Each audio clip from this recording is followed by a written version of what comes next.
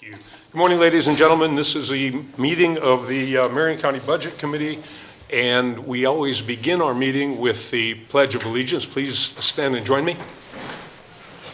I pledge allegiance to the flag of the United States of America and to the republic for which it stands, one nation, under God, indivisible, with liberty and justice for all.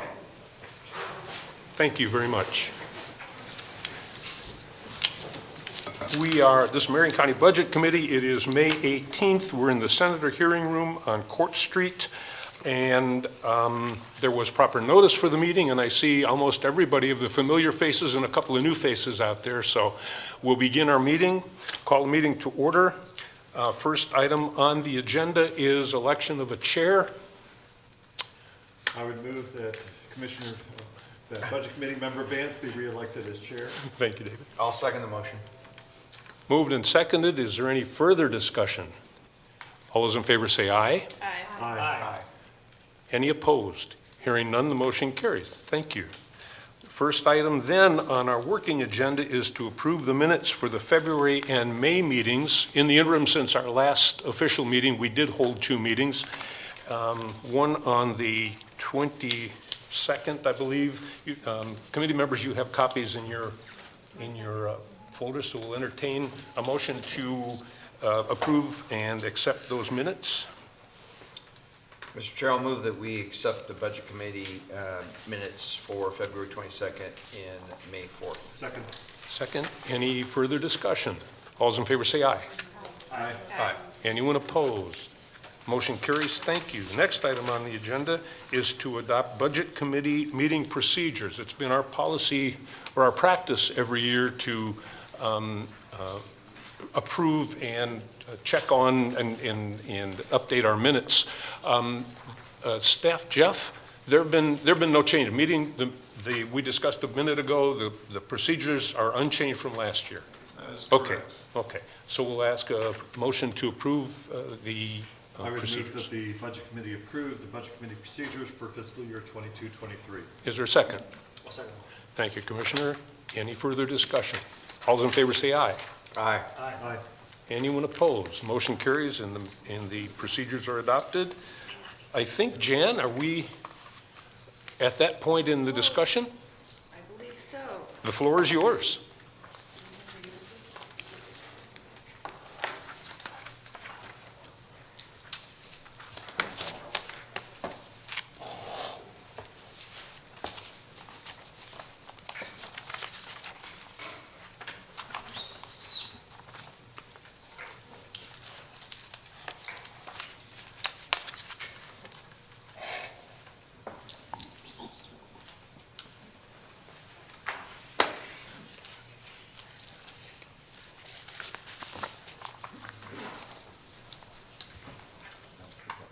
What's that? I don't know. Is that Oh, for thank you. Yeah, I ordered AirPods. It's in there. Good, thanks.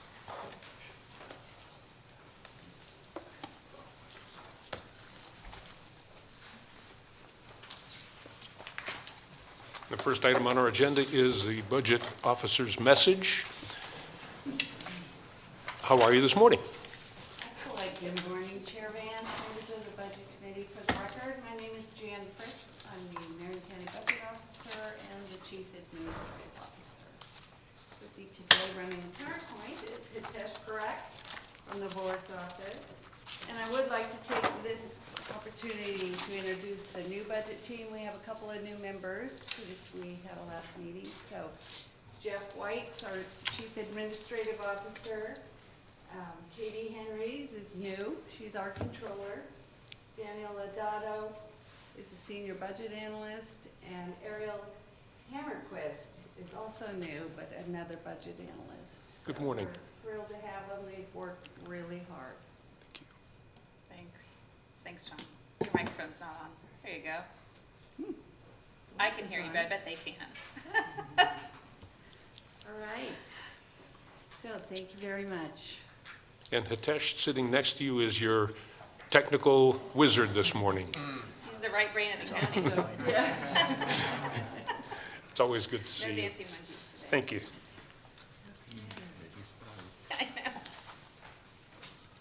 So today I'd like to present the 2022-2023 proposed budget that we have spent many days, hours, and weeks pulling together. They've done a tremendous job in finance, and as you'll see as we walk our way through the budget, it is the largest budget Marion County has ever had. So we have, I'll show it to you when we get there, but there is the introduction piece that I'd like to read so that I can get it into the record, because it means something to me, and I'm going to try really hard not to get emotional, but I do believe it's very important, and I want to put it on the record. So, all right, members of the Budget Committee, county commissioners, and citizens of Marion County.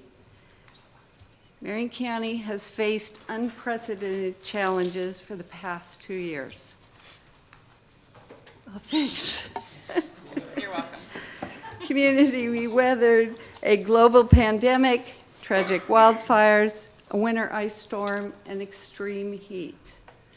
3 of those were federally declared disasters, and all 4 of them were state-declared emergencies.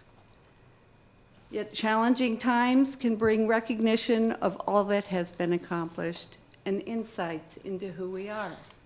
For us, the clarity of how we came together to do the work that needed to be done is a hallmark of how Marion County does business. We collaborate across departments with other government agencies, nonprofits, and community partners on behalf of our residents. This innovative and collaborative culture is demonstrated in how we approach the pandemic and the wildfire response and recovery. Marion County employees have been there through it all, delivering services despite the added responsibilities brought on by each emergency. We have built a culture that reflects our statement of values: customer service, integrity, professionalism, and stewardship. From the leadership to the frontline employees, we feel responsibility to our community and to each other, because we believe in public service and doing things right. We understand what it means to hold the public trust, and we proudly serve with distinction. This is the Marion County way. So, thank you very much. I truly believe we have an amazing staff, employees, who have really gone above and beyond the last 2 years. So, thank you. All right. So I think what we're going to try and do is, last year we went through all the disasters. This year I'm hoping to get towards hope and optimism. I'd like to show you some of the recovery efforts going on up the canyon in pictures and slides, and know that we are partnering with every community and anyone who needs help up there too. So let's go ahead. So here's the City of Gates and their welcome sign. You can see all the RVs there for homes that are burnt down, and that's where people are living until we can get short-term housing back and available, as well as long-term housing. Just recovery efforts. But the building has been amazing. We are way far ahead compared to other counties, other states in the rebuilding process. I think we've heard from the City of California and several other communities how far our canyon communities have come. There's a tool library for SIT, and the Christian Aid Ministries have come. They're building 10 homes for survivors, free of charge. They've come out here, they come out in groups. They have built foundations first, then they go home, then they came back. We should have 10 homes built this year, and I believe they're coming back to help with another 10. And here's the old Oak Park Motel on Highway 22 in Gates. As you can see on the bottom slide, the hotel no longer exists. It burnt down. But this is where Commissioner Bethel And a team of Marion County employees have been working to bring tiny home village of 16 tiny homes to help support wildfire survivors in short-term housing while we work on a long-term solution. Here's another area, the North Santiam Park. We also are going to put 16 tiny homes down there for survivors. And you can just see some of the progress with some of the homes along the river that are building back. And there we go to Detroit. I think that's, you can see the mountain in the background and all the trees. It took a severe hit in the wildfire. Just the marina. Once again, RVs. And rebuilding that's happening in their downtown.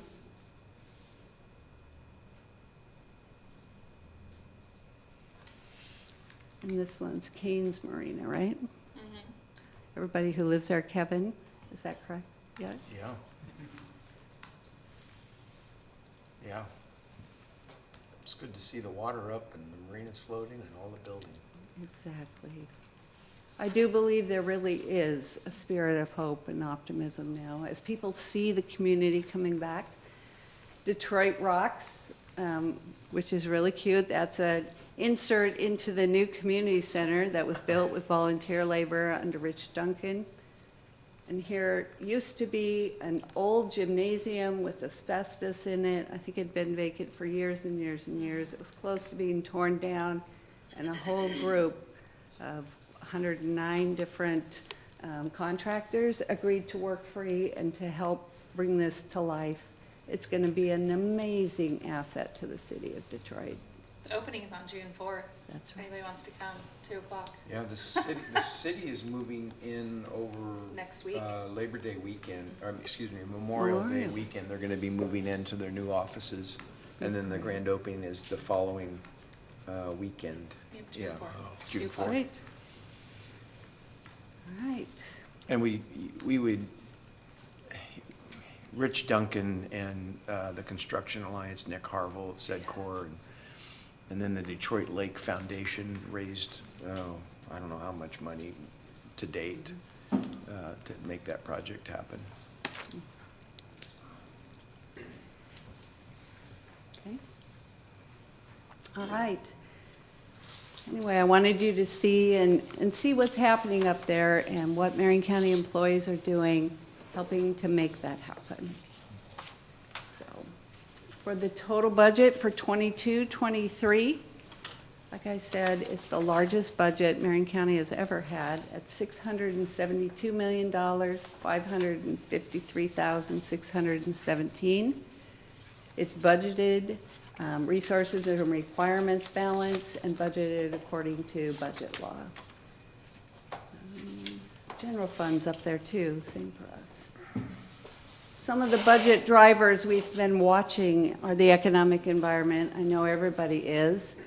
When COVID started, and I think we were in this room, immediately there was a crisis in the economy and it went down, but it recovered. Surprisingly, I think people were shocked that in 2021 it recovered so quickly, and it remains strong in the current year.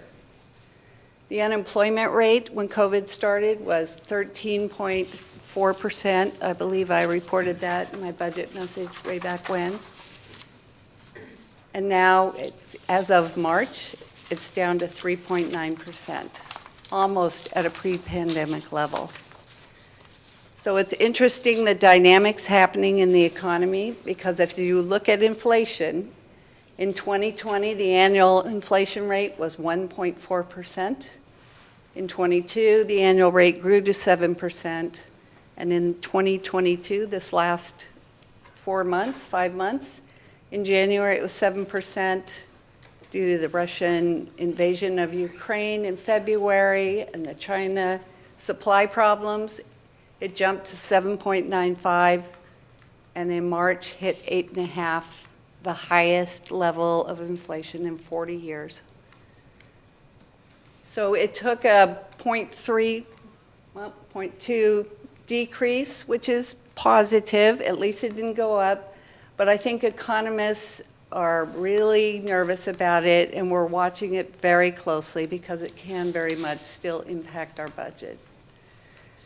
And the Federal Reserve, in order to control inflation, has increased the federal funds rate twice since January, 25 basis points in March, and in May, 0.5% or 50 basis points.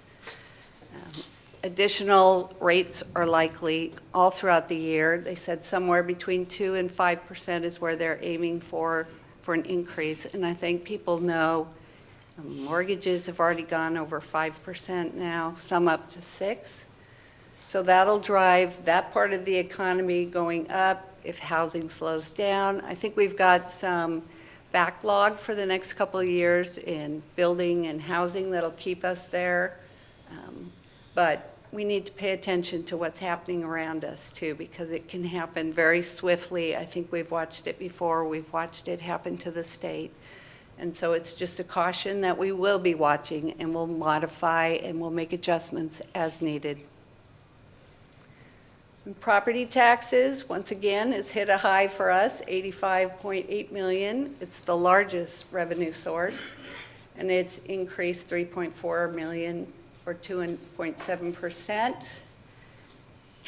Very strong property tax growth in the last couple of years, over 4%. We are projecting 4% for the next couple of years at least, unless the economy, something really drastic happens, and then we'll reevaluate.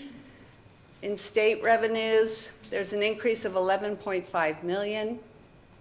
We have got tremendous support from the legislature due to the county commissioners who have good relationships, who've been incredible advocates on behalf of wildfire, whether it's the community, whether it's the individuals, and we have gotten more than $55 million in projects from the legislature in the last 2 years. Oops, can you go back one second? I think Senate Bill 464, which was a refund of property taxes for 10 months for those that were affected by the wildfire. Once again, I think Kevin and our office with commissioners and our government affairs played a huge part in making sure that got passed for the 8 counties that actually are wildfire affected. And federal revenue, we've received $1.4 million for North Fork road repairs, $1.2 million for radio equipment. We are creating a whole new radio system throughout the county, and this will help the small police and fire agencies with their radio equipment. FEMA is reimbursing the general fund of the county for the wildfire for immediate actions right after the wildfire of $999,000. So we budgeted last year, but we're budgeting again and hoping it comes in there next year. Plus $456,000 in public works projects and a reimbursement from FEMA for culvert repair and parks projects. Charges for service increased 5.2, and admin cost recovery increased 3.1. So the significant cost in our budget is personnel. We have 1,624 FTE with this budget, and it's costly with PERS, with health insurance. But then again, we are a service-oriented organization, and that's what we do. We help people when the time's needed, and we have services that provide direct service to customers. So it's critical. They really are an asset to Marion County, our #1 asset. We have spent the last couple months negotiating with the 4 unions that were up for bargaining and settled on a 5% cost of living increase due to the inflation rate that's impacting our employees and their families. The comp board recommended that the elected officials be brought up to the mean of the county comparators. I think they also offered a cost of living increase, and a new item they added this year was a bilingual pay for an elected official who can speak another language, and it's used within the course of doing their work. I believe the example was Justice Kid, who speaks Spanish more than 25% of the time during the day in cases, as well as when he marries people. I believe it's over 50% of the time or close. So he has to pass a court bilingual test, but when he does, then there's a 5% adjustment for him. All right, so materials and services decreased by 44.5, mostly moved into capital outlay for new projects. And let's see, reserve for future expenditures, where we're putting a lot of the state money and the federal ARPA money, the American Rescue Act money, as we work on getting the projects up and running and out the door. So American Rescue Plan Act has been amazing. Last year we got $33.5 million. We got it late in the year and we put it in the general fund. This year we actually created a new fund for ARPA rescue plans so we could track the revenue and expenditures and the projects and the reporting. And we moved it into a new fund, therefore general fund dropped 33.5 and other funds increased 33.5.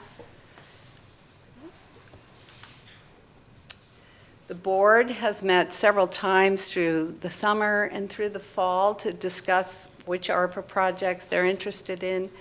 They were very clear they wanted to invest in the county and make sure that it was generational in nature. One of the categories you can see up here is public health. I believe that's the radio system for $9 million. Negative economic impact, they've designated $4.7 million. Disproportionately impacted communities, 3.2. Premium pay for employees, 2.8. Water sewer projects, 17 small cities in Marion County have been allocated $26.5 million for their sewer and water projects. And here's a map of how that's all distributed across the county.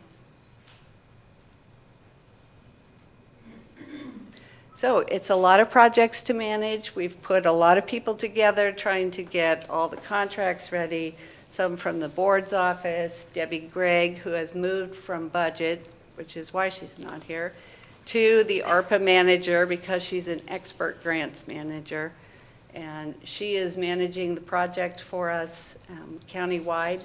There are so many projects, 7 projects are going to Public Works Department for $26 million on sewer and wastewater projects they're doing. There is, next slide, some of the other ones. 285 for building for maternal child health, Hope Pregnancy, $750,000 for the Woodburn Food Bank that burnt down a few months ago, $2 million for soccer fields in Kaiser, and they're matching that $2 million, so there'll be 2 fields. Neighborhood Park in Parkdale area, is that correct? Yeah, Northeast Salem. Yep. And $2.8 million for the pandemic recognition pay, $3 million for the marina dredging. We're working on that one. That has gone to Community Services, which is tracking that project. And $3.3 million is allocated for administrative charges. You have to have all the funds appropriated by December of 2024 and spent by December of 2026. So it's a pretty quick timeline, especially when you're talking sewer, water projects, major infrastructure. Yeah, it is.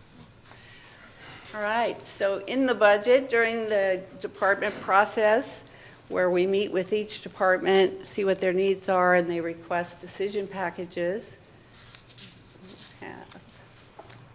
received 30 decision packages, of which I approved 22 for 3.1 million was the approval, 5.1 was the ask.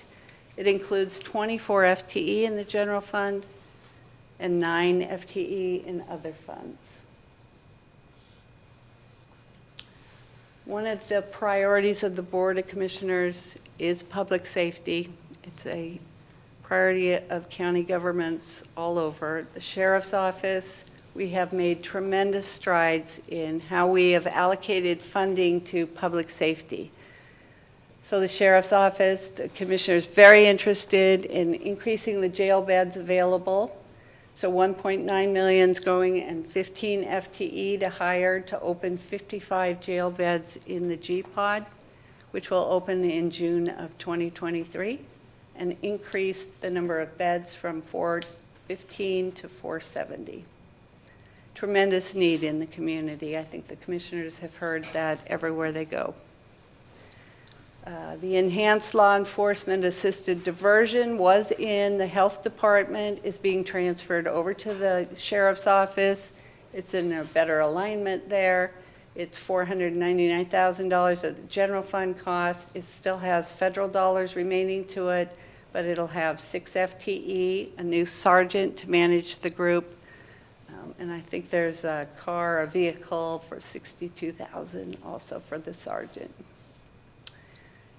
Once again, all the public safety departments we have, the district attorney's office, caseload has been growing for civil commitments, and they need a whole new attorney to manage that workload. I believe Paige will be speaking to that during her department presentation. There's 1 FTE, same thing. The number of cases of deaths have increased in Marion County and other counties. So that adds 1 medical legal death investigator. Public Works is where emergency management program resides. After the wildfire, we did a 2020 after action report on the wildfire, and the main recommendation at the end was to hire a emergency management director. Currently, it's an add-on duty to Brian Nicholas in his job classification. He did a tremendous job during the wildfire, but he also still is the Public Works Director, and now we've just given him millions of dollars to do sewer and water projects too. So I funded the Emergency Management Director plus $100,000 for M&S for investment because it's really been underfunded, and I think over the last 2 years we certainly know we need to make sure that we can respond. Juvenile Department, 1 FTE was approved for the culinary program in their grants fund.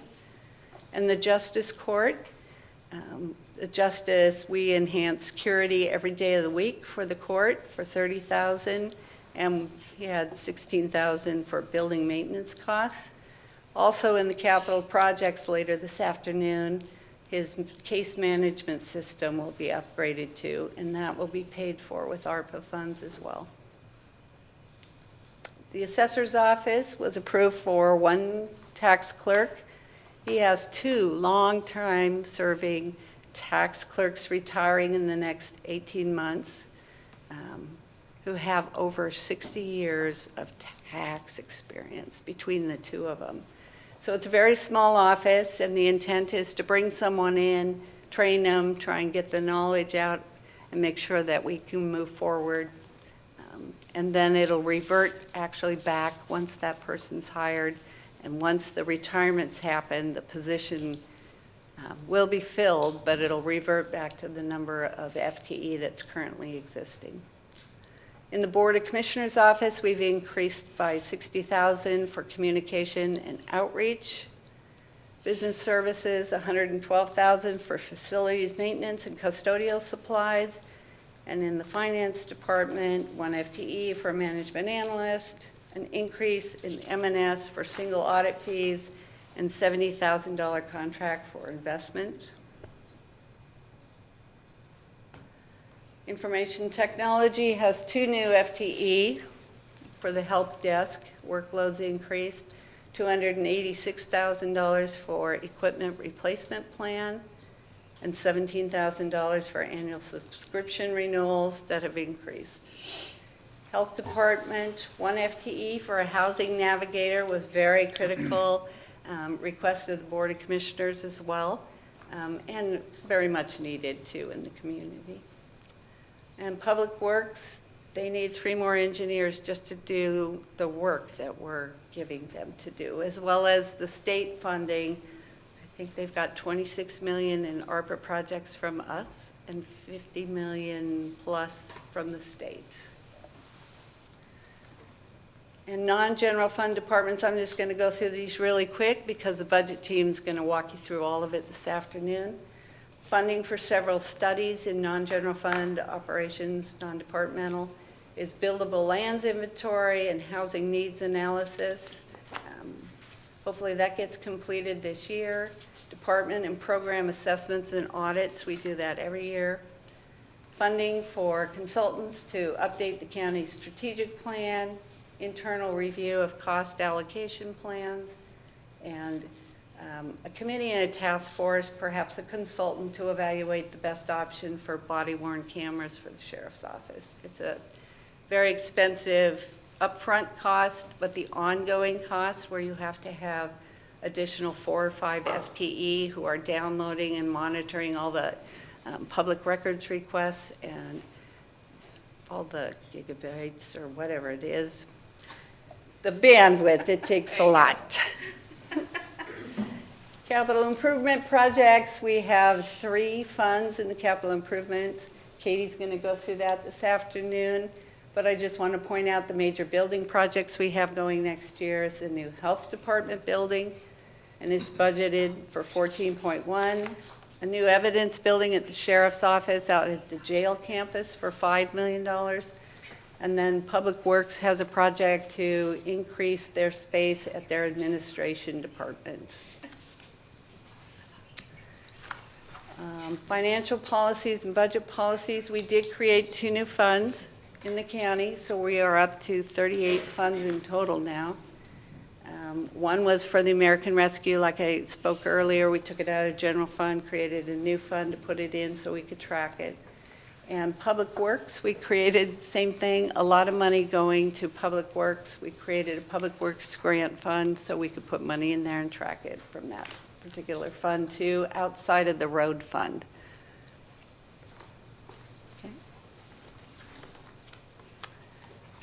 And last week, right as we had finished the budget and all the numbers, we got notification, the administrator of the health department did, that they had been successful in a request for a $20 million grant from Oregon Health Authority. It is part of the 2020 Measure 10, which is drug decriminalization. The other half of that was supposed to put money into treatment services. And so that's what the grant is for Marion County Health and Human Services. It is for this biennium, which means we're already a year into it, and there's a year left. I think it just took the state, a long time to figure out the grant process.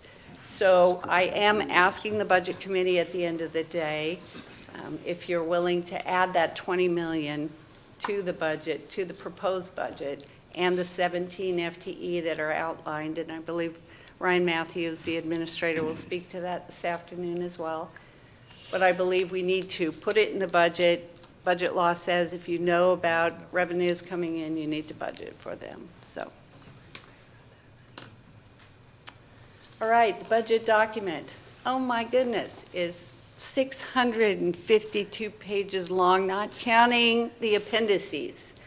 So when I said they worked really hard, boy, did they ever. They've done an amazing job. And the whole budget document is outlined. It talks about the county's goals. It links departments and their goals and their outcomes and objectives and their key indicators to the county's strategic plan. Resources and requirements balance in all 38 funds.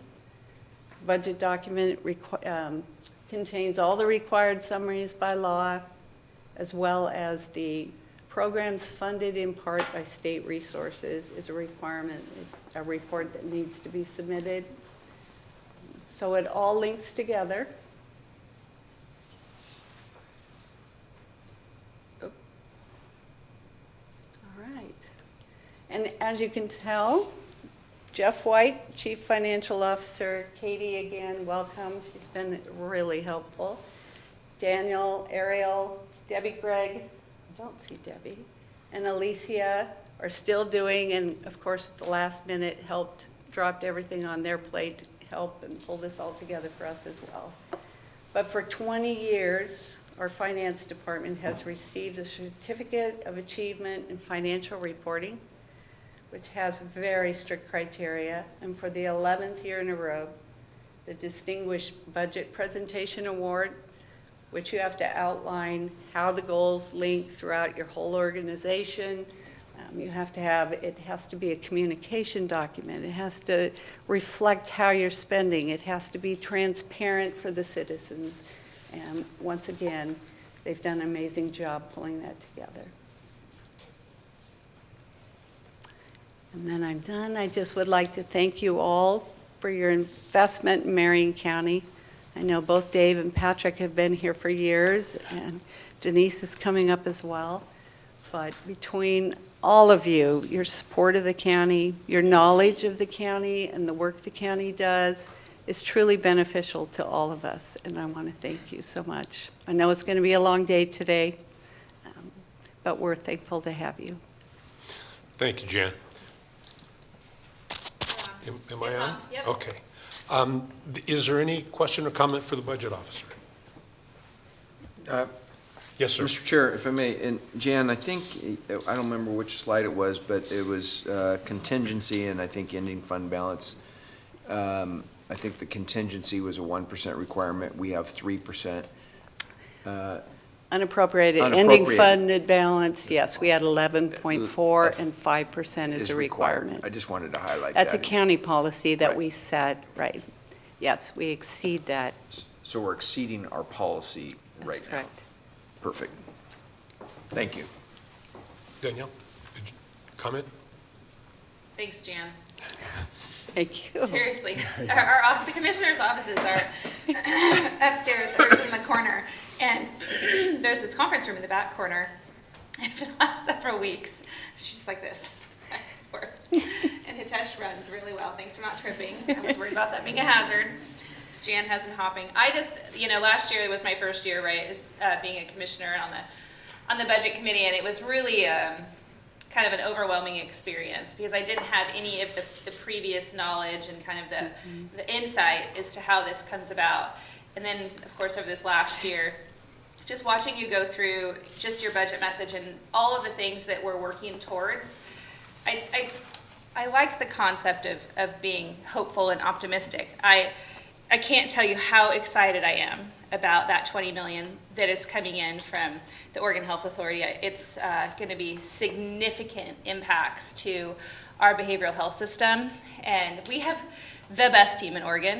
I would battle it out with any county on what our health team is and what they do, and their partnership with law enforcement and the challenges that we're facing, that $20 million will make an impact on the street level. People will see it.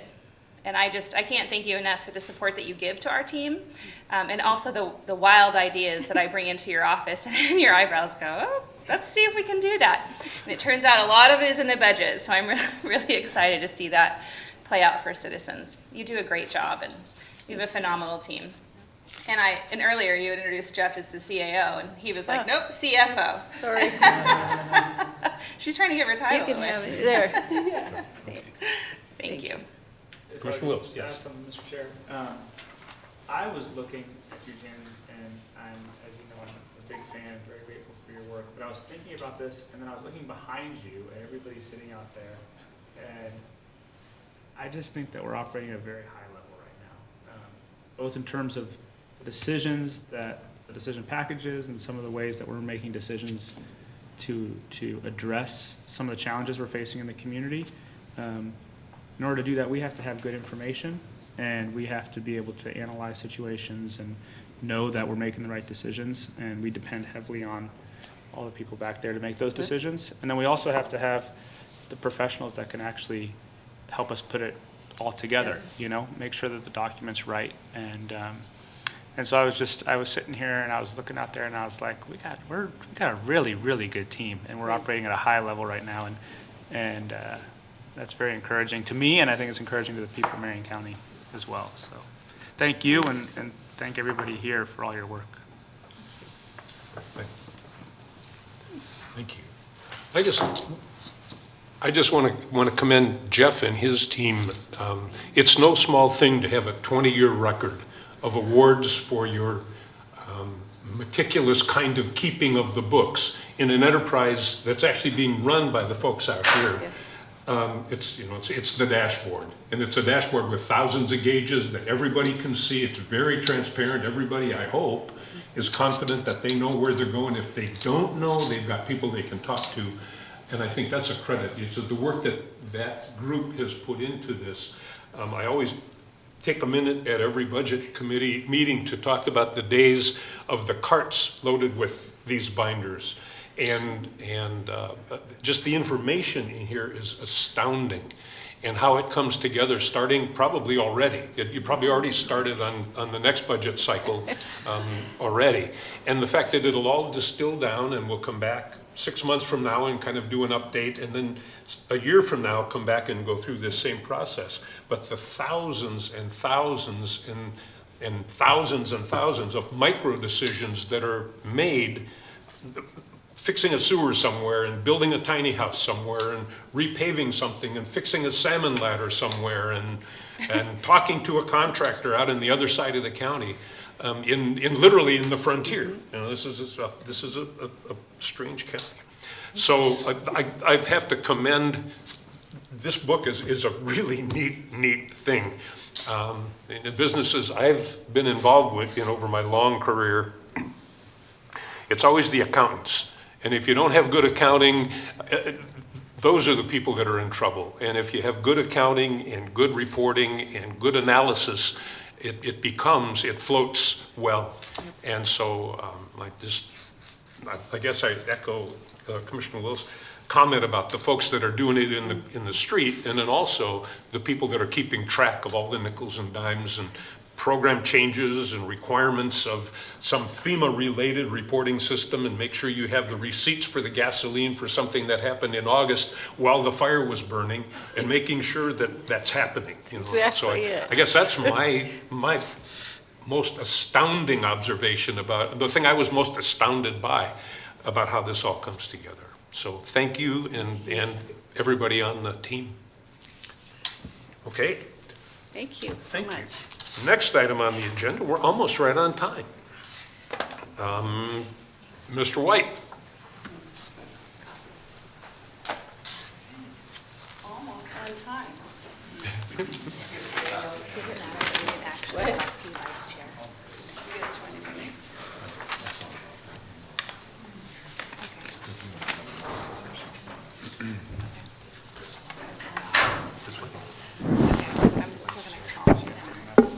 Legal counsel.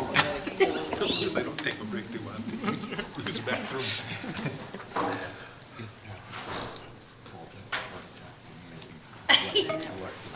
Yeah, does that work? Danielle, sure. She's current chair. Yes, yes. It's always my favorite moment where the accountant clears the room.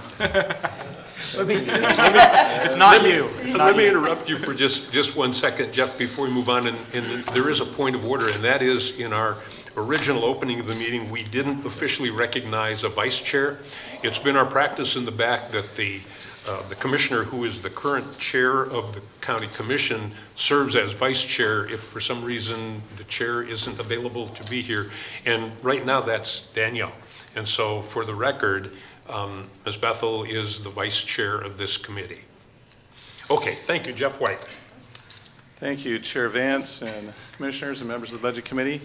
I have 2 tasks to get through today, kind of a budget structure and overview conversation, and then going through the non-departmental and other funds.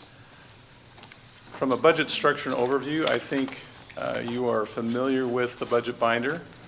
It hasn't changed really. I believe you're familiar with the process we use, where we start in December really on this piece. We do supplemental budgets throughout the year, but we go through a process that involves departments requesting budget items to the CAO and the budget officer, various meetings. We do our administrative charges calculations, and that process has happened the same. Nothing's really changed this year in that order. So the one thing that you would notice the most different is the consolidation of the finance department and the treasurer's office, and that impacts what you see in the budget.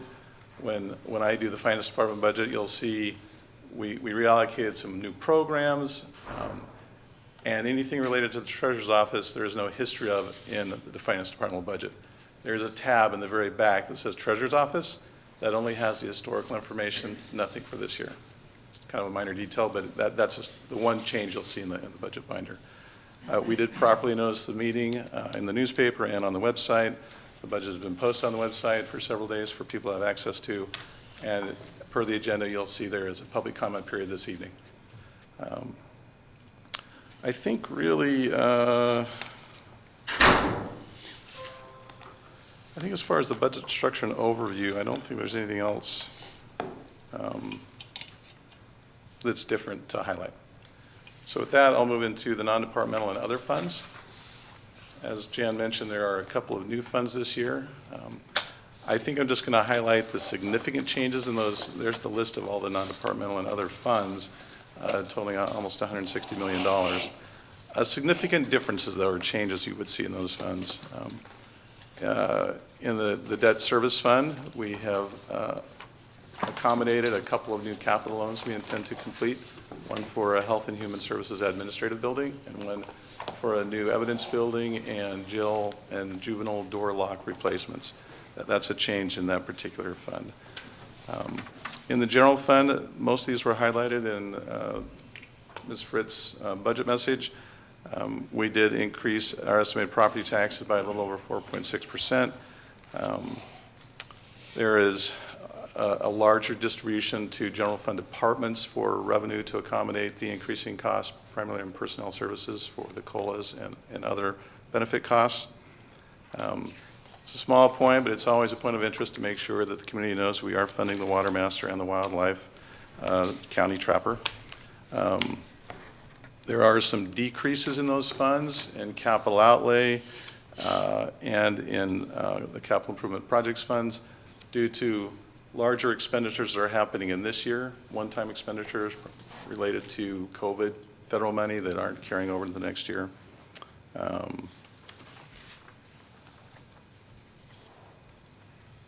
There's a large decrease you would notice in the non-departmental grants fund.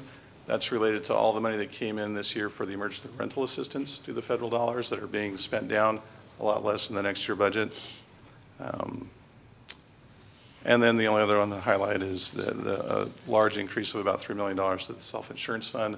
That just relates to the cost of our medical and dental insurances increasing as it does regularly. Those are the highlights. Skip through it pretty fast.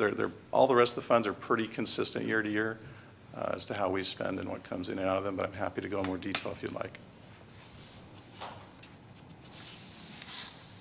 It's my favorite response. Thank you. Thanks, Jeff.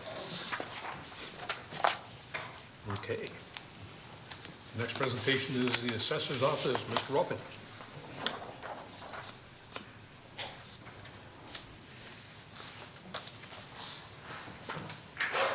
And as always, identify yourself for the record. Yes. Good morning, Chair Vance, Budget Committee. For the record, my name is Tom Rolfing. I'm the Marion County Assessor. And I'm Rachel Estelle, the Administrative Services Manager. So we're here today to request your approval for our fiscal year 2022-2023 Assessor's Office budget. The Assessor's Office budget should begin on page 55, I believe. The total proposed budget amount is $7,955,185. This proposed budget amount represents less than a 1% increase from our current fiscal year's adopted budget. The total full-time equivalent proposed is 55. So our FTEs have grown by 3 over the past couple of years due to a growing county. But we're still well below our peak staffing of 68 positions almost 20 years ago in 2005. We take great pride in finding efficiencies and utilizing technology wherever we can. The Assessor's Office administers the property tax assessment and collections for all of the property tax districts in Marion County. For most of these districts, property taxes are their primary source of revenue to perform their services for our communities. All property types in Marion County continue to be appraised on a 7-year cycle, or within a 7-year cycle. This keeps us flexible and able to, and we're ready if there's legislative changes, unlike some of our other counties. We have learned a great number of lessons during recent emergencies. Mobility has been a key for us, as well as technology, like aerial imagery. Currently, we're working on scanning the remaining property records, so we have all of our information available to us electronically, and moving to mobile assessor, which is a field device and an application that will give us access to all this information in the field. Wherever we have a cellular connection, and also works offline where we do not have a cellular connection. So looks like we're on legislative impacts. So slide 2. Oh, okay, I wasn't looking at that. So we have a very, we're totally general fund. So we don't have a real exciting budget, but so we have 4 programs. You know, the last 2 years have been very challenging, and I think our whole department has really shined. But today I plan to emphasize, I guess, our tax collections. They have really shined over the top. So next slide. So legislative impacts. So we have House Bill 3143 to implement this year, which changes the interest rate. So current year taxes, if you're late paying your taxes now, you'll get a 1 month grace period without interest. There was some concern that there was a huge amount of interest by being just up to a day late. Most of that impact was by not getting the incentive for paying early, right? There's up to 3% incentive for paying early. So they won't see any interest that first month if somebody is late in paying their taxes. Tom, would you move your microphone a little closer and speak up? Oh, yes. There's noise behind me. There's a rainstorm behind us hitting the wall. Something's happening over Okay, there. yes. Senate Bill 464, the wildfire refunds was a huge impact for us this past 2 years. In fact, we're still working on that. Let me get to my notes on that one. So this was optional to counties to adopt this bill. Marion County adopted it, and it really served its purpose for our taxpayers. So it provided a full refund for property taxes for the year for properties that qualified. They had to have a reduction in, had to be able to demonstrate a reduction in estimated real market value, or have, what was the terminology? Experience use, loss of use. Yes, exactly. So, and so if they had some use issue with their property, access was a big one.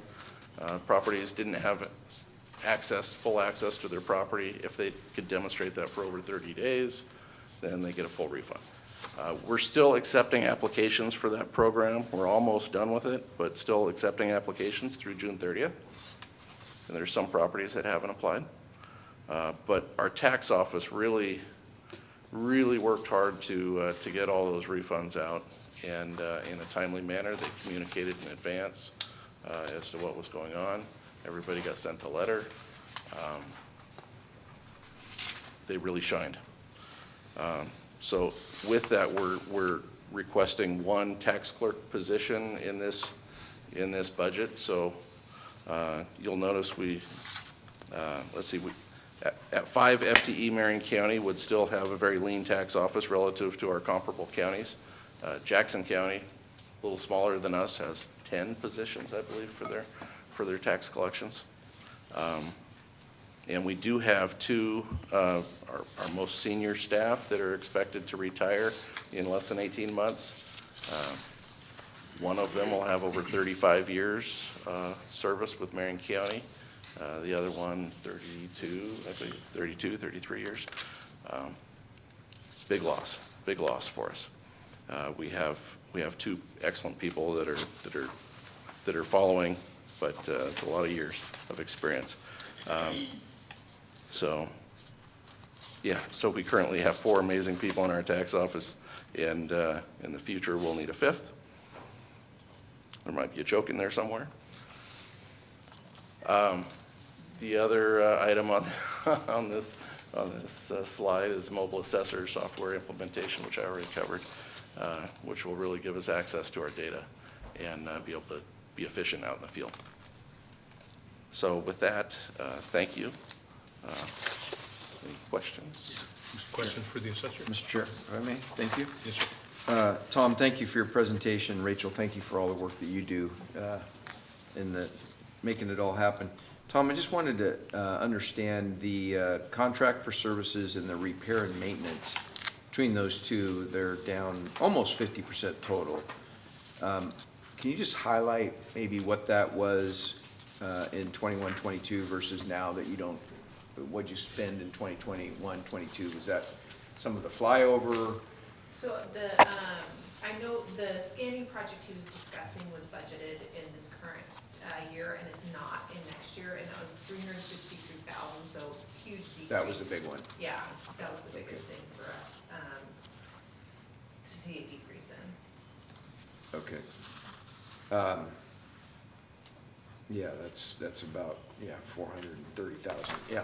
So, and then the other question, Tom, you mentioned a 5th one, I think, didn't our CAO say that we're actually adding one FTE Correct. to help with the transition with the 2 retiring? Right. So this year you will have 5 budgeted, Exactly. and I We'll heard have you a- say there may be a joke in there. Yeah. I was trying to understand, you maybe want to continue with those 5, is that what you're saying?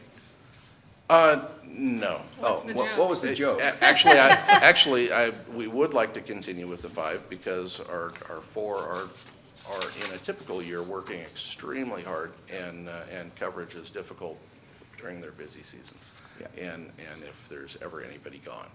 And with the money we take in, we have to have at least 2 in the office at any time. So. Okay. And then lastly, Mr. Chair, if I may, thank you for the great job that you and your team have done during this wildfire. And I know Commissioner Willis and I and former Commissioner Brentano, right after the fires, were sitting in the room and we knew the tax statements were going out in 15 days or something. Right. And how you and your team reacted and got all that done and helped with the Senate Bill 464 and that whole process. And I know all of us have received compliments for that refund of the 10 or 12 months. So thank you for your work on that. Appreciate it. I'd like to think it really benefited some people. Oh, it did. That had No huge doubt. need, huge need, so. And psychologically as well. Oh, my gosh, Right. yeah, With that kind of disaster, and then have a piece of good news is. right. I just Questions? want to affirm what's been stated here, because we always hear about all the bad things that are not happening, but some really amazing work is Yeah. done that matter to the people in this community. And if you don't know, you should know that you had a huge impact on that, and so thank you. Thank you. Yes, Dana. I was gonna comment on 464, but Tom, I really appreciate all the work that you've done, but I see Nate sitting behind you, and both of you came before, to work with the board, just since I've been here, and I have to tell you, the public has no idea how difficult it was to do 464 and implement it, and go through these, legislation's not easy, first of all, and then they put all these bells and whistles on it to make you guess, to hope you're following the rules, and you guys knocked it out of the park. In the area that we drew a circle around, which was really the commissioners saying, this is where we believe the fire impacted in Marion County. really increased your workload a ton in your office. And I know for a fact it did make a benefit to folks. We received an email about probably 2 weeks or so after those statements, those letters hit their mailboxes. And one particular gentleman reached out and shared a story around an illness that he'd been experiencing with one of his children and on the verge of bankruptcy and trying to be recovering and to get this kind of, transitional help. He poured his heart out into this email, and I don't know that if he sent it to you, I probably should have forwarded it on. I just assumed that he knew, but we received many, many emails from folks, and your office should know that. And actually, we should go back through our emails. I'm looking at our PAs in the back who are like, oh my gosh, and we should forward them on to you so you see them, so you know that your efforts really did make a dent. It was the vision of our commissioners, so. Well, that's nice, but you guys did all the work. We're thrilled to be a part of the team. We have visions all the time that become nightmares for staff, right? And Commissioner Bethel, you mentioned 464, and I laughed because it was a hard piece of legislation, especially when the League of Oregon Cities was testifying against a bill for their own cities. Well, and it was other crazy. state representatives in other counties that were wildfire impacted because they don't understand. The legislature doesn't really understand what the counties can do. So thanks for the legislature for finally getting there, and really to Commissioner Cameron for spending a lot of time over there with the explanation of that. And it matters. So thank you. Now you have that system if it ever happens again. Hopefully it doesn't. But we know how to do it right, and hopefully other counties can look back, because there's like a period of time where they can make that decision, and Marion County shares. It's the Marion County way. So maybe they'll take a note from our leadership. Thank you. Mr. Chair, Sure. we're going to beat this horse dead, but we are the only county that did this. And so I appreciate, because you were in that room with us, whatever it was, 2 weeks after the fire, where we all looked at each other like, oh my gosh, can you imagine people getting these tax statements? But I think it is the Marion County way. I mean, it is what's different is, other assessors' offices are great in Oregon, but they view their job as it's our job to collect taxes. That's our job. We're not policy people, and if the commissioners say, come up with an idea like this that involves a whole bunch of extra work, I know some of those offices say, that's really nice, bye-bye, right? That's not our job. And you guys didn't do that, and that's why we're the only county that was able to get it done, is because as inventive as we can be with ideas, I saw you turn that puzzle around and around and around and trying to figure out how to actually implement it. And that's really a testament to you and your team that you didn't, because the first time we said it and we thought about it, it didn't work.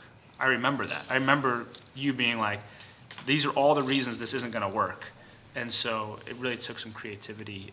And when I used to practice law, I remember saying this, like, the best lawyers are super creative people, but they're creative within the law.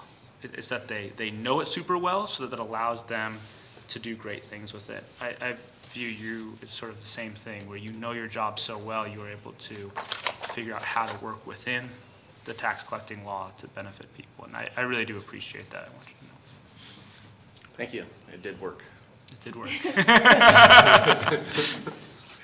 Further questions? Thank you very much. Thank you.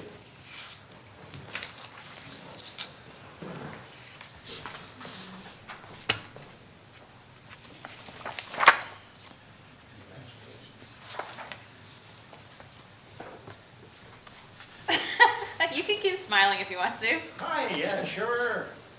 Oh, I need to be introduced, or I get to Just identify yourself for the record. Diggity dog.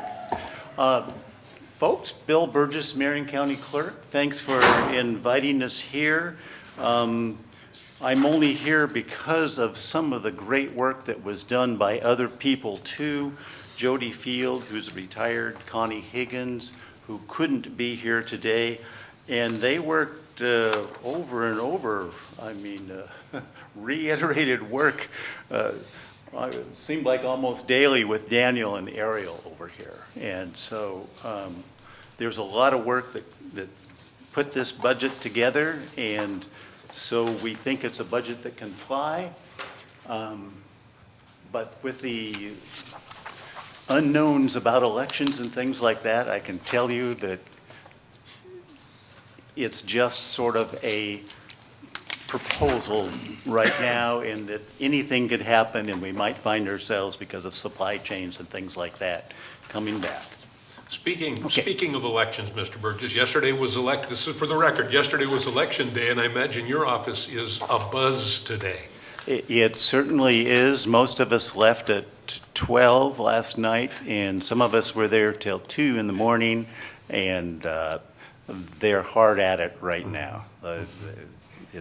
We've got a lot to do. We had a deluge of all these ballots that came at last at the ballot drop sites, more than we expected. We think we had something like 13,000 or so ballots at the last pickup.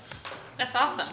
Yeah, It's it is. wonderful. It brought Turn in that. your ballots, folks. Yeah, we were so worried about the number of ballots coming in, and we're at one time, it looked like we weren't even going to hit the 30% or so, but we certainly did. I mean, we made 32%, but when we look back 4 years from today, we have 10,000 more ballots came in from the last gubernatorial primary election.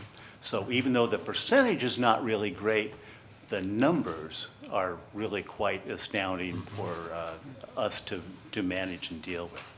But here, I'll get back to this Yes, sir. and help you, because I know you're on a tight time schedule, and I'm going to try to be brief, and then we'll talk.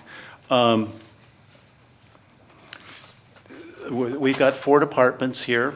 We're asking for a total of $3,765,000, $433, I'm sorry. And it's, we've got 15.2 FTEs, but in reality, we have a lot more than that. We have 2 contract indexers in there. And then when we look at our folks that work as temps and election board workers and all, when we make that into FTE, it's about 2.5 or 3 FTE, even more than that. So just to give you perspective of where we are and what we do. Licensing and recording, we're asking for $1,639,292 and 7.5 FTE, very similar to last year. Elections, we're looking for $1,568,084 with 5 full-time FTE, again, not counting the other folks that are doing things. And that's a little bit of a decrease. And then Board of Property Tax Appeals, we're asking for $83,731, and that's a 0.6 FTE. Clerk Administration, we're asking for $474,326 and at 2.1 FTE, and that brings us to the $3,765,433 that we are asking for. The 2 probably programs that we could talk a little bit more about the most would be licensing and recording in elections. Licensing and recording is where we get the documents from mortgages, deeds, and liens coming in, and we do marriage licenses, and at times we do passports, though we're not doing that presently. We bring in over $8.5 million, but we don't get to keep that. A lot of that goes to the State Department of Revenue for things like affordable housing. But we've been keeping a couple million in recording fees that have been going into the general fund over these last year or so. We don't project that the volume's going to stay where it is right now. We're projecting it to go down just a little bit, just to be safe, because we don't want to overdo any projections. Licensing and recording also is our records management activity, including archiving and scanning old records and keeping things in good shape, historical things, and we've done a lot in that. It's also the go-to retrieval, we retrieved about 1,500 records this year as requests from other departments, like sometimes the DA's office needs something and they need it like right now, and we do our best to get that to them. And same thing with the health department.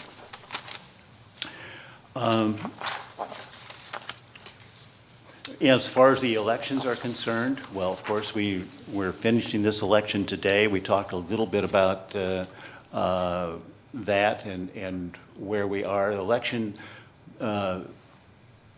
business, preparing for election had to start last year, actually, to get to this stage. The big press points are after the people filed for office, and then we have only about 15 days within which to develop ballots. In this case, we developed 375 different styles of ballots. We don't even know what size paper we're going to use until we start putting all this together. Then a lot of proofing, and we had people working over the weekend. Some people worked 12 days straight to get some of that work done. And then, of course, getting the voters pamphlet and then getting the stuff ready for the military and overseas, because they have to have theirs at 45 or 46 days when filing sometimes is 60 days. So it's a very constricted time period there. And then to get out and get everything printed. This year there were issues with paper. There were supply chain type issues, not only for us, but nationally. And we found ways to make do and still get the ballots out to people. And then, of course, getting them back. And we're in a little bit different atmosphere maybe than before, because we've got so many observers in our office wanting to see all sorts of things. And so we're being as transparent as we can, because we want to uphold people's trust in elections and what we're doing. And coming up this next year, we've got two different elections that we know we're going to be having. Or in this particular budget, we're going to have the gubernatorial general election in November. Then we're going to have the school districts and all the other types of district elections in May. And a couple of things that we're looking at that have changed: election certification. We would certify before by 20 days. Now we're not certifying this election till 27 days, because we're actually allowing ballots that are postmarked by yesterday to be received up to a week from now. And we just up there a little bit ago, we picked up 8 mail trays from the post office. Each of those mail trays is going to have 250 ballots. So that's a lot of ballots that we're receiving now that we probably couldn't have counted in the past. But of course, behavior may have changed since the law changed too. Because it used to be that we do about 250 ballots that were postmarked on time that didn't get there. We had one from Dulles in Washington, D.C., actually 2 that were postmarked a week before and didn't get to us till a week after. Now, if they get there within 7 days, we can count those. Another thing that's changed with elections, we no longer inactivate voters. We used to inactivate voters after 5 years of no activity, then after 10 years. This sometimes gets people off our rolls that we never got any address changes to. They've either moved out of state or they've died. So we were forced to reactivate people that had been inactivated, and we got like one letter back from a family of a service member pilot who had gone down in the Red Sea about 8 years ago, but we had never got a death notice here. So we hate to start, pulling Band-Aids off of, pulling the scabs off of people, but that unfortunately is one of the side effects of that rule. Election security is a big issue today. Both physical security and cybersecurity, of course, and our IT is helping us with cybersecurity, so is the state. Physical security, there's a lot to do with that too. We're spending more money on that ourselves. When we had an assessment from Homeland Security, we were told that we needed to be sure that we would keep our election board workers safe, not only on election day, but the days after when they come in to vote. There's language legislation that will require us to translate the voters pamphlet come this November. And luckily, that's not going to be a lot of expense to us, but it's going to be some work that we're going to have to do. We're going to have to put some stuff, some information with 6 different languages on our website and 6 different languages in the written voters pamphlet, but only to tell people how to get to the site on the web that the state is going to take care of right now. And of course, this may move into more translations, more things in the future, but at least right now, it's limited.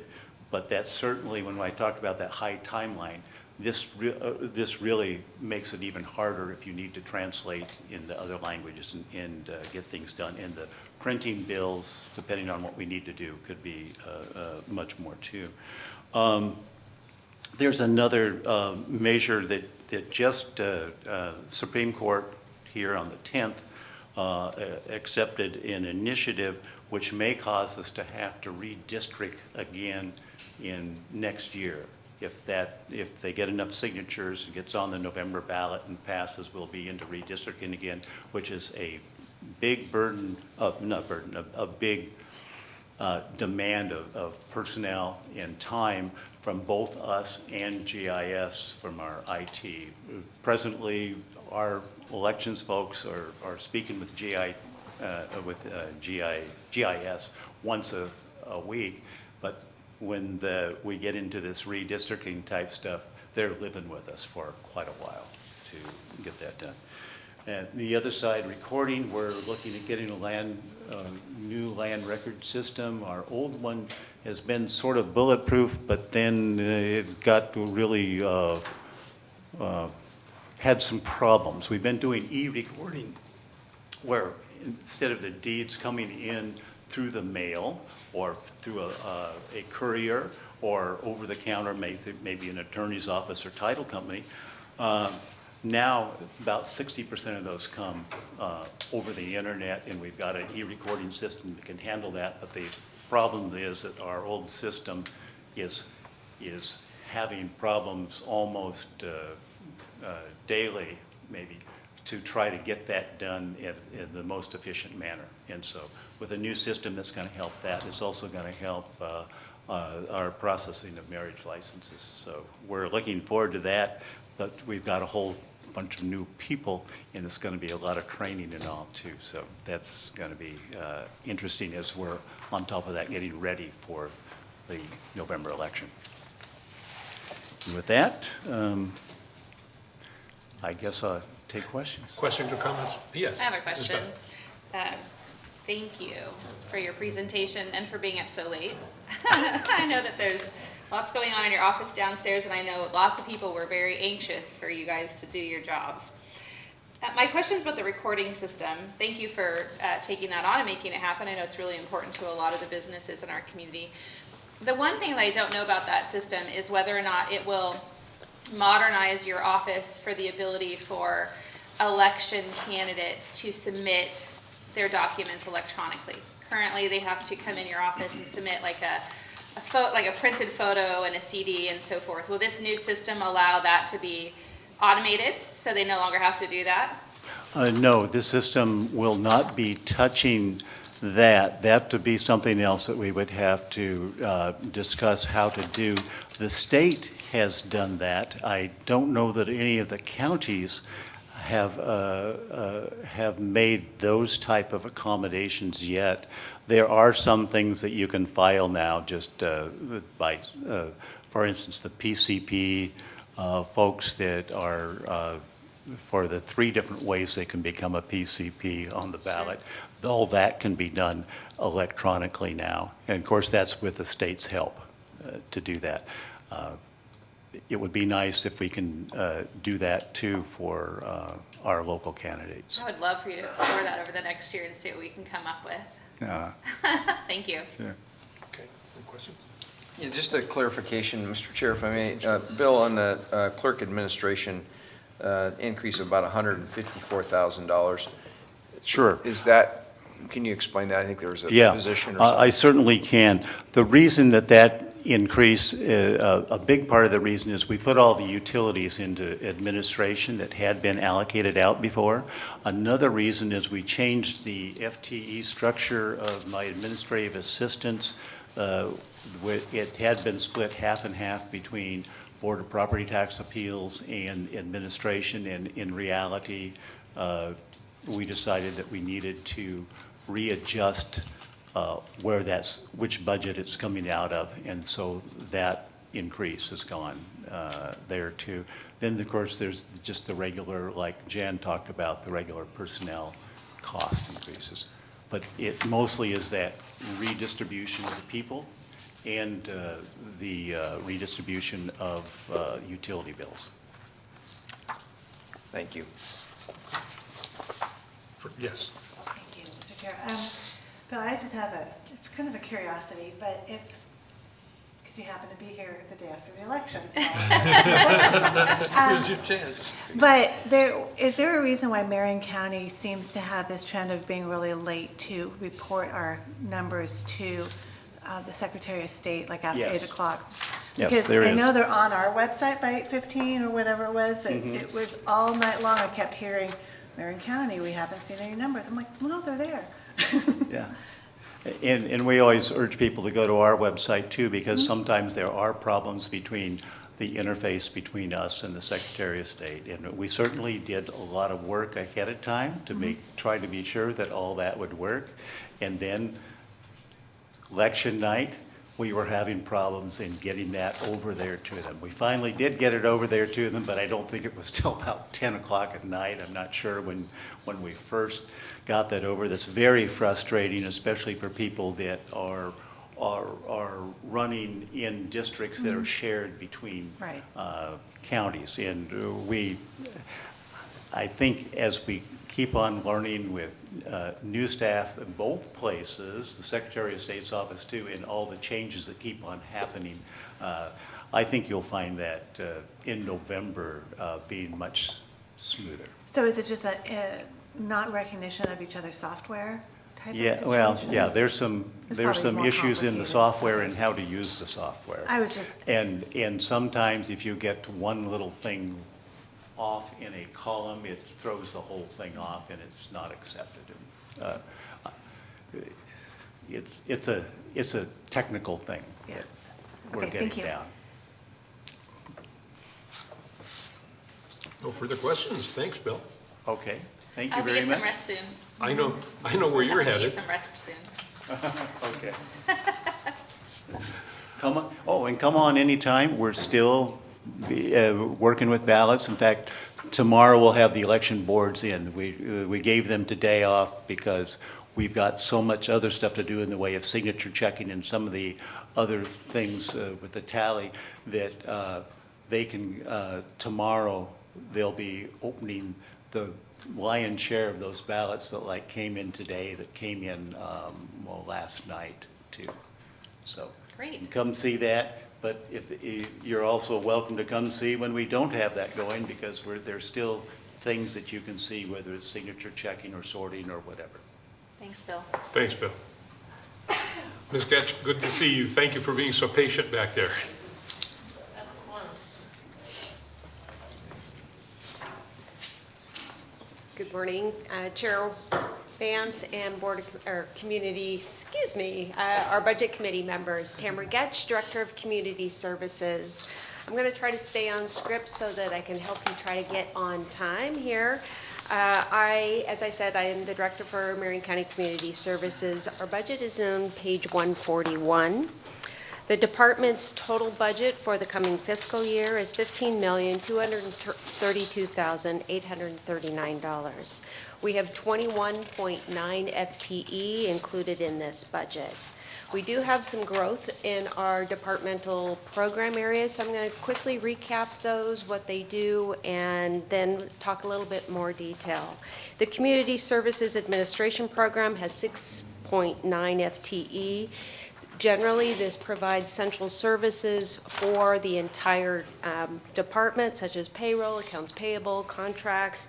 Also provides the staffing for those program areas that does not have staffing attached. The Community Services Grant does not have FTE assigned to it.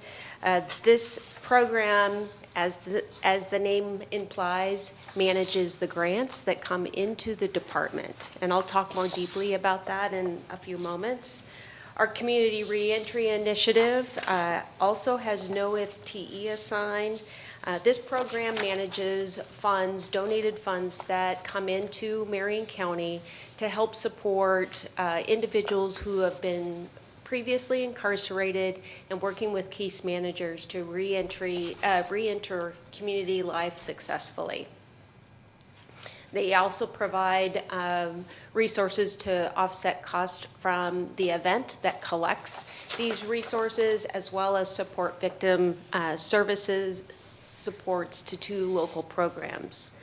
Our Dog Services Program has 12 FTE, and in short, they provide care and shelter to lost and stray dogs within Marion County. Our County Fair Program does not have an FTE assigned to it. However, we work with our Fair Board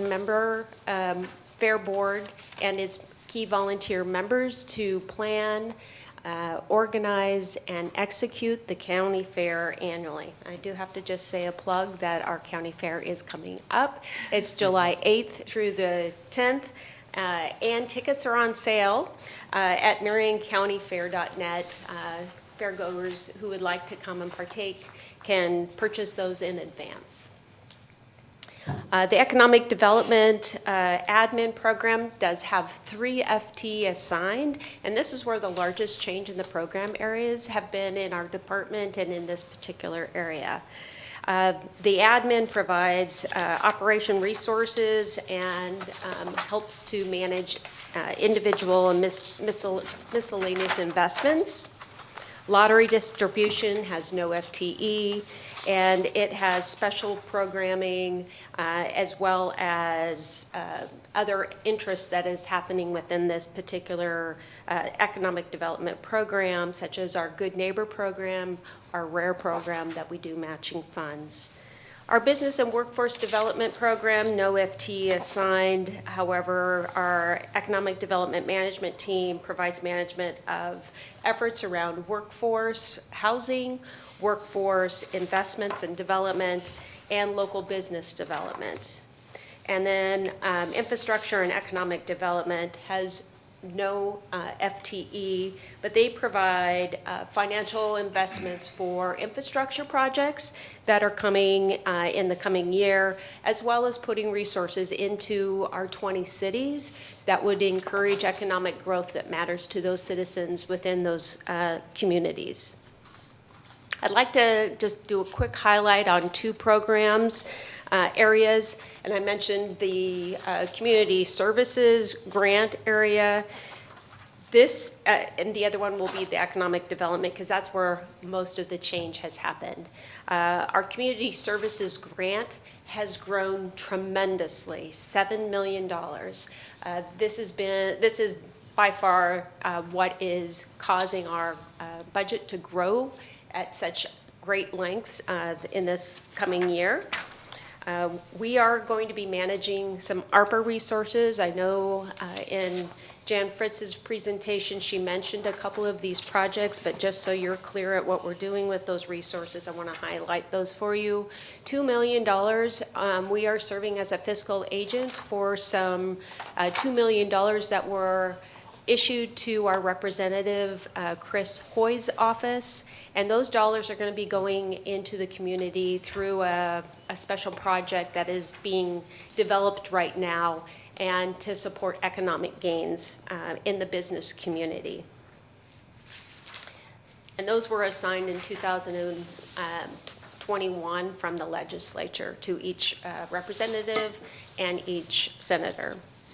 There's also $2 million in our budget for Opal Creek Wilderness Area. In 1996, there were 37,500 acres that were claimed for this wilderness area, and with a promise that $15 million would come. That promise was never fulfilled until just recently, but the those dollars or those timberlands were taken off of the tax rolls.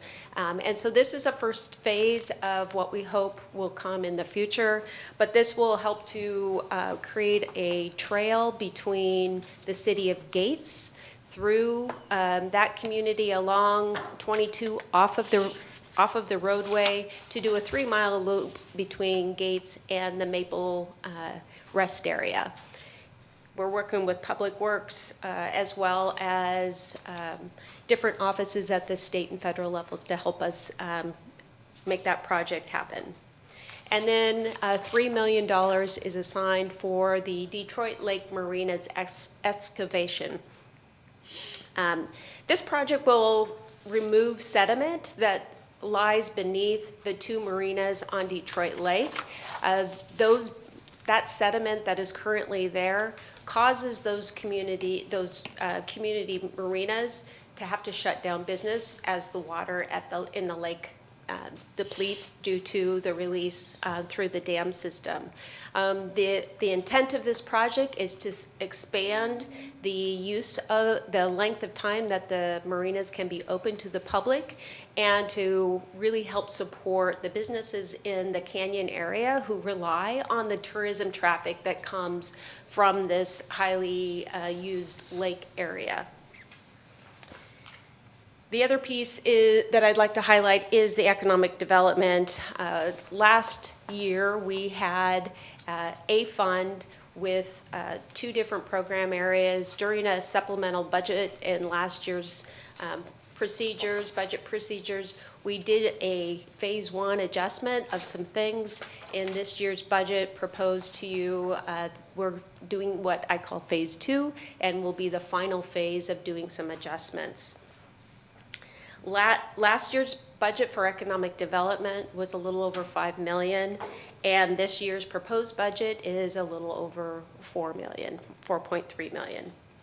The economic development staff will not only oversee this economic development fund, but the grant funds that I just mentioned in those 3 project areas.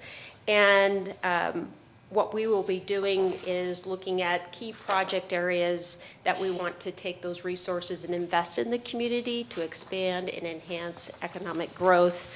And just to mention some other projects that we will likely be using those resources for, not already mentioned, are the wildfire-affected communities in the canyon with a real focus on business recovery, broadband to rural communities, youth employment opportunities, and then trying to do a wrap-up of a feasibility study and plan for the Brooks-Hotmere area that's really focused on water needs.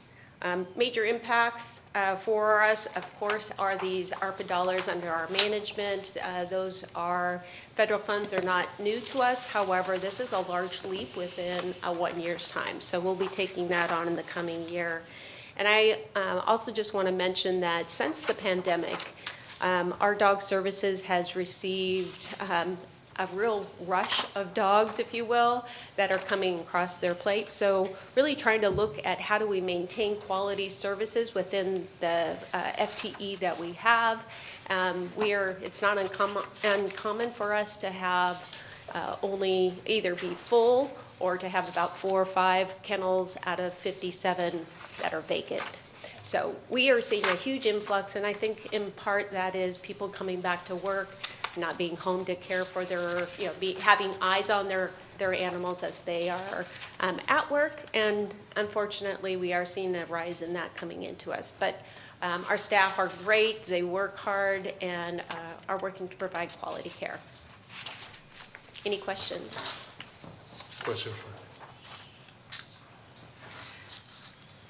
I don't have any questions. I'm just gonna say thanks to you and your team for again taking on the wild ideas the board has and never shuddering once. You're always like, sure, we'll figure that out.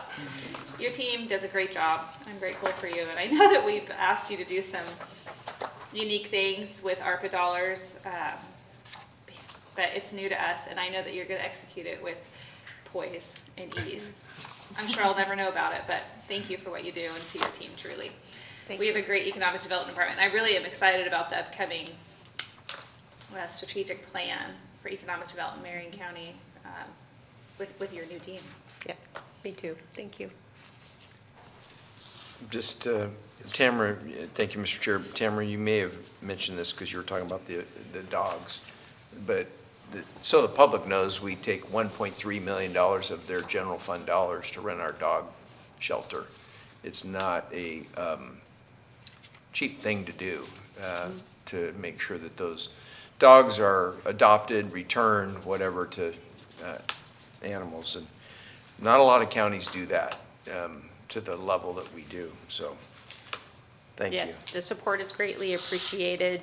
And I also just want to thank the citizens of Marion County that contribute daily to the efforts. We have a lot of animal lovers that really do provide not only resources, financial, but also resources coming in and volunteering. So our work would not be possible without the support of the community and the county's support. Thank you. I was going to ask about volunteers because I see different people every time I go out there. It's this group of smiling, happy dog people. They love it out there. Yeah, yeah. You can walk a dog, if you want to, just sign up. I've seen that. It's great therapy, that's right. I can't do it because I'd probably take the dog home with me. That's the goal. That's what happens. Been there, done that. My life, the dog would, I'd be arrested for cruelty. I can't keep him Yeah. or her. Thanks. All right, Thank you thank very much. And thanks to your folks and volunteers. Yes, thank you. Next item on the agenda is the Justice Court. Mr. Kidd? I wondered who that guy was sitting over there. I figured it must be you. Nice to see you. I'm the new guy. Nice to see you. Yes, indeed. Members of the committee, commissioners, senator, my name is Justin Kidd. I'm the brand new Justice of the Peace. Can you say your whole, I love it when you say your whole name and title, because it's like a tongue twister. Right? Justice, Justin Kidd, Justin Kidd. Yeah, I can't even say it. Justice I did, yesterday I said it 3 times fast and I got it right. Very good. Yeah, so I want to start out with just some information about what the Justice Court does, because a lot of people don't know. So the Justice Court is a state court funded by the county. We have limited jurisdiction, so we have jurisdiction over misdemeanors, small claims, violations, marriages, and landlord-tenant actions. So we do the legal work that is really closest to the people. So one of the cool things about being the new guy is you get to kind of come in and take an assessment about what's working and what could work better. And so that's what we've really been doing this year. My predecessor was served for 34 years. It's a really fulfilling position. She was there for a long time. But part of what we've done is I've discovered, or I came to realize that we've not done a good job telling the world what we do. So I've been evangelizing, and I am evangelizing here. I will continue to evangelize anytime you give me a platform about all the cool things we can do, and that has had some results. The volume that our courts hear is way up. So I was running reports yesterday just from the beginning of the year until yesterday, seeing how many cases we had done at that point in the year. So one of the things we've done is we've opened a line of civil cases. So we've always had jurisdiction to do it, but we didn't tell anybody we had jurisdiction to do it. So in 2019, up until this point in the year, we had heard 8 cases. In 2020, we heard 3 cases. In 2021, we heard 4 cases. This year, we heard 130 cases. So our volume is way up on that, which I think is good. We're doing the work of the people, resolving cases efficiently and impartially. So I'm real proud of that. I also, the main line of business that we do is violations cases, which is to say traffic tickets, right? Can be any kind of violation, but that's mostly what we see. And there, our volume was up significantly too. So in 2019, by this time, we'd heard about 6,000 cases.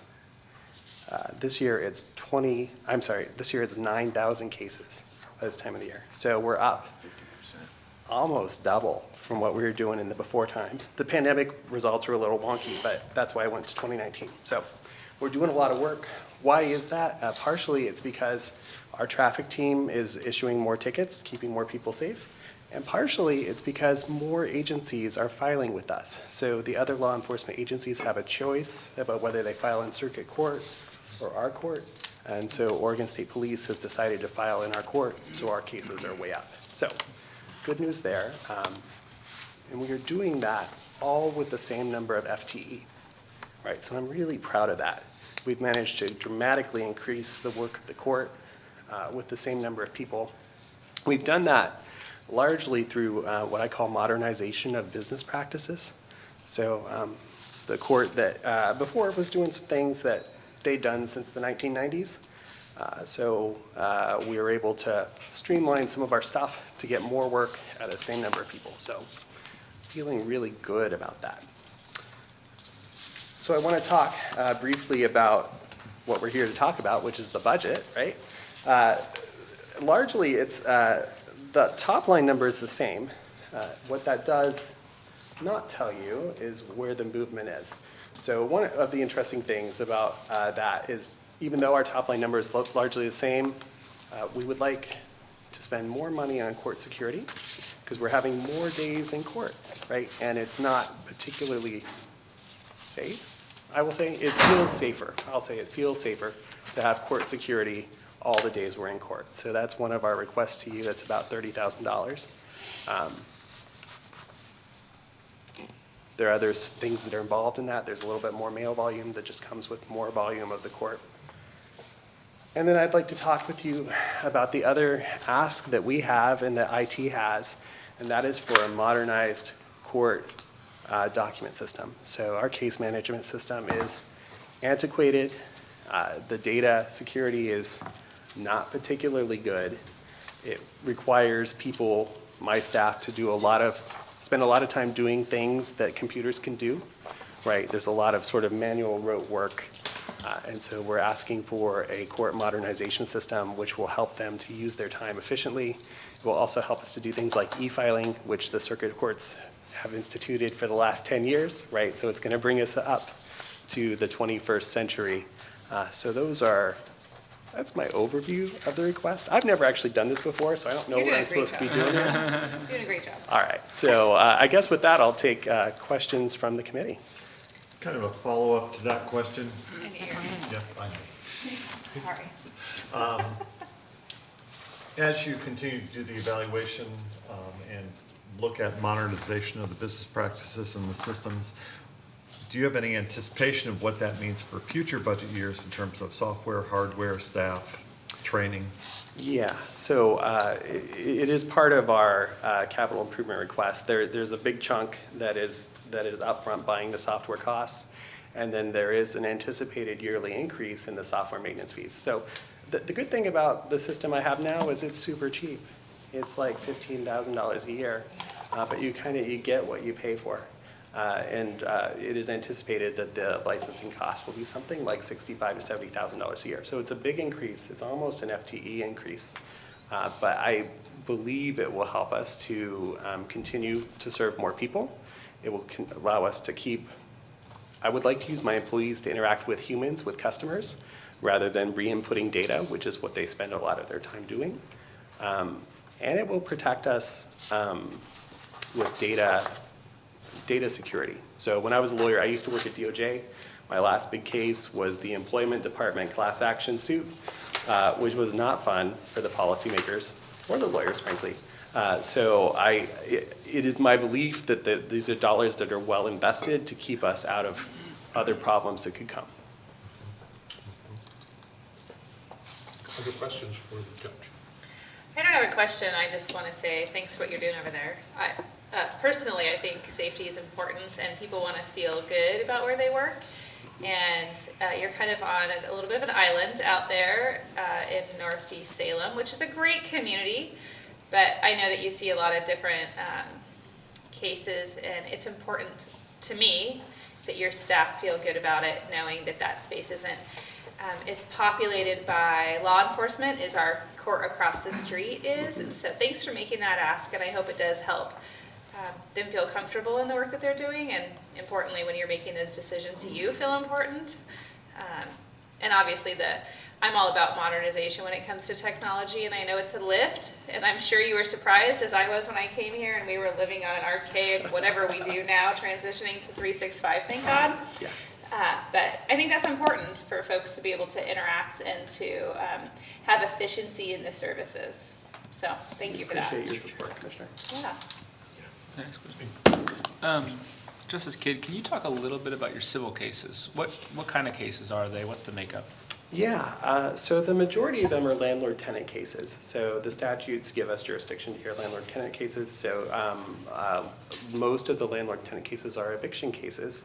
I actually want to say we've partnered with both Arches and the Marion County Community Services Development to do some fabulous things there. So we've invited the people who do the applications.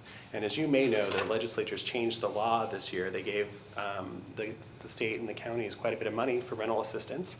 And if you come to your first appearance and you have made an application, then your case is stayed until October for that money to work its way through the system. So by inviting people to help people make applications before their first appearance, we've managed to avoid a good number of evictions. The plaintiffs and the defendants love it, right? The landlords like it because a lot of that money would not be recoverable otherwise, and the tenants, of course, love it because they are getting connected to resources that they just were not connected to before. So a lot of it is that, and then we get just a hodgepodge of weird stuff, right? And we have jurisdiction up to $10,000, so sometimes I get requests for people to interpret contracts. So I get a whole bunch of stuff from the Construction Contractors Board, right? Like, you know, my patio is not good enough, you know, why don't we resolve it in small claims court? And in my court, we can resolve cases in 45 to 60 days. In circuit court, it can take a year. So we provide, I think, a really important service for the swift and impartial administration of justice here at Justice Court. Great, thank you. Yeah. Thank you so much for your presentation, and I just wanted to say welcome to your role and to continue, I mean, the work that you're doing. I'm intrigued, and I also appreciate the fact that you keep your 7 FTE, and even though there's a increase in work and impact on the community. So it'll be good to watch that over the next year. But thanks for the presentation, it was great. Thank you, Senator. If you ever want to talk about justice courts, I will talk your ear off. But let me just say, like, I came into this I was a civil lawyer at DOJ beforehand, and was just really troubled because in the circuit courts basically didn't hear cases for a year. And so they are so backed up right now that there are constitutional ramifications. People's constitutional rights are being denied or postponed, shall we say, somewhere in there. And so my real goal is, with the swift administration of justice, is to take some of that pressure off of circuit court so they can function more effectively. I think it's a statewide model that could work. So if you ever want to talk about that, I would be really interested to talk about that. Well, I appreciate your champion of your scope here. And really the people that are really impacted, and that delay is a huge issue when it comes to, you know, like you said, a swift justice system. So thanks. So thank you very much. Thank you. Have a good day. Wow. Let's take a break. So we're running a little bit behind. The district attorney is up at 11. Can we take an extra 5 minutes because people have calls to return and so on and so on? Restrooms to visit. So 5 after? To do that, we'll take a break until about 5 after. Does that sound good to everybody? Okay. Thank you. With extreme gratitude to the district attorney.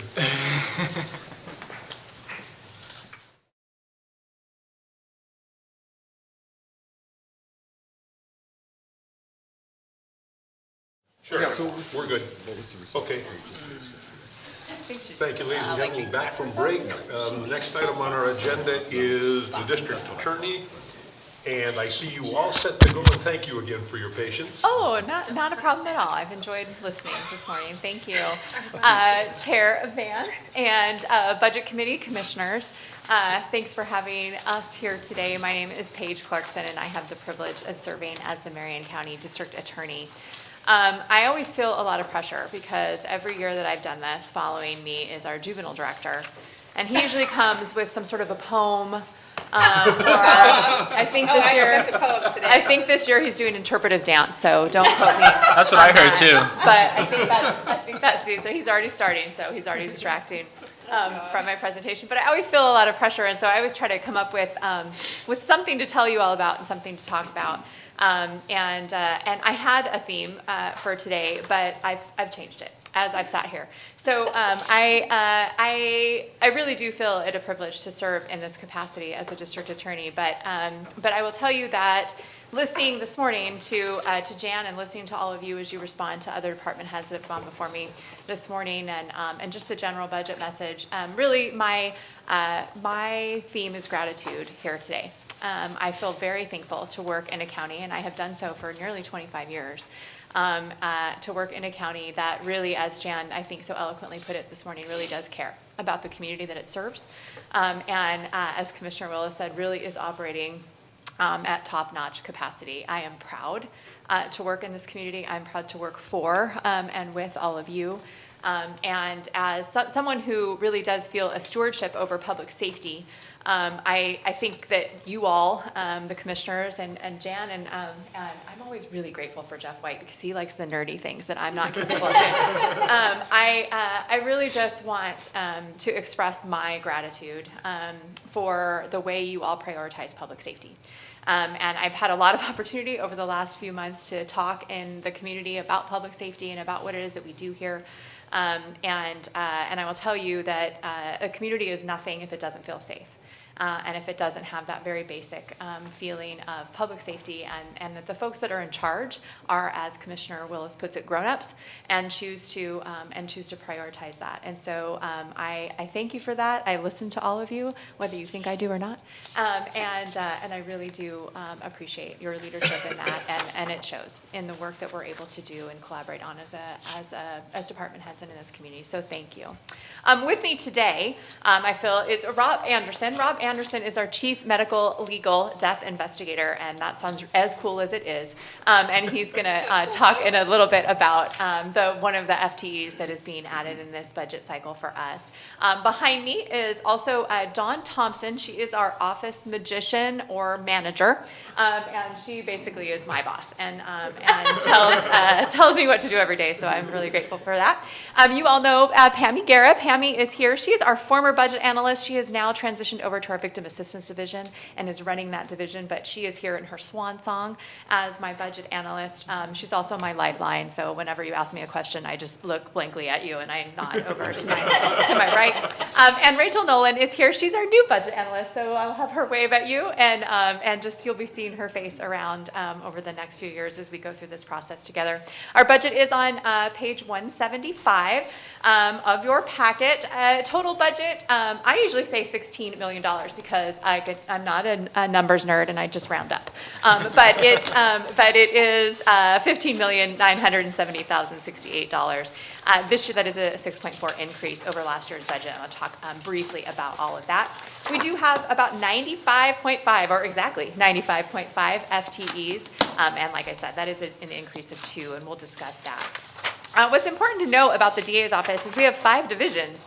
And again, I've had the opportunity over the last few months to really brag about all of them individually because most people don't know everything that we do. We, of course, are responsible for the prosecution of crimes committed by adults in this community. That is our major division with the biggest budget, 58.5 FTEs in that. We're adding one this year. We'll talk about that. And that's what everybody thinks about when you think law and order, right? The police who investigate crime and the district attorneys who prosecute the offenders. Dun, dun.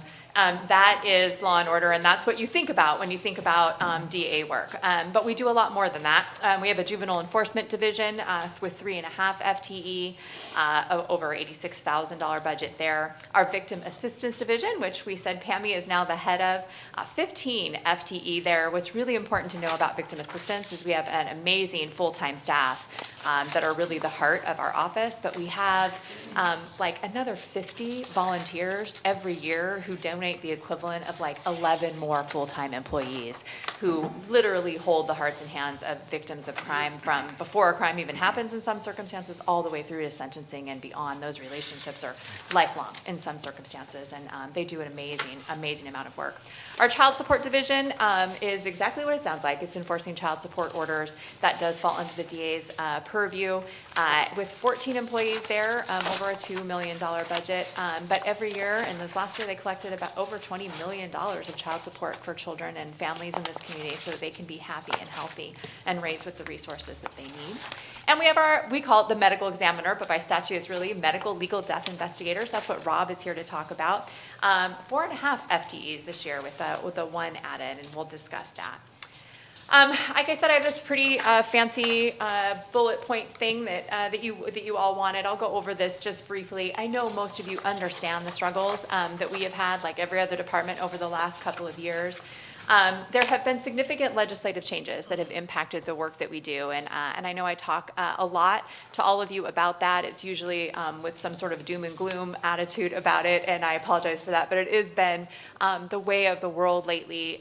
Significant expunction changes, so that's the number of people that can request that their criminal histories be wiped clean.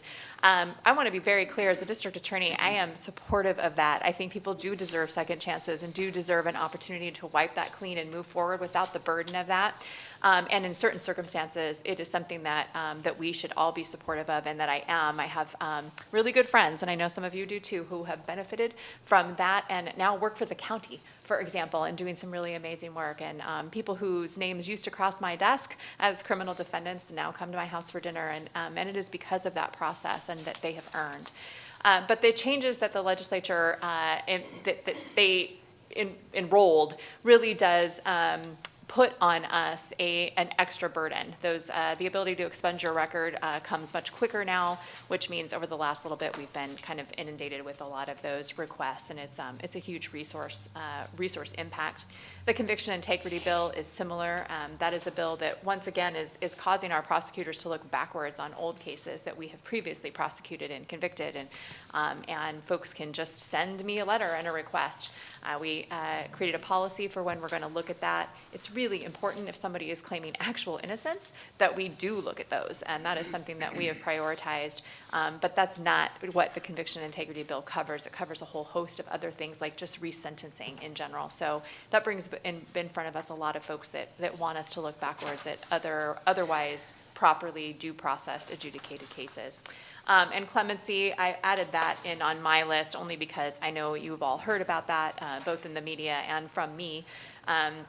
It is, under this particular governor, the numbers have skyrocketed, and it does require that we're looking backwards a lot to old, really serious, violent offenses that have been adjudicated, and we have to kind of dig all that back up for ourselves and for victims especially. That's been a really big lift on victim assistance and my lawyers that are charged with doing that.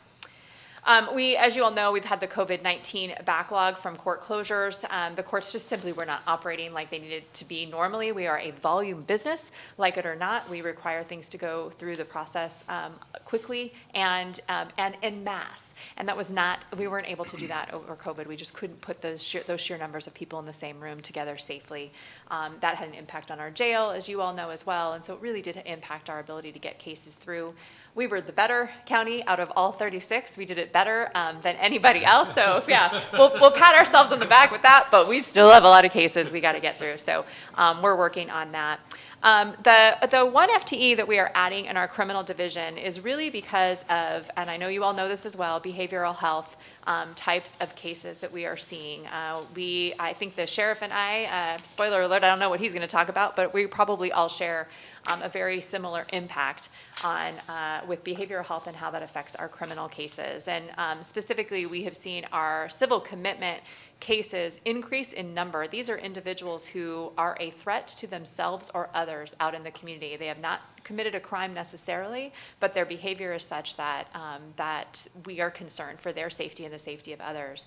It's a really high standard based on Court of Appeals and Supreme Court cases. Those cases have increased in numbers, but also in complexity over the years. When we took over this job about 5-6 years ago, the DA's office took on this role of dealing with these cases without any additional resources to do so. It was doable back then. The numbers have just skyrocketed on us, and like I said, the complexity of the cases themselves have increased significantly. These folks are really dangerous, and if there is an intervention at the civil commitment level, we have a lot of concern about, but just public safety impacts. So these aren't cases that I can give to law clerks, for example. They need to be handled by a lawyer, by an attorney who has the skill set and the ability to really dig into those cases. They also take a lot longer than they used to. They used to be 30, 15-minute hearings. Sometimes they last 2 and 3 hours now because of that complexity. So they're very difficult, and they really do represent some dangerous issues. Those cases are just such that we cannot operate without another lawyer, given all of the backlog, the high numbers of cases. My youngest lawyers, the entry-level lawyers that handle the biggest volume of cases, are averaging about 230 cases open at any given time right now. That's frankly just irresponsible of me to have those numbers. A lot of that is COVID, and we're going to get out of that, but that's just not a responsible way to manage these cases. We need another human who can manage this. So that extra FTE is going to manage that for us. Finally, I'm going to let Rob talk about the work that he does, and specifically about that final bullet point there and our final decision package FTE that's been added. It's really another full-time medical legal death investigator. Some of you probably remember we professionalized this office about 4 years ago, brought Rob on at that time, and really added to the professionalism of this group of people. The work they do is really unique. It's really unusual. It also, like I said, kind of makes them the coolest person in the room. Anytime they talk about their job, it's a little bit CSI-like, and the work that they do has really has a real impact on the work that we do directly as prosecutors. I will say also that the work that they do is in direct collaboration with all of the other police agencies in our jurisdiction. When someone dies and it is unattended, meaning it's not in a hospital or otherwise signed off by a doctor, our folks have to respond. So does law enforcement. And law enforcement can waste a lot of time standing around if we don't have a responsible medical legal death investigation office that responds professionally, appropriately, quickly, and manages those cases. Rob's really just revolutionized that office for us. It has become, I'll brag for him because he won't do it, really a model in the state. He and his team are being asked by our state medical examiner to actually conduct trainings now statewide because of the way that they do things, the way that they have made life easier for other police agencies, and frankly also for my office that has to respond to those unattended deaths as well. So with that a little bit of bragging, I'll let Rob just explain kind of where we are with these unattended deaths and why this is another FTE has become necessary. I'm not gonna be able to fit my shirt over my head. I know. So if you're not aware, there are specific deaths in the state that are mandated by law that we have to investigate. And to kind of give you a number where we came from, in 2019, we investigated 892 deaths. In 2020, 1,227. 2021, 1,521. So with the aging population, with the population growing, our cases are exponentially growing. To give you an idea where we are as of today, we've investigated 604 cases. The same time last year was 514 on the same day. Case-wise, everything's increasing. We really can't say that it's a specific thing. Yes, COVID had a piece of that last year. Last year we had 259 reported cases of COVID deaths to us. This year we've already had 110. Now mind you, January, February of this year was a huge increase, and now that's significantly slacking off now, but everything else is still increasing. Accidental deaths, which would be deaths from injury, motor vehicle crashes, pretty much anything of a not natural nature. Total was 263 last year. We're already at 70 this year. Homicides were 14 last year total. We're at 8 this year already. Suicides, 55. This year we're at 16. The big thing everybody hears about and talks about now are drug-related overdose. Last year we had 102. This year, mind you, we still have a month and a half left to get to the half point of the year. We're at 57 already. Now, those cases, I can't tell you what they are because we have one lab that does all the toxicology testing for the entire state of Oregon, and they're backed up 5 to 6 months now. So it takes us that long to get a result on a drug overdose. Of those overdoses last year, methamphetamine was still the top, but fentanyl is it's probably going to take over this year, I would guess, at what we're currently seeing. In the natural related deaths, which would be deaths that are reported to us that are natural in nature, but maybe they didn't have a primary care doctor or a primary care doctor was unwilling to sign, or people that just don't seek doctor's attention, was 172 last year, and this year we're at 77 already. And then motor vehicle crash fatalities, which would be pedestrian, anything motor vehicle related at all. We were at 71 last year and we've had 15 this year already. So everything's increasing. We can't say it's a specific thing that's causing the increase other than population growth and just the overall state of where people are at. Paige talks about the mental health of people, COVID, I think, was a part of that, people being cooped up in their home, not being able to go do things. So they're looking for alternatives, and unfortunately, those alternatives have been made easy to get to. So, yeah, any questions?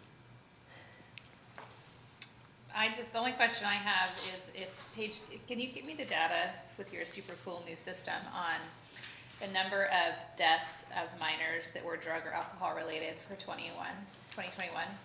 Rob will be able to do that. He might not have brought that with him today, but I, we can get that. I assume you don't have it, but I'd like to know about that. Yeah, he actually does keep track of that, so we can figure that out. Great.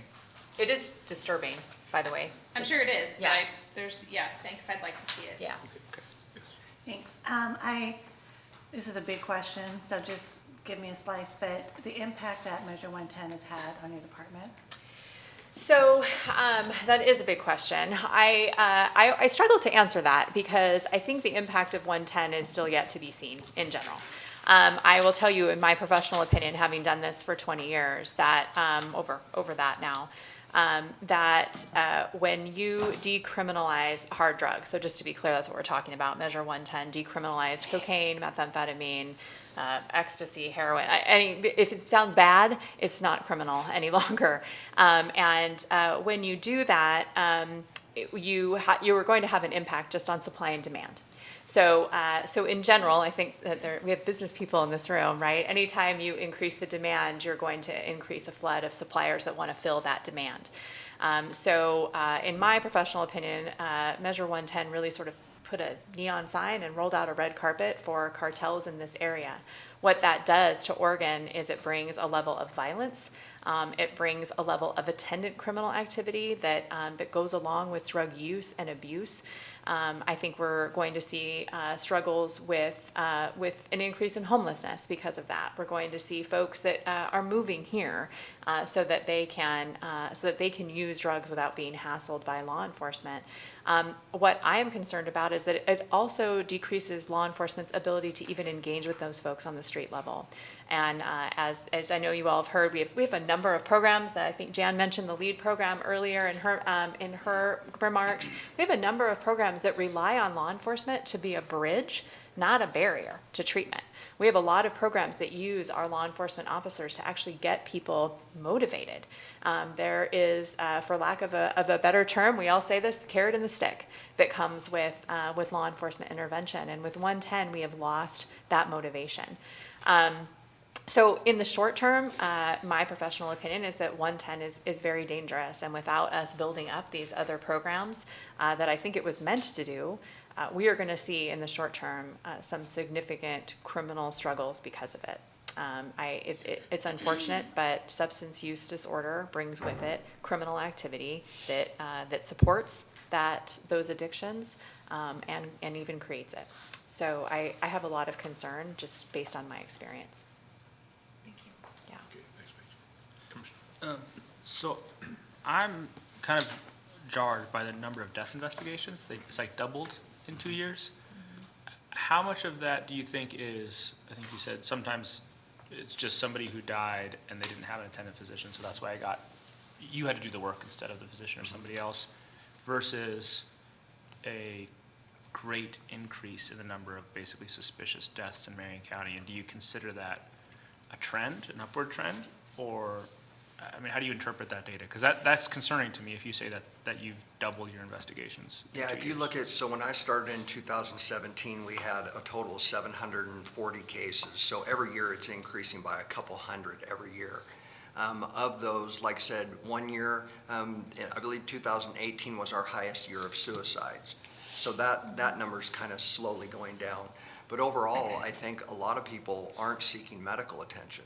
I mean, we've seen a huge number in the last, I'd say probably 2 years of that age 45 to 65 age group dying of heart-related issues that are untreated. People aren't going and seeing a doctor. Well, the minute that even a doctor, on average, we can say that a primary care doctor is not going to sign a death certificate if they haven't seen their patient within the last 6 months.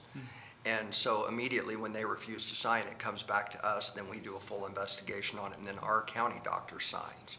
So I think a portion of it is people not going out and seeking care, just overall. And then, like say, our motor vehicle crashes have gone up significantly. Our overdose deaths have gone up. So it's just that continual increase. Where exactly you could pin a number and say, what's higher? Like I said, COVID had a piece of that over the last couple of years. But even with that, I mean, it doesn't explain this year that, our overdoses and our deaths are, as of today, we were 90 cases high from last year. Just anecdotally, have you talked to family members of folks who haven't received medical care?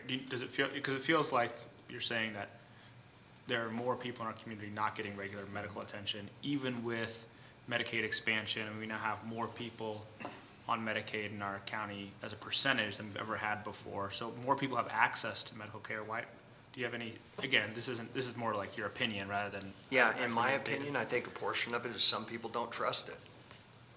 I mean, we've seen a lot of people that they didn't trust the vaccine for COVID, but yet now you see a greater portion of the deaths in January and February were people that were vaccinated.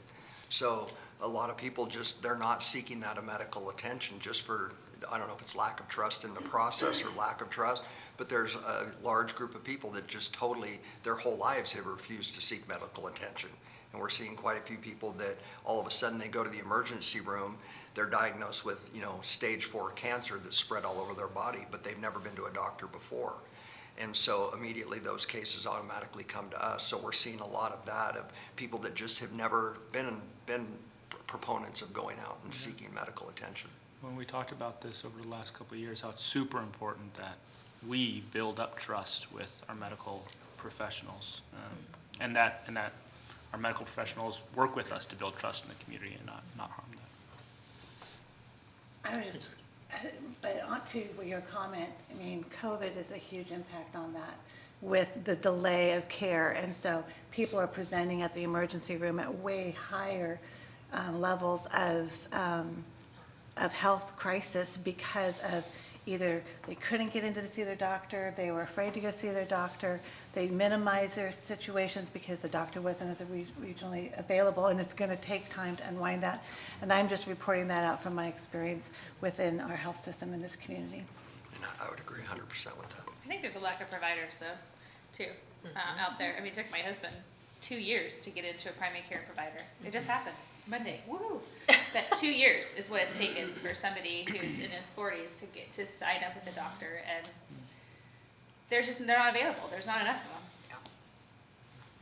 And a large number that we're finding, because when we get a natural case, we always call the primary care doctor. And I bet you just in the last couple of months, we probably had a dozen doctors that have retired, and there's nobody backing them up to replace them. Again, there's a kind of a subtext in the questions, I think, and that is, if you start asking questions and you start finding answers, you end up with more than what you thought might be there, or you find things that you wouldn't have found had you not asked the question. And I think that, to my mind, public health background that I have, is you have to trust the data. You have to trust that the people that are looking are finding, but they're finding and it's valid stuff. And then you have to listen and say, okay, now what do we do with this? The policy issues come out of trusting the data. So I guess I hadn't even thought about a medical examiner's office and the things you've done over the last couple of years to build that up. Right. But good.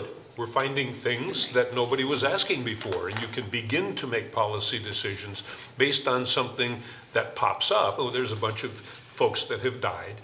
Well, now we have patterns, and now we can see it. It's about access to care. It's about trusting the system. It's about where do people get their information to make healthcare decisions or to make drug use decisions, and do they have available drug sources, all those things that are really public policy issues for the commissioners and the staff to deal with. But I'm not jolly and happy about the information, but I'm pleased that the information is there. Yeah. I guess maybe this is a place, because I don't get to talk every day, but what background, Mr. Anderson, do you bring to that job?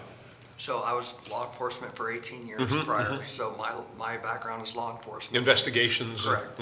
So my staff, I've got a retired firefighter, I've got an active trauma nurse, and then Nick Zell, who came to us from Colorado, he was a trained death investigator. So we've got a wide variety of people. To become an investigator, we require at least a bachelor's degree and 7 years of either investigative or health-related type experience. Wow. I'm impressed. I really, and this was one of those quiet things you don't hear much about. Right. It's really unique work, and frankly, it's hard to find people that are qualified to do it, because of its uniqueness. And we lucked out with Rob. Rob and I had a relationship he taught at DPSST, and I taught out there for a number of years at Police Academy, and so we lucked out that I happened to know him, and we were able to lure him here. He's a fantastic leader of this really specific, unique world. And like I said, he's professionalized it in a way that is allowing, Chair, exactly the kinds of collaborations that you're talking about, whether it be in public health, whether it be in youth suicide. He and his folks provide a lot of data to that and sit on those kinds of committees. And it really is a boots on the ground perspective of what's going on out there. And so it's very unique, but I think it is actually really helpful. So we could talk about that in conjunction with the Marion County Way. Yes, that is correct. We do trainings for every law enforcement agency. We're starting to do trainings for all the healthcare clinics. So we're just opening it up to try to get the word out to everybody. We teach at the schools also for their criminal justice programs. Neat. I'm really impressed. I truly am impressed. That's why I bring him. I'm glad you did. I'm glad. The scary thing is, if Rob doesn't do it, it's Paige coming. Yeah, you don't want me. That's happened. I had to take a couple of calls once. You don't want that. Nobody wants that. She's famous for giving away body parts. Yeah, that's true. That's true. We'll talk about that at a different time. But that didn't happen. Well, thank you very much. Thank you very much. Final questions? No? I just have a comment. Yes, sir. I just want to say thank you to you, Paige. You expressed some gratitude, but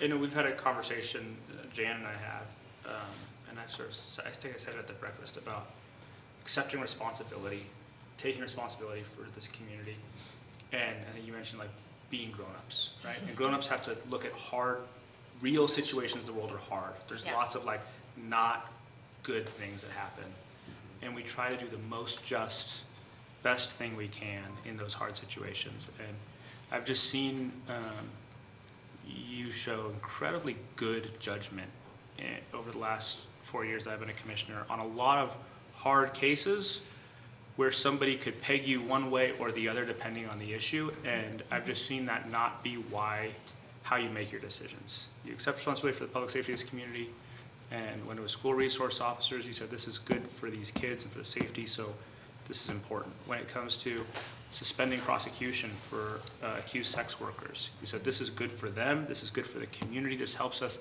get the sex traffickers rather than the victims of sex trafficking. Let's not kind of pound our chest and be sort of like, look how tough we are at the expense of doing the right thing. you know? And I've seen, it's hard. It's hard because a lot of these issues are difficult issues and they're charged issues, and people have really strong opinions about them. But I've also seen people in other parts of the state and the country clearly not take responsibility. Where it's like, it's easy to just try to score political points somewhere, right? And do the easy thing. And so I just appreciate that. I've just seen you try to do the right thing. And just like all of us, I'm sure you don't always get it right and you make some mistakes. But I really appreciate the seriousness you take your job and the responsibility that you have for this community and the care you have. So I just wanted to thank you for that. Thank you. I appreciate that, and really the credit goes to the team that works at the DA's office, some of whom are here with me today, but most of whom are in court and doing the real work while I sit here and talk about my budget. So thank you. I appreciate that. We have a really impressive group of people that do the work every day. And I do have an answer to your question now. Oh, you already got their numbers. Got Oh, it. perfect. So we have 3 confirmed age 20 or younger. There were confirmed overdoses, and then 2 infants with drug exposure. And then we also have 7 confirmed overdoses between the age of 21 and 24. Thank you. And that would be for 21. Yeah, right. Thank Yep. you. Mhm. Thank you very much. Thank you for your service doing this. I'll stay for the interpretive dance. Perfect. I can't wait. He's gonna do it in his suit even. Didn't he have music last time? No? No? I don't want to, I'm worried because I'm worried that there might be some copyright infringement. I did not own the rights to this music. Now you can play I it. would have had some music coming as I come up.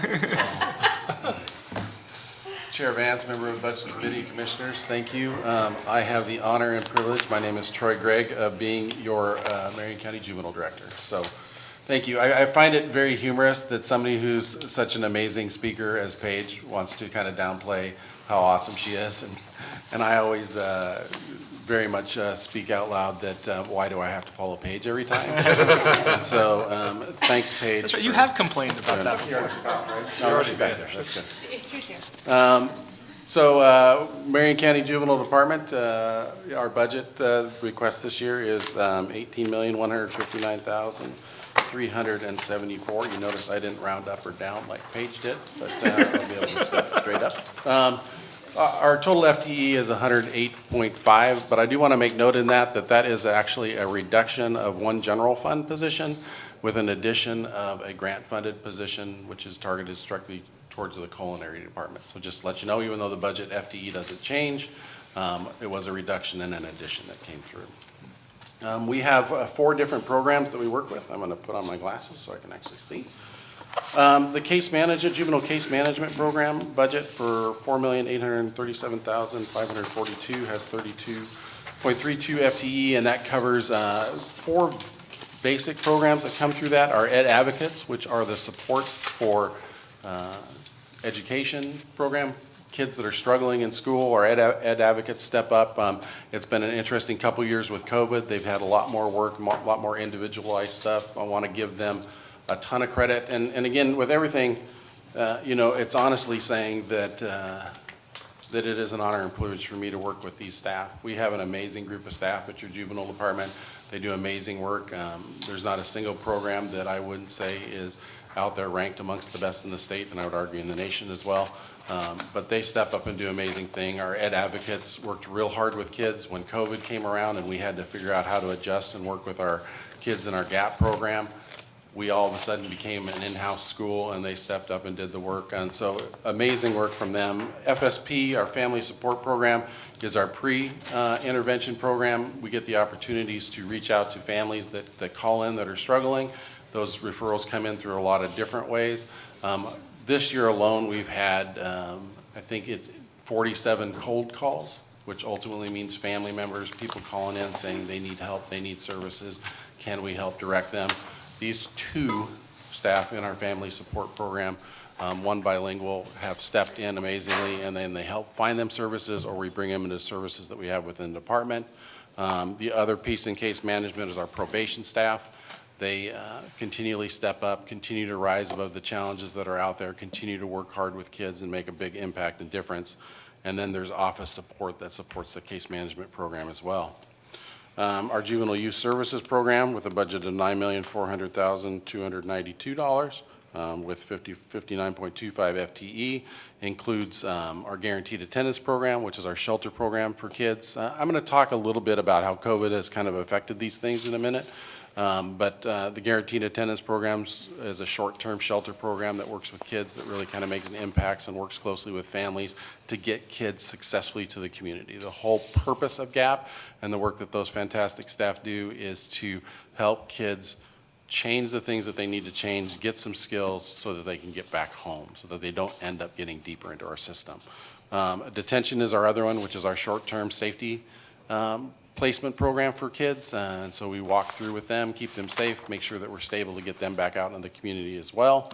Our alternative programs, which we continually talk about the different programs and supports that they have, whether that's through our new culinary program, Fresh Start Market, milling, woodwork, and just general work in the fuel programs of all sorts of stuff. They do an amazing job, and they have fantastic office support as well. You'll see a trend that I have when it comes to office support this year. I really want to shout out to them. Our counseling program is $1,493,602 with 6.19 FTE. That is our mental health staff, our counselors that work with kids as they're in detention and crisis. Make sure that we got kids that are coming in, because anytime you're going to walk into a detention facility, especially for the first time, it's going to be a little bit traumatic for you. And so we work with those young men and women and make sure that they're safe, as well as working with kids within our other programs as well. We have office staff as well that support them and do a fantastic job. The last one is the administration team. And there's $2,427,938 towards that with an FTE of 10.74. That includes our contracts, our accounting department, our research and development unit, which has been integral in us kind of creating and getting some great grants that we've had over the last several years. They've done fantastic work with that, getting us great data as we need it, being able to pull it and dive into almost any kind of request that comes through. We've done great with that. And then records department, and the records department has had a big challenge over this year, which we'll show on the next slide, because of expunctions that have come through, but they have done a fantastic job, and of course, office staff that are supporting them as well. And I want to give a big shout out this year, particularly to the office staff that we have. They support everything that we do. They're the ones that get out there and get all the little details and make sure everything's flowing real smoothly. So a lot of amazing work coming from them, so we appreciate them. And my biggest shout out for this piece of it, even though she's not here today, is Kathy Linville Grace, who is our office manager that manages the budget and gets the numbers and everything working together. So I want to give her a lot of credit. She is enjoying a very well-deserved vacation with her daughter down in San Diego. And so, but she says she's available by phone if I really need her. So that's okay. So, If you want to ruin her vacation. if I'm not, right. So next slide, please. So a couple different things to note that made impact on our budget this year. One is the legislative impact. One of the bills that came through was the elimination of fines and fees for youth, which ultimately says that you cannot charge families or kids for any type of court services that are involved with that. So that was a big reduction for us. Actually, not a huge one, but it really does impact a lot of things, even at a state level. I can give you the example that the Youth Authority used to charge child support for kids within their system. They can no longer do that, so it's a huge impact for them. We didn't have that many fines and fees, but it was an amount that was certainly different, and so that cannot exist anymore for kids, and so made some impact on other stuff. The other piece was a mandatory expunction for youth, and so kids that turned over the 18, there are specific crimes that it's automatically expunged, so they don't have to request. Historically, youth had to request for the records to be expunged. There's specific charges now that are eliminated out of it. The nice piece with that is that when the legislation came through, we pushed back real hard about the workload that it would ultimately create, and there is funding and dollars that were attached to those. We actually, now through the process, it's about a $206 process that we get for each full completed expunction that we've done, and we've done well over 100 plus this year already when it comes to it, and just through March. So a lot of different ones.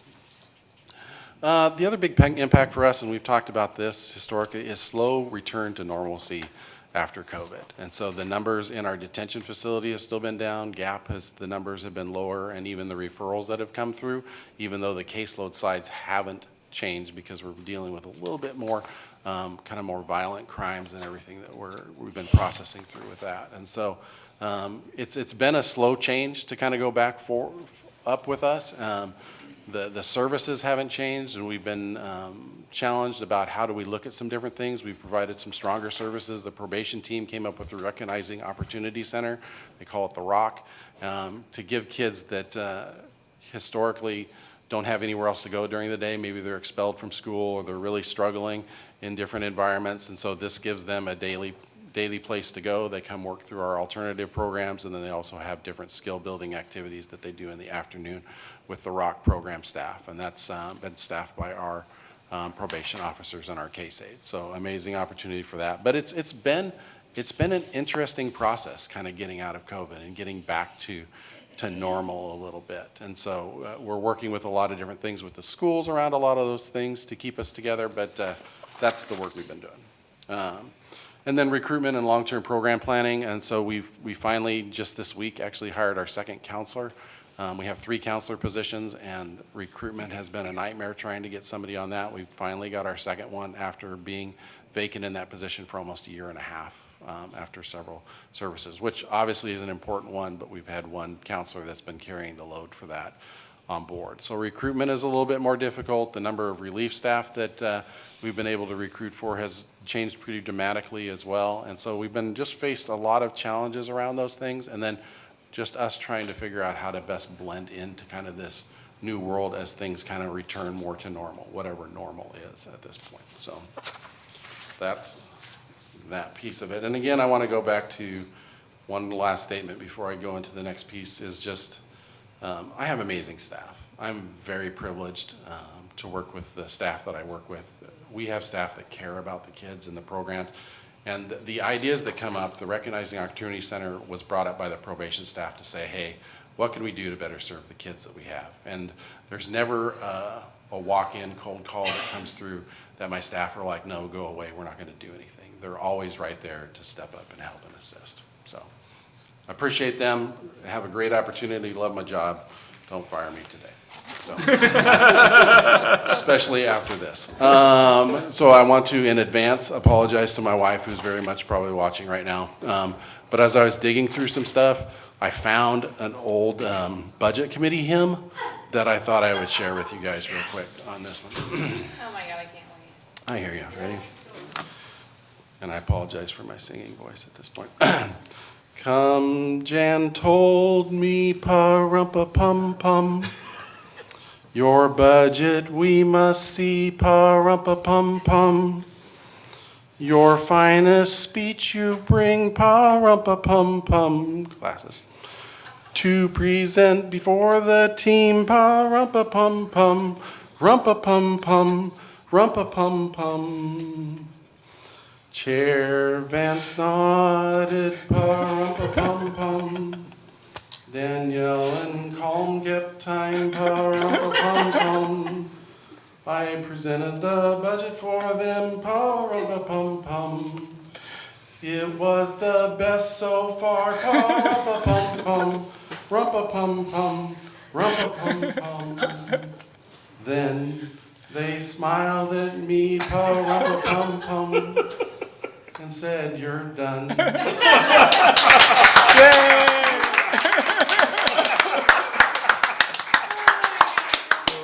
my question to the DA in the back of the room is, are you going to prosecute him? Disturbing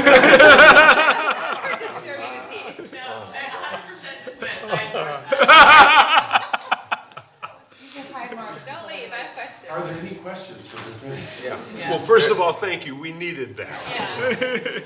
Chair Vance, Yes, sir. I think that Paige is thankful she came before him. I have a few questions. Thank you. Thanks, Troy, for all that you do. The first question is, what is Title 4E? What is that? Okay, Title 4E is a federal reimbursement that we get. And so we do case management services for youth. throughout, and there's certain ones that qualify for federal reimbursement dollars, and it's worked through DHS as well. And so essentially, as we do work with kids, we do case management work with kids, interactions work with kids, and Title IV are dollars that they have out there that say, hey, if you do these things, then we give you a partial reimbursement back for the work that they do. And so it's a tracking that we do random moments, which is, hey, what were you doing at this point in time? And then based on the number of staff that are engaged with case management with it, we get a percentage then of dollars that come for it. So 4E is a reimbursement for work that we do through the federal government. So why are the case counts rising? Why are we getting it? It says continue to increase dramatically. Yeah, because we're doing better at it. Okay, So ultimately, what it comes down to is that there's a process that we have to do, and if we don't have all our ducks in a row with regards to it, Okay. we don't get it. So if we're at 100%, then we would get this much dollars. If we're at 50%, we'd get that much dollars. So what we have done really is tightened up the process and made sure that people know the importance of it, because it's really helped to buffer for us this last year, the GAP program and the BRS payments, because the numbers were so low in moving forward, we were able to move Title IV dollars to help cover the gap between those dollars at that point in time. Okay. So again, it goes up because we're doing a better job of making sure that we've got all our documentation in place and then receiving a higher reimbursement. Okay, thank you.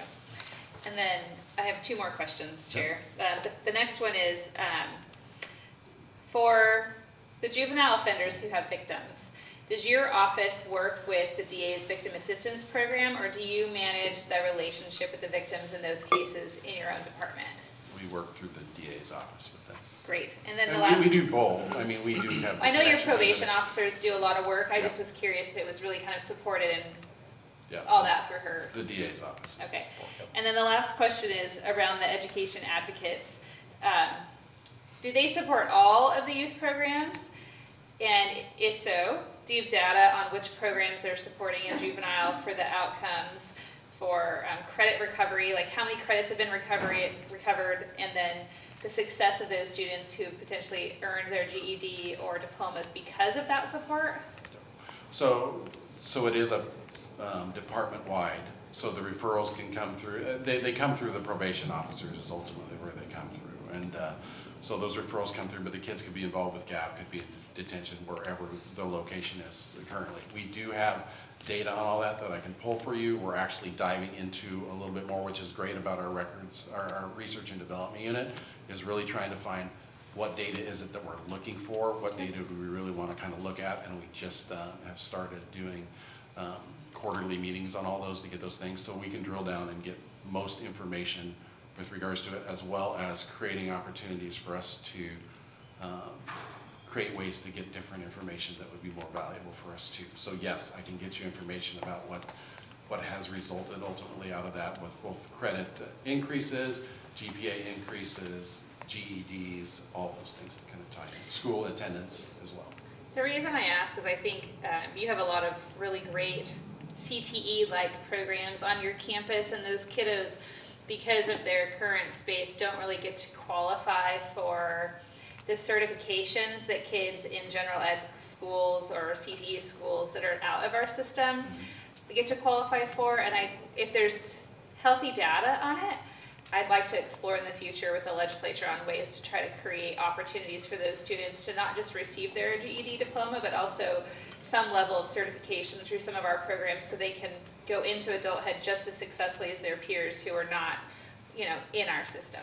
So we've done a couple things. One, some of our kids do get certifications through the various, whether it's welding and those different type of activities as well. And so we're creating more opportunities for that. Historically, several years ago, prior to COVID, is really when we were kind of full bore into it. We had been working with the school district to get them to earn credits for them as well. And so that program is restarting with our culinary program that's starting up too, which doesn't just limit it to the culinary program, it branches out to the other ones as well. And so we work with McKay High School as the one school that funnels all the kids that we work with, and then ultimately they get credits for the amount of time that they work. So we've got a little duality things going on, but we do need to increase and look at more opportunities for that, because that AP, the alternative programs that we offer, that's a key for what we want to do. We want kids to walk out with a certification that gives them a step ahead as they're kind of walking back out into the community of success. But is that McCabe's support only limited to Salem Kaiser students? Yeah, at this point in time, we don't have it branched out, which of course Marion County isn't just Salem Kaiser. That's right, we have yeah. other ones as well. Well, I just wonder if the ESD can help you, now that they have their CTEC program on Lancaster, Correct, yeah, because they that's right. serve all the rural community of Marion County, so, thank you. Thanks for what you do. Oh, appreciate you, thanks. Yes, Ms. Rose. I have a comment and two questions. So I'll start with the comment. First, you mentioned your staff, and you have phenomenal staff. But as Commissioner Cameron likes to always say, attitude reflects leadership. And I was just over there yesterday, and there is just a lightness when you go to the juvenile department that's super fun. I think everybody has like a little bit of we're all Marion County, we have like little culture, I don't know, highlights in the different departments. And I just, you have such an upbeat staff, and the culture is just, you just walk through there and you get happier at juvenile. So I want to compliment you on at least not wrecking that, even if you didn't create it. So,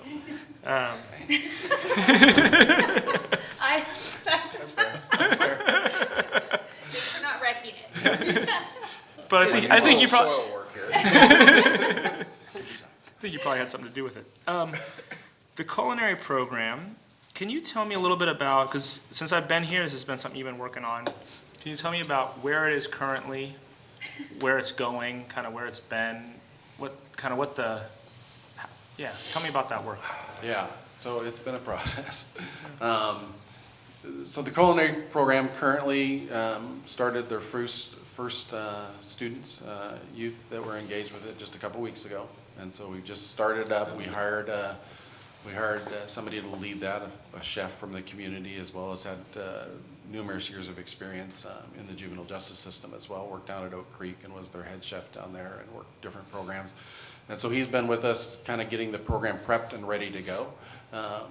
Part of the long-term thing with culinary is going to be what long-term funding we have to kind of do everything that we want to do with it, because the goal is to kind of take over the whole process on campus and all that. So right now, it's focused on the educational side of things, making sure that kids get those basic skills, kind of the CTEC type program that you're looking at, but to advance and do some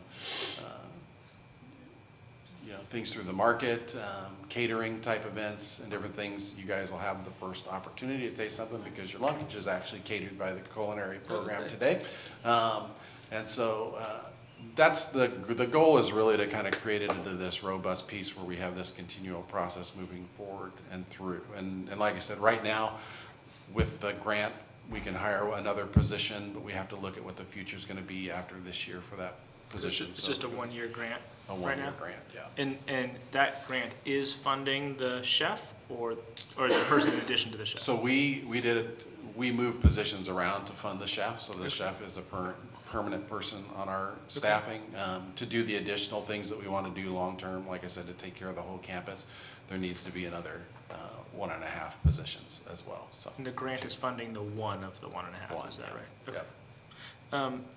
And then this Recognizing Opportunity Center, this is just for kids on probation, or is it like anybody who doesn't have a place to go can? We focused on kids on probation, especially high-risk kids, because those are the kids that are the highest risk to recidivate or go deeper into the system.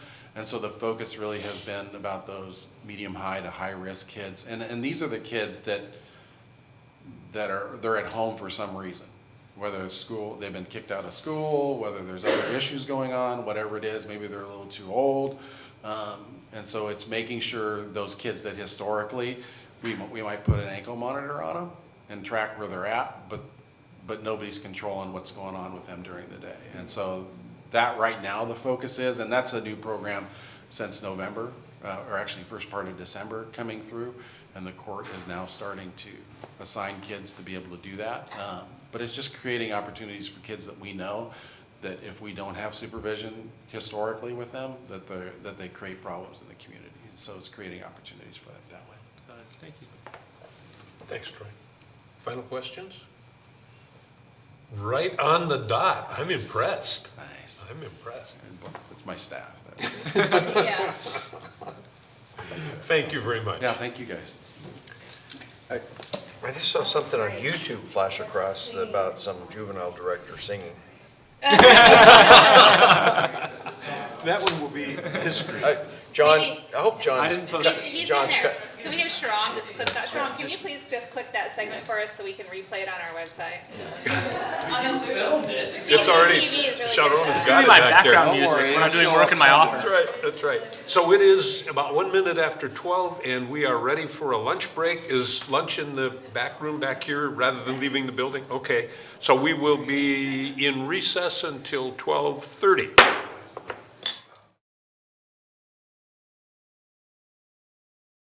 Okay, ladies and gentlemen, we'll let Commissioner Wills come in, but we're good. Okay, thank you. We are back from our lunch break and call the meeting back to order. The next item on the agenda is the Sheriff's Department. Gentlemen, it's all yours. Good afternoon. It's good to be here. It's not good to be here after the last song and dance. That'll go down in history, I can guarantee. Chair Vance, commissioners and members of the committee, the Budget Committee, we appreciate the opportunity to come over here and present our budget. My name is Joe Cast. I'm the sheriff here, and I brought with me Jeff Wood, I'm the undersheriff. We thank you for the time to talk about what we have today. But first, I want to thank our budget team at the Sheriff's Office, our leadership team, and our budget group at the Sheriff's Office especially. I know they're watching right now on the camera, Alicia and Sherry. They really put a lot of time and effort in to making sure that what we brought over here made sense to us, at least, and we'll see how that goes. But on top of that, the budget team over here, we really appreciate the communication, the over-communication, and the information flow. Started with Jan Fritz, of course, but with Jeff White, Katie Henry, Daniel Lodato, and Ariel Hammerquist. They really did a great job of communicating the needs and what we needed to bring over to you guys to present today, so we really appreciate it. With that, we can move into slide 2 that's showing on the screen now. For the Sheriff's Office budget, we're starting on page 447. The total Sheriff's Office requested budget for fiscal year 2022-2023 is $85,284,625. I'm not going to round up or down like the DA did earlier in the day. We'll just stick with those numbers right there. The total Sheriff's Office requested FTE, the full-time employee count, the request is 376.5, which is an increase overall of 19 from this current year. We will explain the increase and the information on that in the third slide as we get further into the program here. There are 4 divisions within the Sheriff's Office that encompass three public safety certifications. From the point of initial contact with law enforcement on the street to the end of supervision and everywhere in between, the Sheriff's Office plays a role with the exception of basic prosecution. All of these services are reflected in the program summary displayed on the slide, which break down the programs in the Sheriff's Office, including total requested budget FTE, or budget and FTE, sorry. And Jeff, you want to get into the... Yeah, good afternoon, everyone. I think we're going to start with highlighting 4 Sheriff's Office programs. The first one is in our Community Resource Unit, which is on page 454 and 455. I don't know if I'd characterize it as highlight, but more kind of bring out a trend that we're seeing, at least in terms of revenues regarding our alarm permits and alarm fees. If you all remember, back in about 2014, people started buying, I know there are a number of different companies, but the Ring alarm, whether it's the Ring alarm, doorbell, Simply Safe, or a myriad of other companies that use internet-based monitoring inside their house. The old standard subscription monthly fee for alarms, alarm permits, that generated some revenue for us in terms of both the filing of those fees for alarm permits and also false alarms that we would be required to respond to. Our revenues have gone down significantly over the last several years. The alarm permit revenue has decreased from about $58,000 in 2014-2015 to about $41,000 in 21-22. Our false alarm revenue has decreased from $18,000 in 2014-15 to about $6,000 at the end of 21-22. And again, we're monitoring this in terms of what trends we're seeing, the viability of this program. We don't, we have a part of one position, I believe it's a .4, that we have the position because of these fees. The bottom is not dropping out, but nonetheless, we will be monitoring this to see if we do wish to continue with this program and service. My next program that we're going to talk about is within our detective section, and I'm going to refer you to page 459 and 460. What you'll see is personnel services increasing in the detectives program, and this is regarding the reclassification of an evidence supervisor within the 21-22 budget. If you will recall, we've actually, the sheriff and myself have worked a fair amount in terms of bringing our evidence section up to date. As you can imagine, with everything that Paige describes in terms of her responsibilities of prosecution, the collection, submission, retention, later destruction, or redistribution of evidence in criminal cases is key. Historically, we've had a sergeant almost have his attention bifurcated between investigating criminal cases with his team and also being that, quote, supervisor of the evidence section.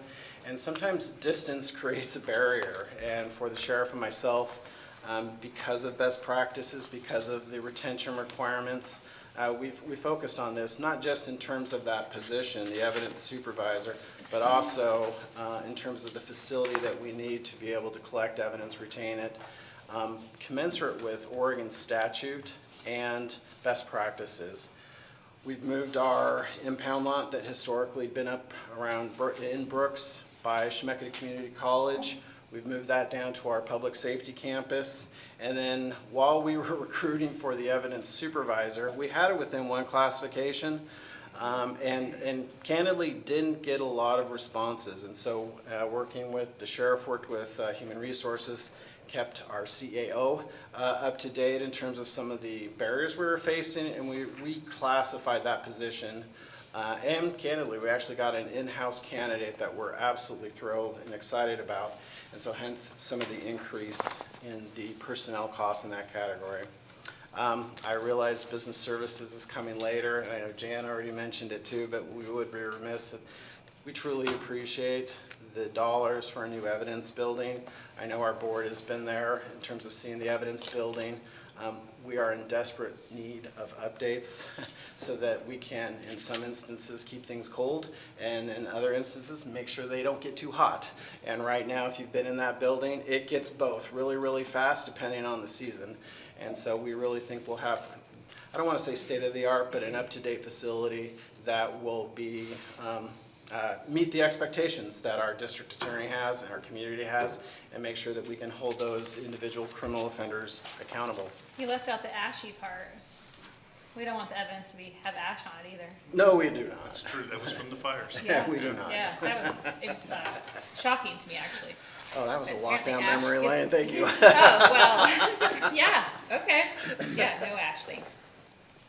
Within our patrol program, we'll discuss the Federal Bureau of Justice Assistant Grant that impacts more in the third slide when we talk about LEAD. But for now, I wanted to talk a little bit about the Enhanced Public Safety Program that's in the East Salem Service District area.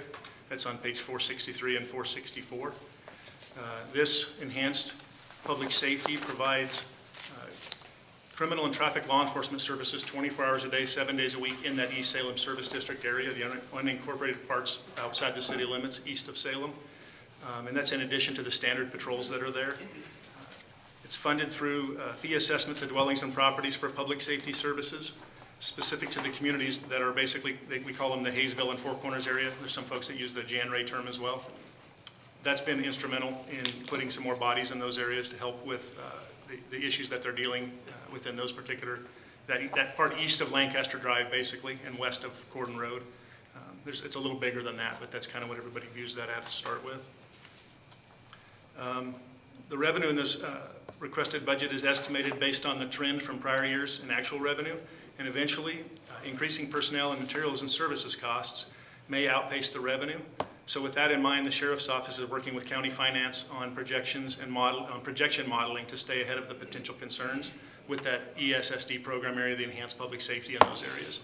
That'll be an ongoing conversation that we'll wind up having again and again in the future as those numbers balance out or don't balance out. Mr. Chairman, Yes. yeah, thank you. And Jeff, I I remember you probably were part of this when Jason, we figured this out. Didn't we figure that would last based on the fee, was it 5 years or 6 years? I don't think we were absolutely certain. You're absolutely right, Commissioner. I think we weren't sure whether it's 5 or 6, and ironically, those predictions are holding true. 1, 2, so we're, this will be year 4 of that. Okay. Yeah. Correct. With the working capital. All right. Thank you, Mr. Chair. Yes, sir. My turn? Yes, sir. Okay, the next program we're going to talk about is the Jail Operations Program, which is on page 467 and 468. And this includes what we're terming a social service contract within our jail and our transition center with the Pathfinder Network. I believe our board had met the Pathfinder Network's executive director with one of the community corrections contracts.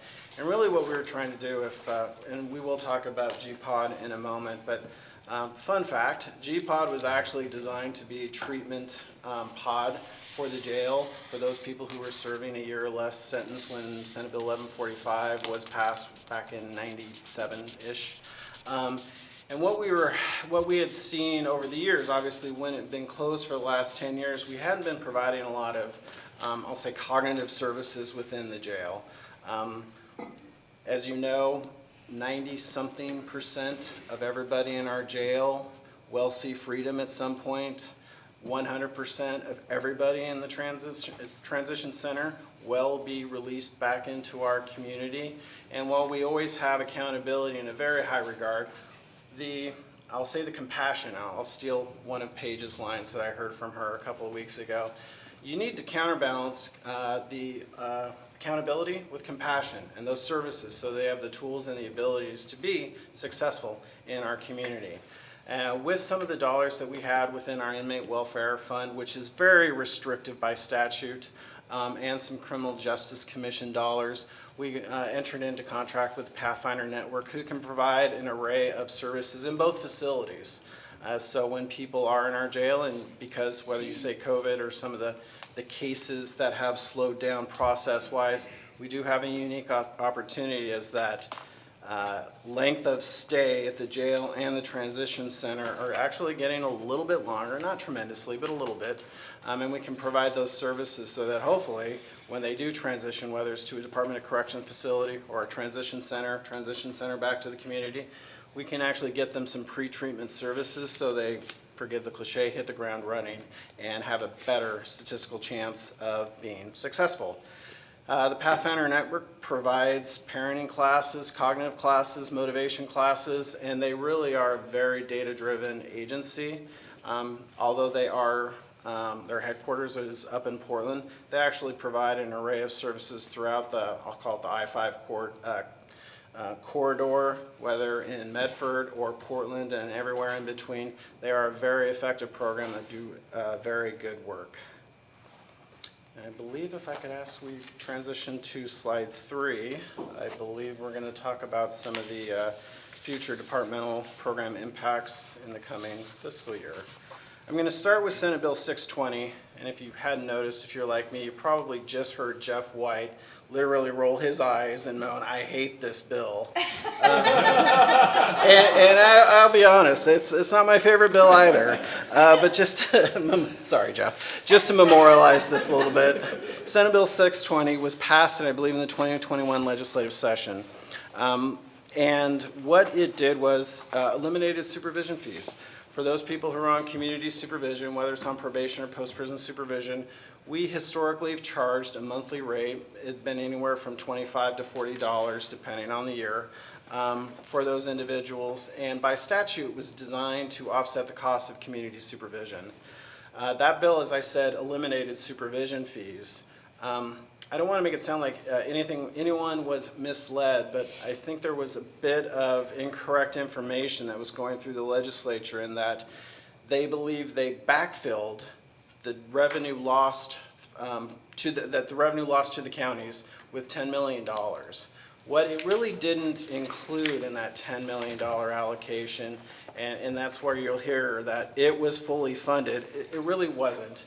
Because those past cases, those cases that got off community supervision, that still had outstanding balances, that we contract with private firms to do some of those back collections, it didn't include that dollar. So it's kind of twofold. One is we are not really getting the amount of money that we had been receiving through our own collections, and I'll say that was about $850,000 that we've been collecting on a yearly basis. And then two, those past dues almost are in a no man's land in terms of the retroactivity piece wasn't addressed in the original legislation. If you talk to some of the key legislators, they'll say the legislative intent was meant and designed to be retroactive, but there is no language. In my conversations with Jeff and with legal counsel, I had conveyed this intention, but the fact of the matter is it didn't include that language. They said they were going to fix it in the 2022 legislative session. Nothing happened.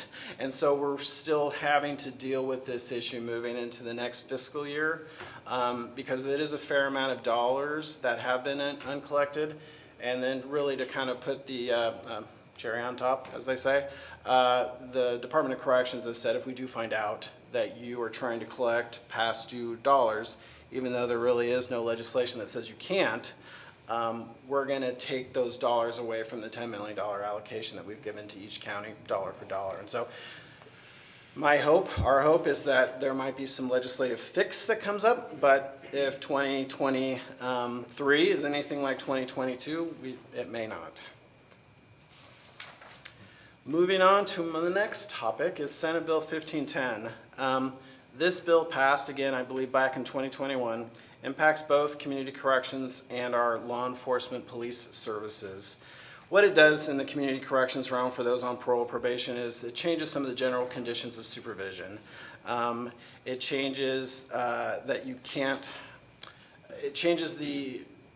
can't use or possess controlled substances from a general condition to a special condition. You have to link any sort of use or abuse to behavior, historical behavior, before that condition can be added.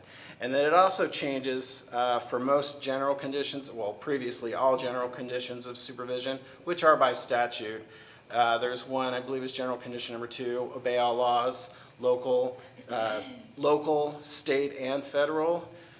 Now it includes verbiage that says if there is any conflict between federal and state, you default to state. Again, a lot of this deals with use of narcotics. Obviously, Measure 110 is a factor in this as well. And so, although that's not earth-shattering, at least for some of the ways we strategize or interpret conditions of supervision or ways to supervise these individuals, it'll be something that we have to manage moving forward.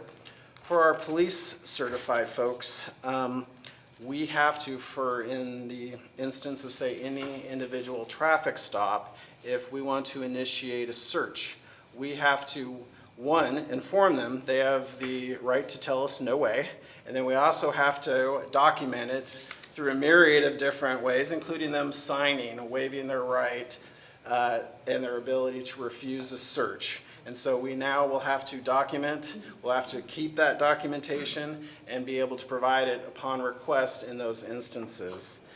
The other piece too is that it prevents, under the guise of what's affectionately called pretextual stops, law enforcement officer cannot make a traffic stop based on a taillight that's out, blinker light that's out, or any headlight that's out. That cannot be the primary cause for initiating a traffic stop. They will have to come up with what I call secondary reason, or secondary reason that becomes the primary reason. This part of the bill is not in effect right now. I believe it's January of 2023, which will come to fruition. But nonetheless, this will be a business practice that our folks will have to incorporate moving forward. The next bill, and forgive me as I linger a little bit, is Senate Bill 48, which actually impacts pretrial release from our jail.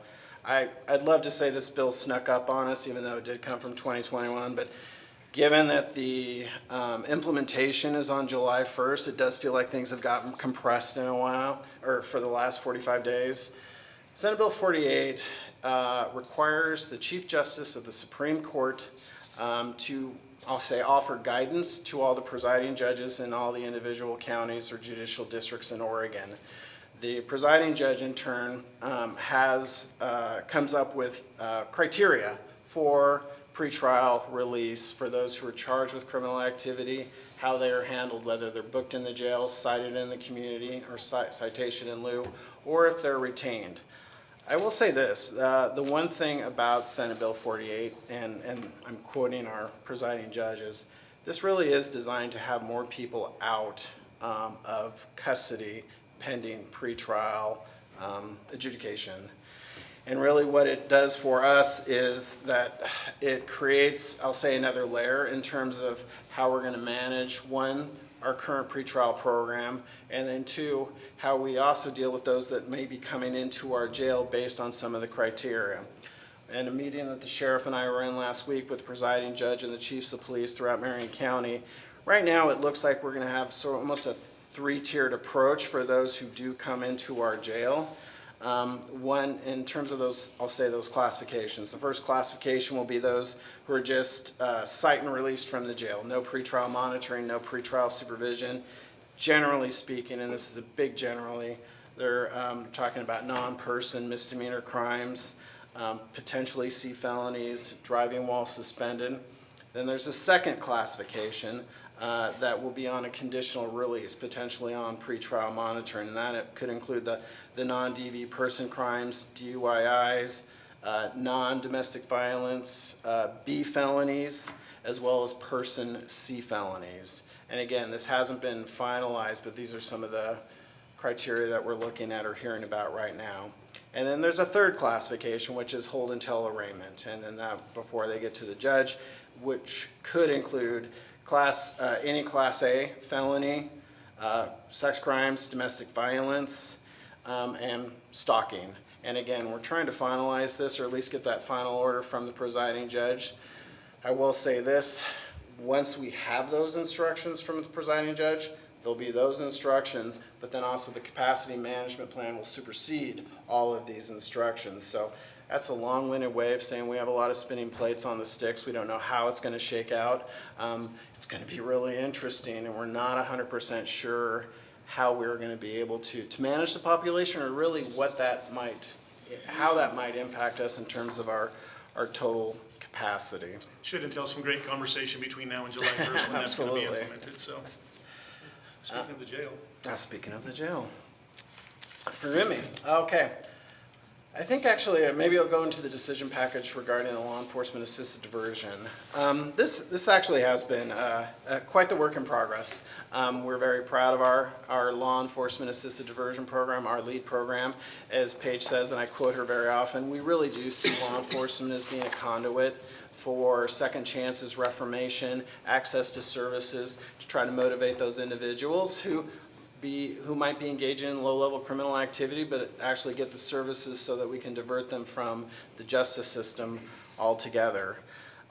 We've had a bit of a bifurcated, we'll use the word again, system with our partners and friends at Health and Human Services in the Sheriff's Office, where we had received 2 BJA, Bureau of Justice Assistance grants for LEAD.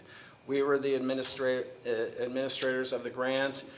There was a program coordinator who was a Sheriff's Office employee, and then the navigators, those who kind of did God's work, so to speak, were Health and Human Services employees. In our conversations with Health and Human Services, we I think jointly, working with the board, decided that maybe we should not have this two-tier system, have the program under the Sheriff's Office so that we can sort of organize and direct the workforce in terms of some strategic priorities moving forward.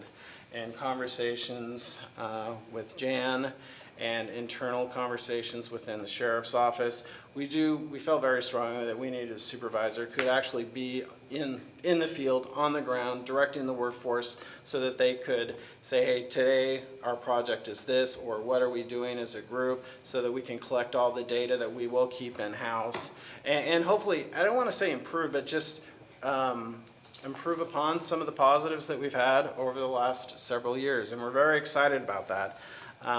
One thing that hadn't been mentioned maybe in Jan's opening speech is we do have, it's not part of the decision package, but what we're excited about is we still have that program coordinator, and we believe those federal dollars will span the entire fiscal year.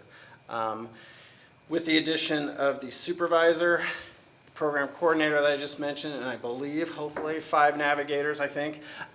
We really do think we'll have a very viable and effective program that hopefully will see some good results within our community, some success stories that we can brag about, especially in working with our partners at the DA's office, Salem Police, and all the other Kaiser Police and the other regional agencies that are needed within our community. I will say... So there's a note from Alicia.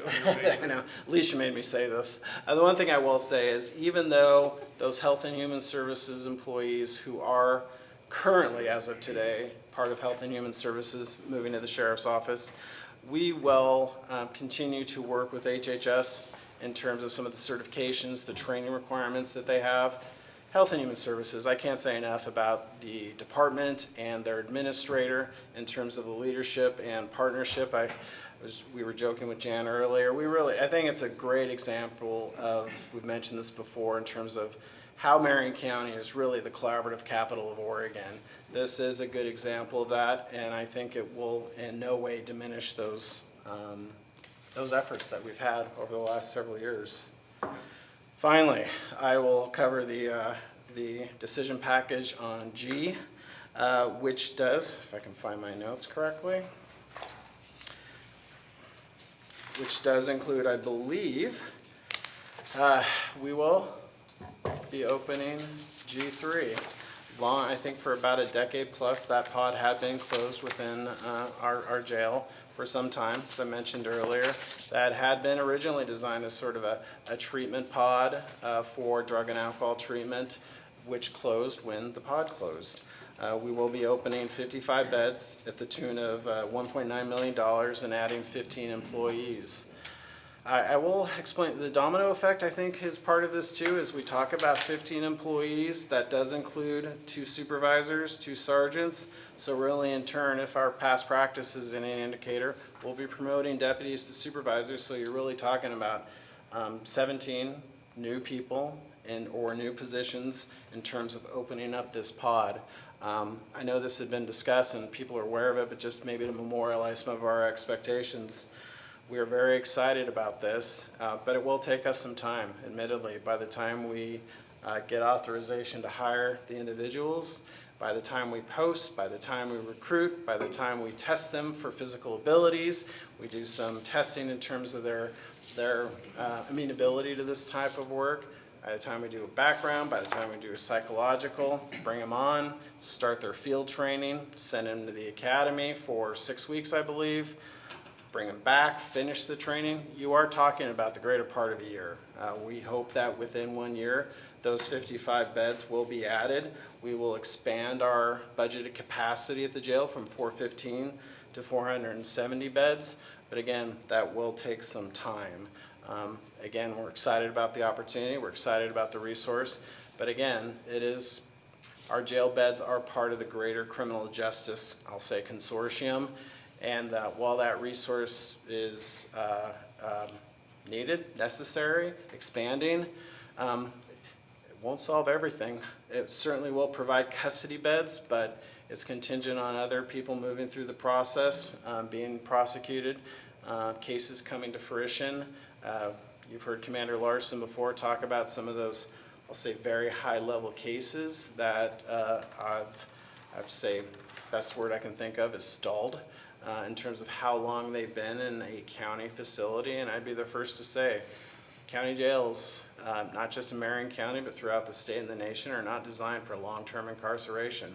That is by design because we are a pretrial facility. And so with some of those cases, we are eagerly anticipating some processing, but it's going to take some time. And so this one resource, these 55 beds, although needed, won't be the solution, but we're certainly going to staff it and get it ready in the meantime. With that, we present to you the requested budget for 22-23, and we're open to some questions. However, I want to say one more thing first, capitalizing on something that Jan said at the beginning, the collaboration that we've heard from all the departments. It was really shown during the fires, and I know it's a tough topic for some of us to talk about. It gets a little bit emotional, but I'm going to hit on it anyway. But that just encapsulates what this county has done over time. And at the sheriff's office, I've been in this profession for over 30 years now.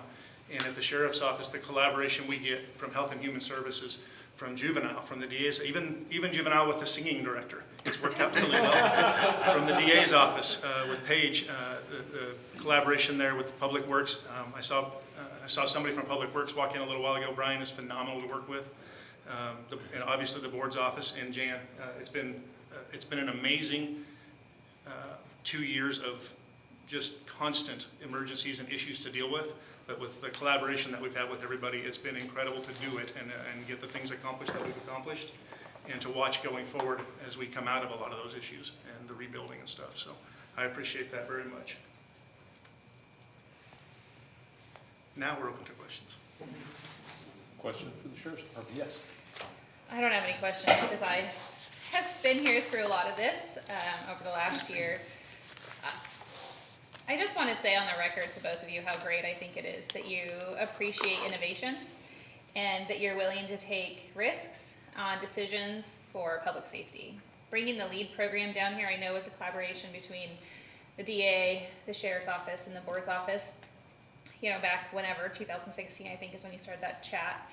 But no other county in Oregon is doing that. And for public safety to work in conjunction with health and acknowledging that accountability and compassion go hand in hand when we're talking about some of our most challenged citizens is really above par, I believe, for the services that are provided in our communities across the state.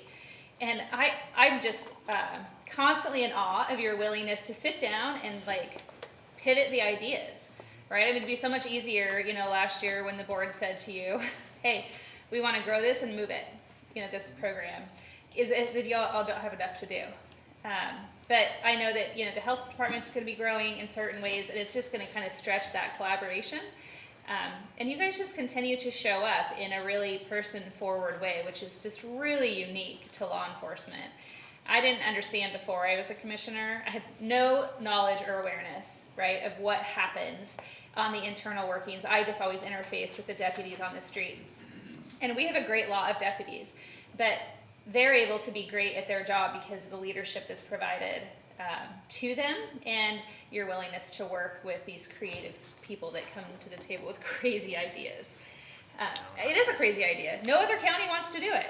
I mean, obviously, because they're not. And so while we continue to really serve the citizens of Marion County through these programs, and the board champions what is going on in other counties, I have no doubt that this will be replicated and all your efforts will be impacted regionally and hopefully reduce some of the burden that we see here. But thank you. And I know the GPOD thing was, hard pill to swallow because you have a lot of other things going on. It's a lot of money, right? And there's other people that would like that money to go somewhere else. But thanks for understanding that it is necessary and it is a priority for the board, public safety and being able to keep the community safe. And I know citizens don't understand how the jail works. I met with Judge Prawl last week and kind of talked about the presiding judge's order. And optimistically, Marion County is already doing a lot of this work kind of the right way. And so while it's a challenge between now and July 1st, it's not going to be starting from scratch like a lot of the other counties because you guys already have a system in place. It just goes to show that you're doing really, really good work. And I appreciate every time I have the opportunity to learn that you're already doing something and you're so much further ahead of the legislature or other communities who think they know how to serve citizens with that compassionate accountability. So thank you. Thank you, Commissioner. I will reiterate, it is the people that work out on the streets, that work in the jail. It's the frontline folks that really are the ones that shine and show those character traits that you're talking about. Absolutely. Questions or comments for Sheriff? Commissioner? So I'll do my comment first, which is I also want to thank you for your work on GPOD, because we started working on this 4 years ago when I first became commissioner. I want to thank you, Jan, for doing this too.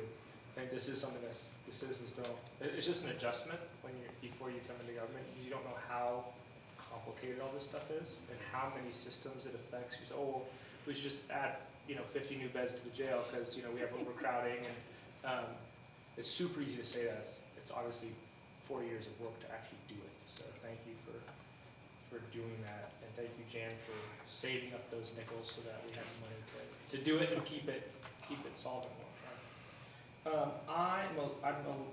And you're you've probably described this and explained this to me over and over and over again. I'm gonna ask you again because of this new thing. So the Senate Bill 48, these pretrial release orders. Here's my question. I'm super confused about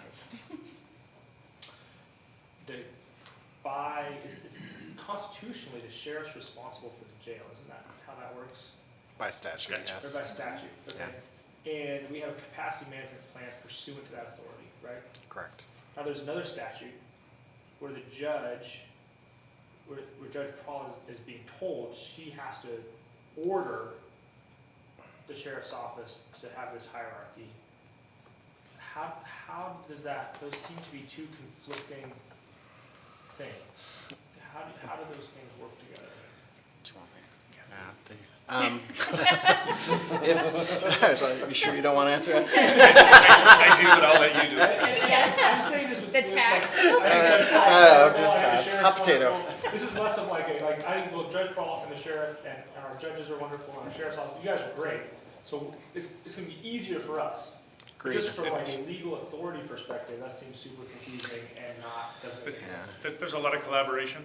It's not as convoluted as it seems sometimes, but I'll let Jeff talk through that. You know, Commissioner, if my testimony didn't, I'm a little confused on how this is going to roll out too. I will say, as the sheriff just mentioned, our presiding judge is amazing. Our DA is amazing. We have a team from the courts, from the DA's office and the sheriff's office, working on pretrial release and how we're going to manage it.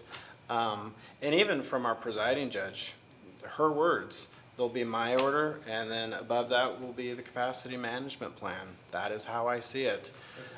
Will other counties potentially have some more conflict? Yes, I can see that coming, particularly, so I think Commissioner Bethel mentioned, just the way that the services that we have structured right now are going to facilitate a transition.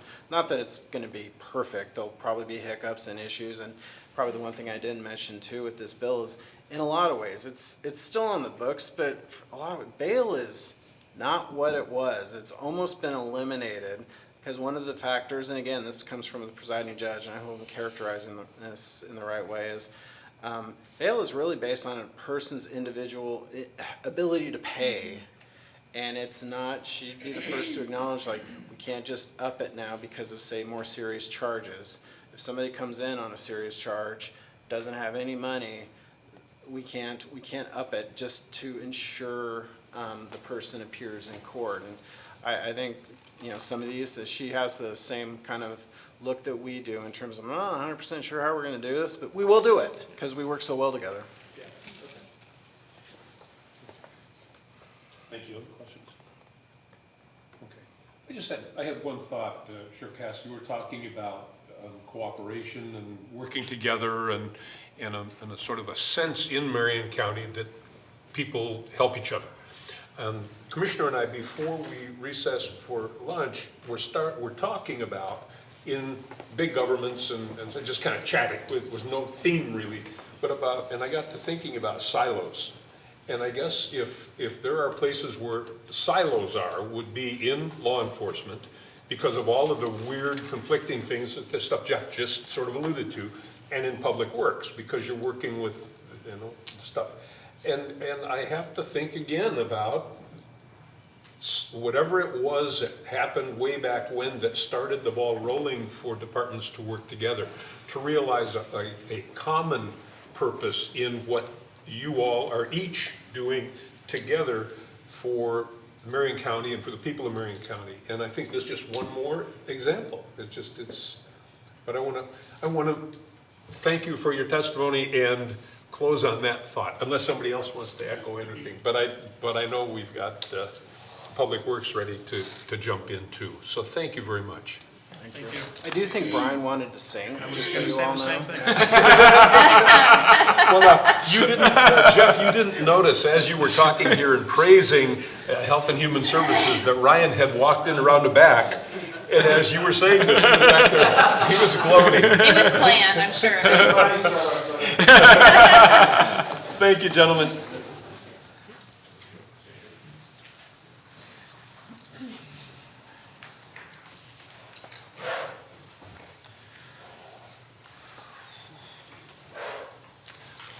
Good afternoon.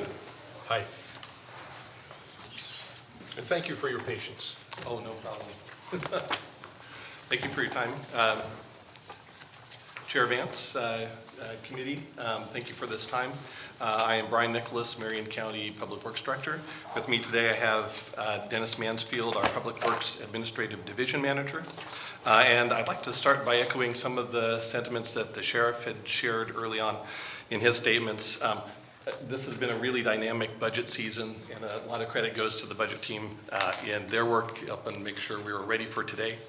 I also want to acknowledge Kay Alejandre. She's our supervisory accountant at Public Works. She belongs to Dennis's team. Dennis and Kay and their team have done an outstanding job of pulling this together and making sure that we have a sound budget that's balanced. And it was a lot, and this is a lot of work. The theme of our presentation is going to be there's a lot of work on our plate. And so you'll hear that, including getting this budget together. So that's all. I'll turn it over to Dennis to get us started. All right, thanks, Brian. Dennis Mansfield, Administration Division Manager for Public Works. I also want to say thank you to Daniel Adato. He is a key person that's helped us a lot through this budget season. I've really appreciated his communication. It's been critical for us, and so thank you very much. The Public Works Department budget begins on page 363 of your budget book. Our department consists of 9 funds and 15 programs. The total proposed budget for fiscal year 22-23 is $176,074,589. The total proposed FTE is 234.4, an increase of 3 FTE, which Brian will speak to in just a little bit.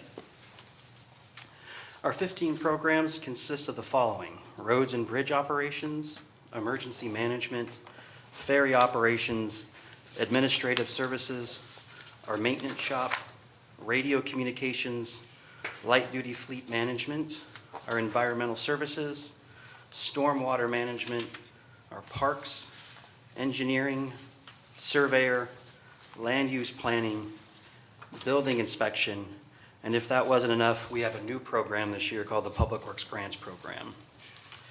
This afternoon, we will discuss notable budget challenges the department is prepared to face in the coming year, decision packages regarding personnel resources needed to meet those challenges, and discuss proposed expenditures, including significant capital projects. With that, I'll turn it over to Brian. The single largest challenge for the department in the coming year will simply be keeping pace with a large jump in capital project funding and the projects that go with that funding.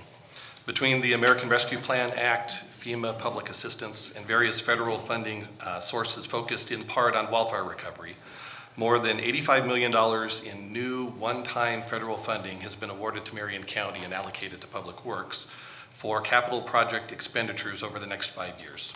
About $8.8 million of that will be administered by the engineering division in the form of road and bridge projects. Our parks program plays a key role in wildfire recovery. About $2.3 million of that funding will be managed by parks in those, largely in those recovery efforts. About $15.5 million is actually going directly to the county-owned Brooks Service District, and even though Brooks isn't a part of this, it's a separate entity, not a part of this budget. Public Works staff will be doing the lion's share of delivering those projects on behalf of the service district, so it's a draw on our personnel resources. And that leaves more than $60 million in capital projects that will be administered through the newly created Public Works Grants Fund. So we'll talk more about projects as we go. This funding is over and above typical baseline transportation funding derived from the State Highway Fund, the Federal Infrastructure Investment and Jobs Act, and other long-term revenue sources. The department will manage this increased workload by outsourcing a large portion of the work to qualified consultants, along with a small number of strategic staffing increases. The statewide wildfire debris removal task force has announced that it expects its work will be completed by June 30th of this year. For Marion County, however, wildfire recovery efforts will continue through fiscal year 22-23. Our engineering division will continue to have a county liaison full-time assigned to the statewide wildfire debris cleanup program until we are confident the needs of Marion County residents have been met to the greatest extent possible through that state program. You'll note in the budget proposal, we've budgeted $338,000 to replace guardrail damaged during the wildfire on North Fork Road, $25,000 to begin design of urban improvements on Central Street to benefit the city of Gates, and $1.7 million to repair wildfire damaged pavement on the North Fork and Gates Hills roads. There's also Parks has a piece of that, which we'll talk to as we review the capital projects list. And this brings us to the first of two decision packages that I'd like to mention. I think we're ready to. Next screen. There we go. Yeah, this brings us to the first of two decision packages that I'd like to mention. Following the Beachy Creek Lions Head wildfires, the county engaged a qualified and experienced consulting team from Witt O'Brien to assess the county's response to the wildfires and produce an after-action report. Witt O'Brien's number one after-action recommendation is to create a new emergency management director position, and that's what this decision package does. This position would reside in Public Works and lead the emergency management program, reporting directly to the Chief Administrative Officer in times of emergency. The creation of this position will enhance the county's preparedness posture on a daily basis and improve our ability to mount an effective response when emergencies happen. Returning to the capital projects theme, more than $23 million has been budgeted within the engineering program for capital road and bridge improvements, consisting of 33 active projects. This is the largest single-year capital program in that program's history. 2 years ago, Dennis and I informed this committee that the department would see a significant increase in transportation projects as we started to work through a large backlog of grant-funded projects. The large budget numbers you're seeing right now is a result of the execution of that plan. This brings me to the second decision package that I'd like to point out. You'll see that we've budgeted for the creation of 3 new positions within the engineering division, a new engineering supervisor and 2 engineering associates. This will provide key personnel resources needed to take advantage of infrastructure grant opportunities in the coming years. All right. Finally, the county's solid waste program continues to see record volumes of municipal solid waste intake year over year, which has placed significant strains on the solid waste system, impacting the customer experience at each of the county's transfer stations. We've planned a suite of capital projects to deal with these challenges starting in the coming year. And Dennis will talk about that more as we go through the capital projects list. So. Challenges for the department really boil down to, the funding spigot is open for economic stimulation, transportation projects, all of that. And we're getting ourselves ready. This budget reflects the start of that pipeline of funding. So, all right, will you take us to the next screen, Daniel? All right. Let's talk capital projects. We're going to take a dive into some of the notable capital projects that are in the Public Works budget proposal. Starting on page 371, you will notice in our Roads and Bridges program, we have budgeted $65,000 for polyester polymer concrete bridge deck overlays on 6 of our county bridges. This is a continuation of a 5-year pilot program with ODOT. And it highlights just a phenomenally economical use of public dollars. We partner with ODOT. They let us use their equipment because this is a specialty product. It refinishes a deck surface, waterproofs it, protects the reinforcing steel inside the bridge from damage, and it only costs about $10,000 a bridge. I mean, it's a phenomenal value. Turning to page 377, you will notice that we've budgeted $650,000 to begin the design of an expansion of the Public Works Administration building. The building was originally designed to accommodate 100 full-time employees. We currently have 133 employees housed in the building, and we're hoping that there'll be 4 more joining that group soon. So we're starting to have to get pretty crafty in where we place people. All the easy to convert spaces, easy to convert from an open space to a workspace, they're all taken, so we're having to get kind of crafty in what we do next. Property located adjacent to the Public Works campus is expected to go up for sale in the coming year, and that real estate may become very important to the county for expansion opportunities in the future. You'll see we've budgeted $1.5 million to allow the department to pursue the purchase of that property. And you'll also see the budget includes $788,000 in cash reserves for prospective facility projects. Moving to, actually flipping back to page 375, sorry, this one's a little out of order. In our ferries program, you'll see that we'll be completing a project to install emergency backup power at the Wheatland and Buena Vista ferries. Loss of commercial power is a frequent event. We have even had the ferries stuck in the middle of the river waiting for power to come back up. This will take care of that project. We've budgeted $177,000 to complete that project in the coming fiscal year. All right, moving to page 379. In the SHOPS program, we have budgeted $1.3 million for the replacement of some very key heavy equipment. Chief among these are $342,000 for a new chip spreader. We, like most counties, are very dependent on chip seal as our primary resurfacing treatment for county roads, and the chip spreader is sort of the heart and soul of that operation. Our old chip spreader is more than 20 years old, and we bought it used, and we have rebuilt it probably twice. The last time we used it was in 2020. Last time we did a full chip seal program was 2020. Last summer we simply didn't because of the wildfire, or for the ice storm recovery. We just didn't have an opportunity to do it. We basically did paving overlays in lieu. So last time we used it was in 2020, and during that summer the machine was down 60% of the time, which just not only cut our production, more than in half, but then now you have to redeploy staff to other projects and kind of change on the fly. So a new piece of equipment is going to dramatically improve the county's ability, the department's ability to get reliable mileage in that resurfacing program. You'll also notice we have budgeted $322,000 for a new dump truck with a snowplow and sander attachments, $229,000 for a new John Deere tractor with mowing attachments for roadside maintenance, and $305,000 for a new road grader. All of those pieces of equipment are destined to replace some very well-used old equipment. We run the wheels off of these things before we replace them. So, all right, moving over to page 381. The Public Works Department operates a small UHF radio system to allow in-vehicle communications for road operations and other operations. After 32 years, our system has finally failed and needs to be replaced. So we have budgeted $561,000 for that project. The exciting thing about that project is it will provide radio redundancy across the county that other departments can use, including the Sheriff's Office, the Juvenile Department, and Dog Services. So a lot of people will be able to take advantage of that.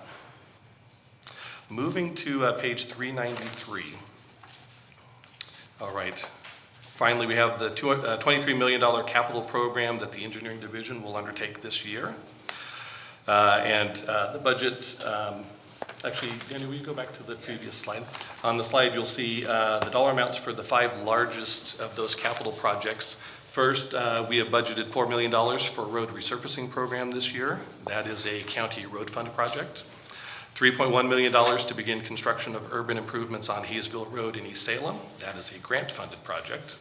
$2.4 million to install in-water scour revetment on the Independence Bridge, also a grant-funded project. $1.8 million to begin construction of urban improvements on Hollywood Drive in East Salem, also a grant-funded project. And then I mentioned this earlier, $1.7 million for pavement overlays on North Fork and Gates Hill Road to repair wildfire damage. That is a 100% federally funded project. All right, a few words about our new Public Works Grants Fund.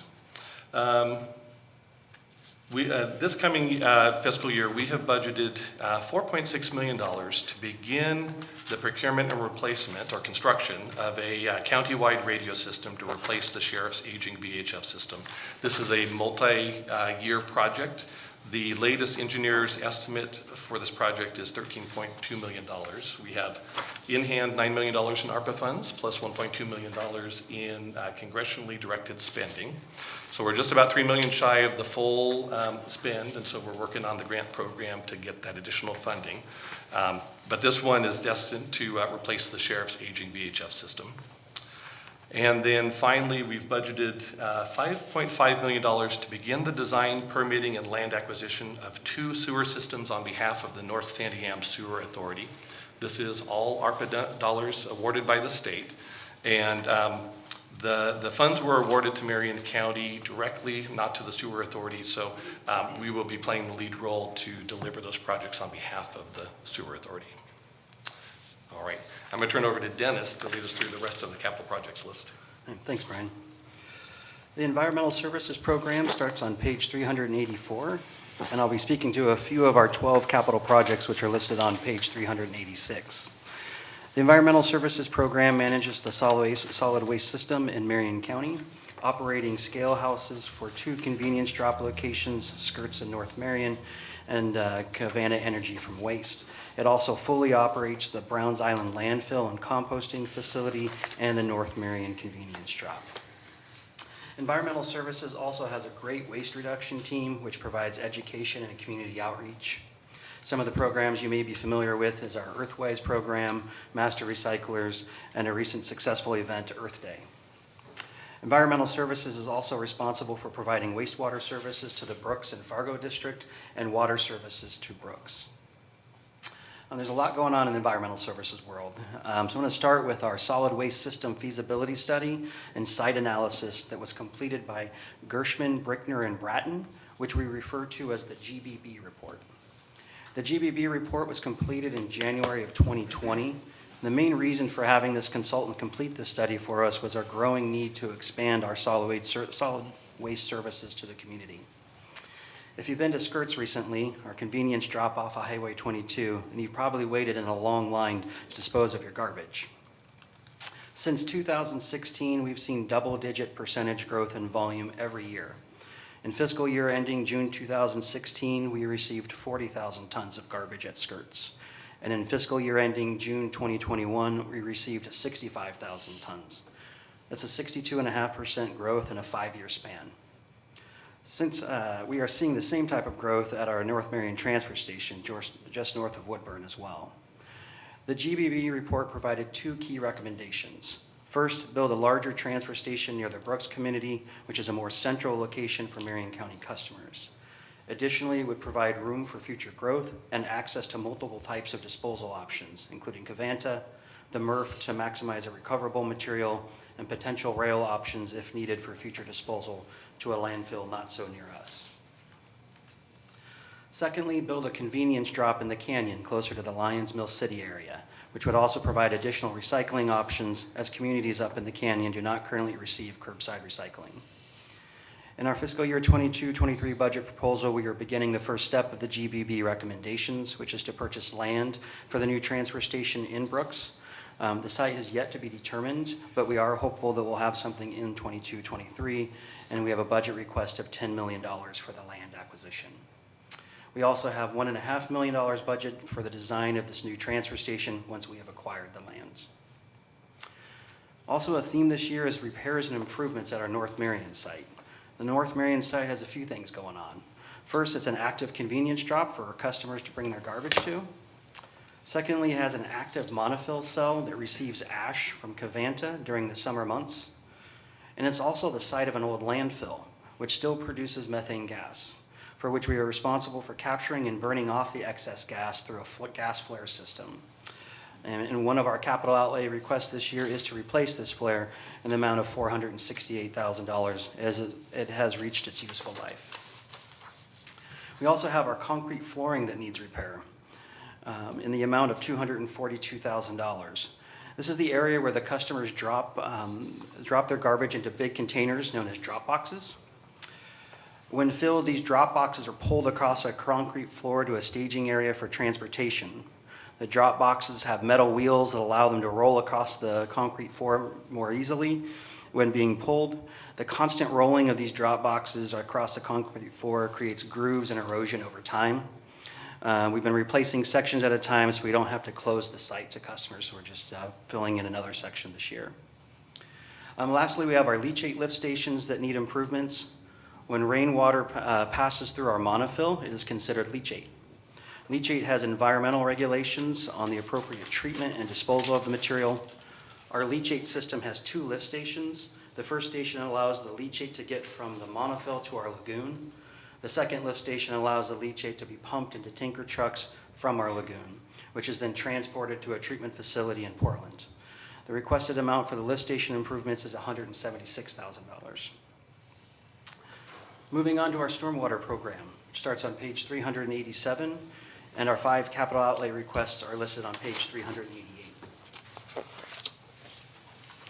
Our stormwater program concentrates primarily in the East Salem Service District and was created in 2016 when a new permit was being implemented by the Department of Environmental Quality that had additional compliance requirements. Some of these requirements include increased street sweeping services, catch basin cleaning, and community outreach to educate the community on the importance of not dumping waste or hazardous material into our storm drains. In our capital projects request, 4 of the projects are culvert replacements and bank stabilization projects within the East Salem Service District. We also have in the budget to replace our pipe camera van. This is a critical vehicle and equipment for our stormwater team. This vehicle allows our team to access long stretches of pipe remotely with a mobile camera to inspect and record its condition. This allows us to mitigate any issues with eroding pipe before it's too late and we have a sinkhole to deal with, which can become very costly to repair.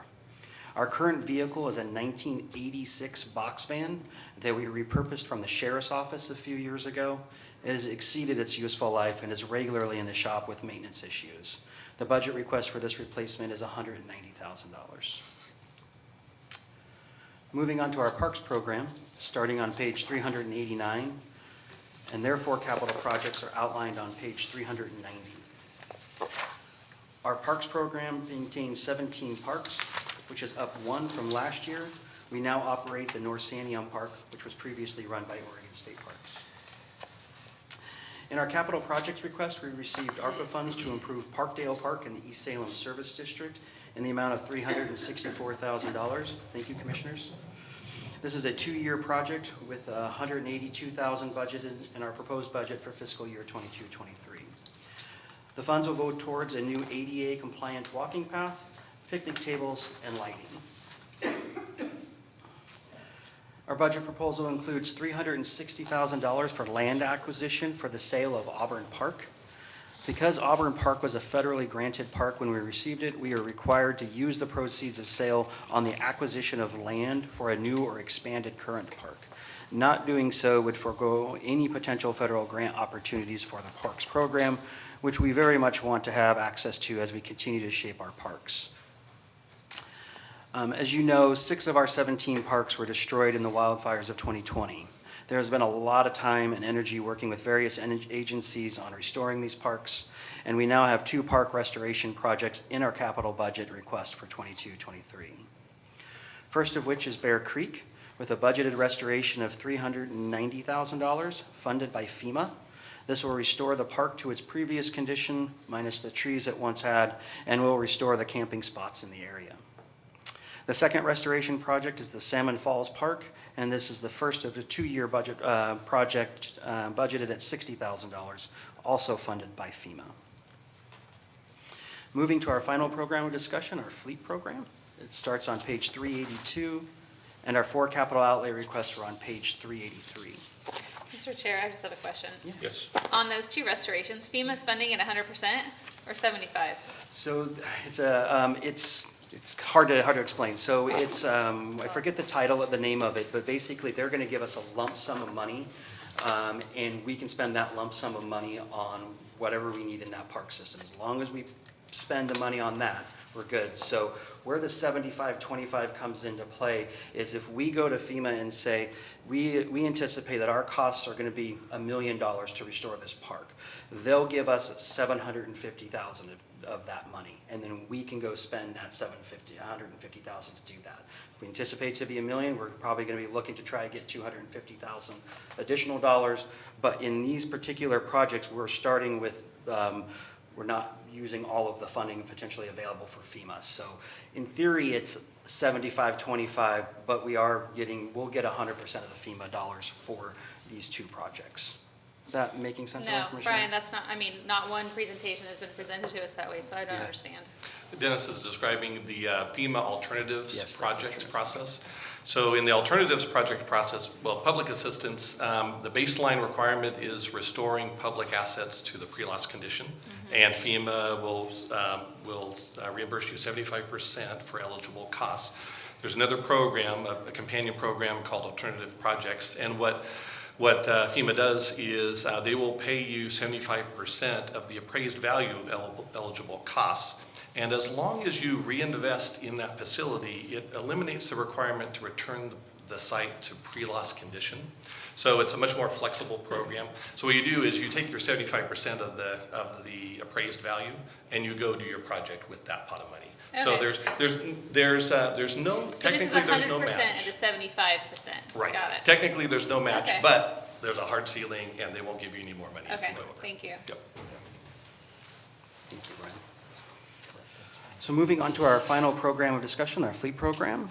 Our fleet program starts on page 382, and the 4 capital outlay requests are on page 383. Our fleet program manages the purchasing, outfitting, maintenance, and sales of our used light-duty fleet vehicles that include sedans, vans, SUVs, and trucks up to 1 ton. We currently have 286 vehicles in the program countywide.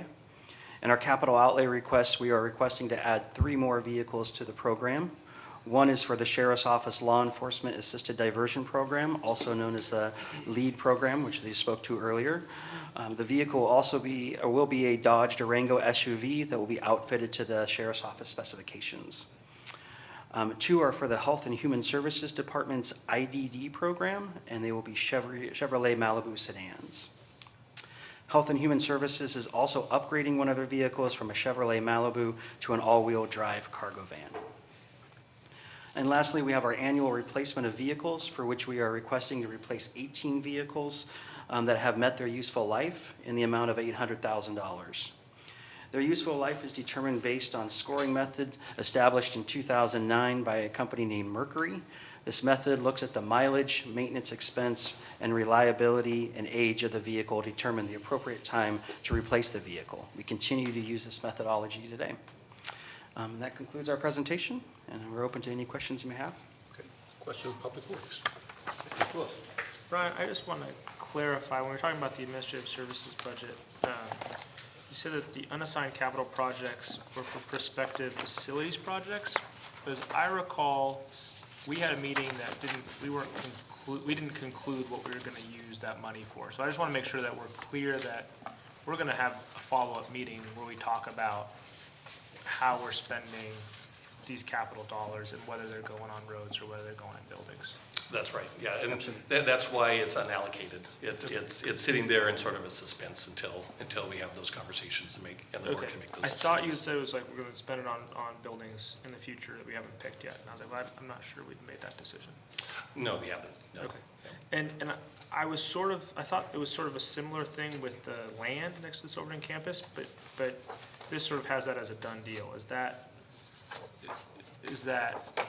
it's going to cost $1.5 million and you guys are moving forward with that, or is that also? Well, no, any purchase of that magnitude would require Board of Commissioners approval. This just it just establishes the budget, the funds in the budget, and then we start that process. We haven't done an appraisal on that property. This is our best guess estimate on an appropriate budget. Right. So, but if we were not to use that money that way, we would have to do a supplemental and change the budget in the future, correct? Well, it would simply not be used, yeah. Just wouldn't be expended in this budget year. It would, and then if it gets rolled over, it'd roll over, and if it doesn't get rolled over, it would just go back into working at capital. Okay. Yep. Thank you. I just want to make it clear that I haven't made a decision on that yet. Yep, understood. Understood. Brian, you guys have a lot of projects scheduled. Yes. And you indicated that with the additional 3 engineering staff, that'll allow you to do some in-house engineering and project management for many of these projects. But you also indicated that you're hoping to rely on consulting firms to be able to do projects. That is correct. Do you have concerns with the availability of the engineering firms in the Western Oregon area to be able to take on these additional projects, considering all the other projects they're going to be looking at from everything from small towns to larger counties in the area? Oh, yes. Every time there's a push with economic stimulus dollars, this is a problem. There's a capacity limit out there in the consulting community. Some of the ways we deal with it is, we have to think a little more broader in our timeline for delivery. We need to be a little more flexible. We also, it's helpful for the first out the door. So if we're the first out the door with our RFPs. We're the first ones capturing that production capacity that those firms have. But everyone is thinking that same thought. Yes, that's one of our biggest challenges, to deliver this, a workload that's this large. And truly, the costs do go up whenever there's an economic stimulus package that goes out. There's just so much work that you're sometimes paying on the professional side. Sometimes you're paying overtime rates and to you're get paying that a job done. premium rate to get that work done. That's right. With the ARPA funds, you've got some time limitations to be able to get projects engineering completed and construction authorized. Do you have concerns with your ability to get these projects out the door? Yeah, there's definitely some risk there as well. I do have that concern. In our, we typically, when we put a request for proposal out, we are typically asking consultants to give us some data on their availability. And these RFPs will be heavier, will lean heavier on that type of criteria than some of our typical RFPs. Mostly because when we engage a consulting team, we want to know for sure that they have the required staff dedicated to our efforts. So, it's part of the, it's part of what you have to navigate. Sometimes larger firms are able to bring resources outside. And I think, I was a consultant for 16 years, and our winning strategy on these kind of larger projects like the North San Diego Sewer Authority projects that we were talking about, those are large projects, and they're large, complex projects where the details really matter. There's a lot of details. One of the projects will literally convert the city of Mill City's existing sewer system to a whole new collection system. The details on how you do that is really, really critical to actually making it happen, have it be successful, and having it work for people on day one as soon as the connection is there. As a consultant, our winning strategy was always to pull together a team. We didn't rely on just our in-house resources. We had a network of other consultants that we could draw from, that we had good working relationships. I expect those are the type of proposals we're going to see for these larger projects, because that way they really can demonstrate to us that they have the resources, the access to resources to pull in for our projects. Okay, and I guess the last question would be, since you're adding 3 engineering staff on this, I assume that that's going to be not just for a single year, but it's going to be for a multi-year time frame to be able to get these projects done. That's right. In the short term, those individuals will probably be leading consultant contracts more than doing in-house design. But the Infrastructure Investment Act is right on the heels, and there's 5 years where that funding is going to be coming out incrementally. So I see as this first push of economic stimulus package projects get out of design and into construction, there's going to be the next wave of projects that we can then dedicate that staff to. So these 3 in my mind are long-term hires. Thank you. If I may, Mr. I just want to respond. Dave, one of the things, and you know this, because you have a similar reputation, one of the things I've noticed is your reputation really matters when it comes to these consultants. Too, are you a jurisdiction that's easy to work with? Are you easy to work with? Do you have the capacity and staff to manage the projects? Yeah. And are you going to be fair with the consultants to make sure that the work is done Yeah. properly, but within the appropriate time frame and the appropriate expertise? And I know that Brian and his team have a good reputation, but sometimes it's also helpful if some other competing jurisdictions have a bad reputation. That's true. That is true. Okay, thank you, gentlemen. Thank you very much. Thank you.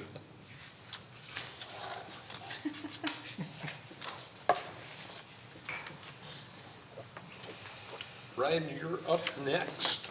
We're running a little bit behind, but I don't want to push you. You take as much time as you need. As long as you're done at 5 minutes. That's right. Don't tempt me now, as much time as I need, but no, I'll do my best. I love that that's just a picture, not a video of us struggling to figure out how to dig dirt out of that hard grass. We didn't make a lot of progress. No, and honestly, the video makes us look like we don't know how to use a shovel.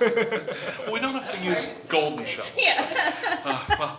Good afternoon, Chair Vance, commissioners, and members of the Budget Committee. My name is Ryan Matthews. I'm the administrator for the Health and Human Services Department, and I have the pleasure and honor of presenting our department budget for fiscal year 22-23. In terms of your budget books, our budget starts on page 225, if you want to turn there. Just to give a little bit of an overview of how our department is structured, we have 4 divisions. We have a public health division, a behavioral health division, human services, and administration, and we have a total of 15 programs. I am here to request consideration of approval of a budget that has a total budget amount of $99,422,398. That's an increase of about $2.7 million over last year. And we have 517.63 FTE, which is actually a reduction of 15 FTE. So I wanted to, that seems somewhat counterintuitive, but I wanted to explain some of that. So as you know, the last 2 years has really been unprecedented for our department in terms of our growth. We added a lot of positions that were specific to COVID-19 emergency response. We have since eliminated those positions for this budget, with the exception of positions we just need for ongoing oversight of communicable disease, which would include COVID-19 as a reportable disease that we would be monitoring. But those eliminated positions, I'm also happy to share that didn't result in any kind of layoffs or anyone that we hired that came to work for Marion County that wanted to continue to work for Marion County in our public health division. We were able to transition them into other positions and other work. So we were able to retain them without any disruption, in their career path. So that's something we're really proud of. We went into a lot of planning around that as we demobilized our emergency response.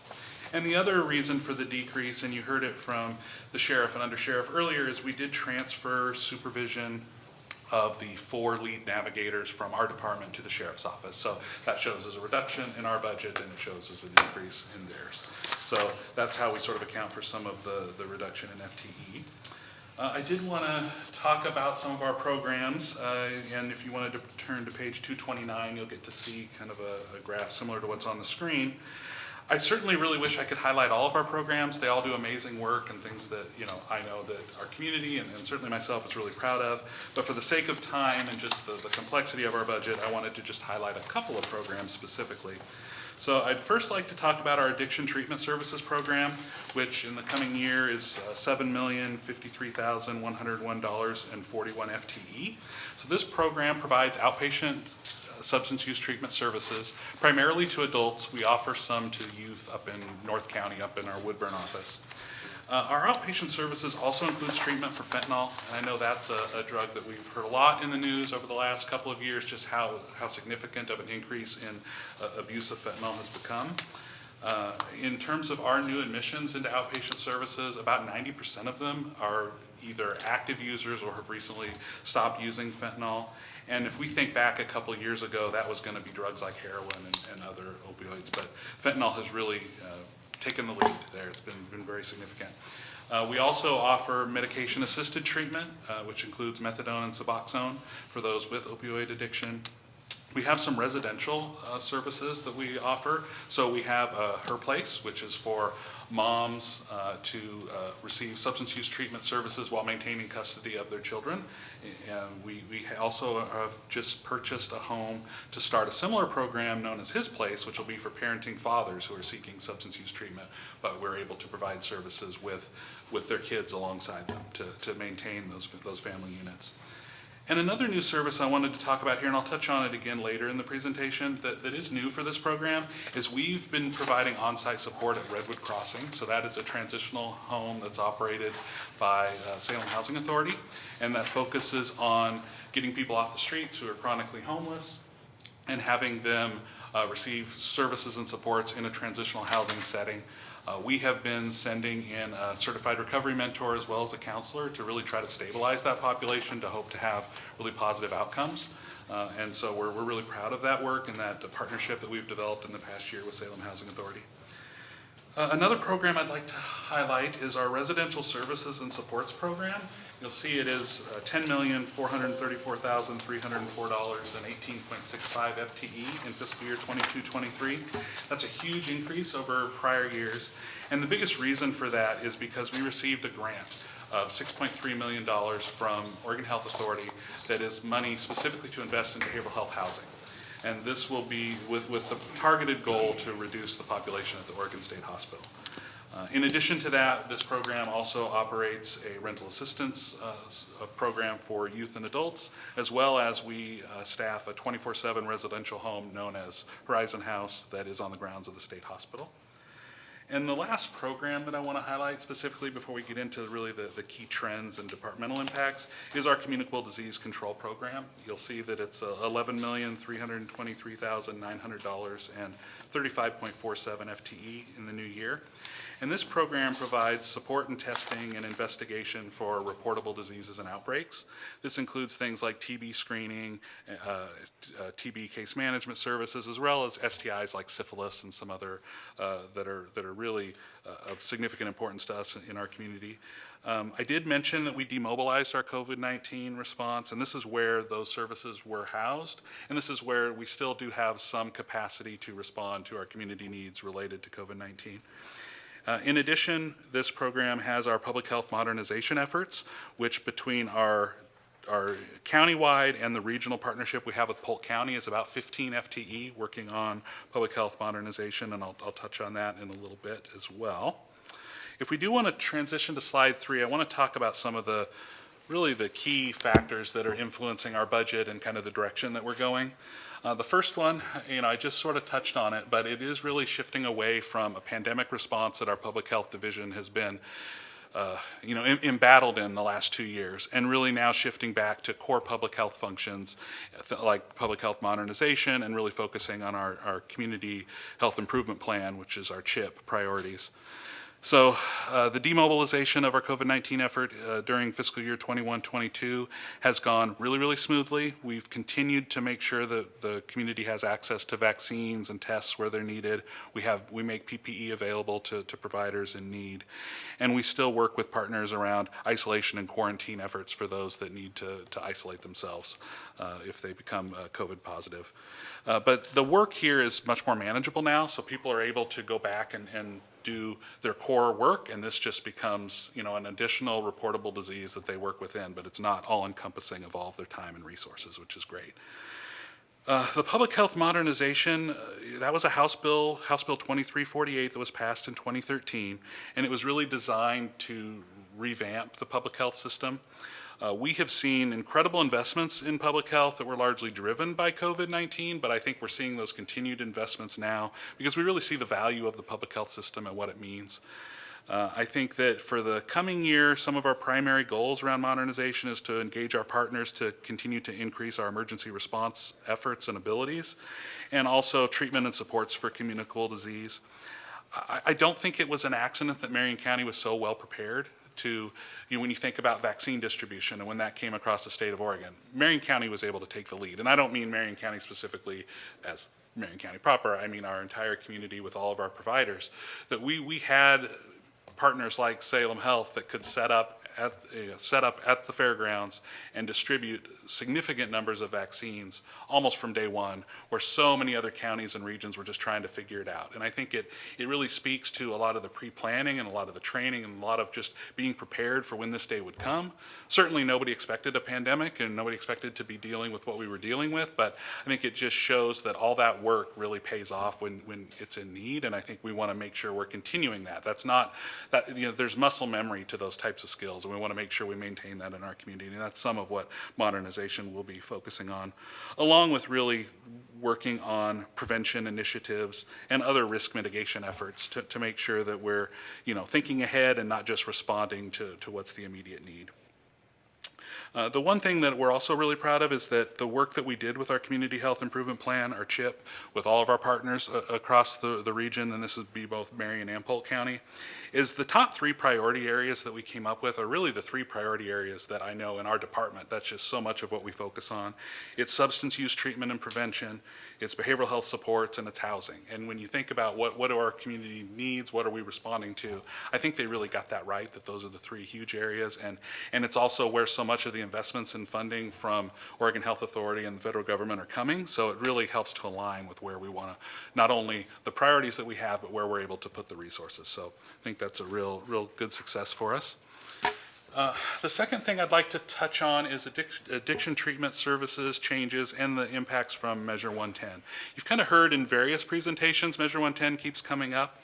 That was passed in November of 2020, which decriminalized the possession of drugs, and it diverted, and the idea, the concept was it would divert funding for treatment and recovery services.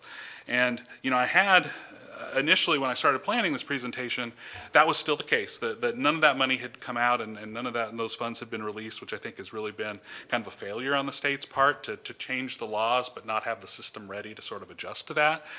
The good news is, I mean, even though, you know, on kind of the better late than never, is that we did receive word last week of the approval of the burn grant, that I know our budget officer, Jan Fritz, presented in her budget officer message. That was a little over $20 million that has been awarded to Marion County, some of which will be for us and some of what we'll build our capacity, and then some of it is for providers also in Marion County, in our region. The main purpose of the grant is to increase access for substance use treatment, and I think that it's certainly great news. Some of the things that it's aimed to invest in our county specifically is to increase our capacity to respond for addiction treatment needs, and this is by enabling them to be available on a 24/7 basis at our crisis center. So we will not just have addiction treatment services at Silverton Road or in Woodburn that have kind of your general office hours. Will be available 24/7. This will also include the ability of having certified recovery mentors on a 24/7 schedule to be able to respond to community needs that come up as a part of a community response team. I think we're still trying to figure out the branding name. We started with flight teams, now we're calling them community response teams. We'll have to settle on that, but I think we're leaning towards community response teams at the time. And we also are going to be increasing system-wide access, both with us and our partners, just increase capacity of the number of providers that can get people in the door. Our grant has funding for transitional housing, so 2 new homes that would be operated by Bridgeway Recovery Services, 1 for youth and 1 for veterans.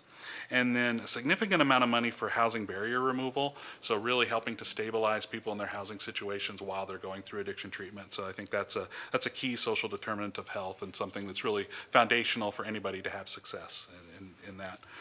But I do want to talk about some of the adverse impacts of Measure 110. I think it can't be without saying, oh, go ahead. For just 1 minute. Sure. To clarify for the committee, that grant was just awarded last week. It was. We got a letter last week. Yeah. Yes. Which occurred after the budget was done and all put together. And so in our action items here later on, and that's outside funding, so it won't affect the tax rates, it won't affect the budget other than this tranche of money that goes to Health and Human Services. So you will be asked to approve a motion to, there's wording in a. It increases the budget. It increases the budget by 20 million, but yeah. And then also 17 FTE, which are there. And I believe you have a document that probably looks like this. We do. And certainly if there's questions, as you have them, you're welcome to ask them, but I tried to outline the FTE. And I think part of the importance of trying to get that approved through the process here is this is something that's long overdue. This grant should have been received 4 or 5 months ago, conservatively.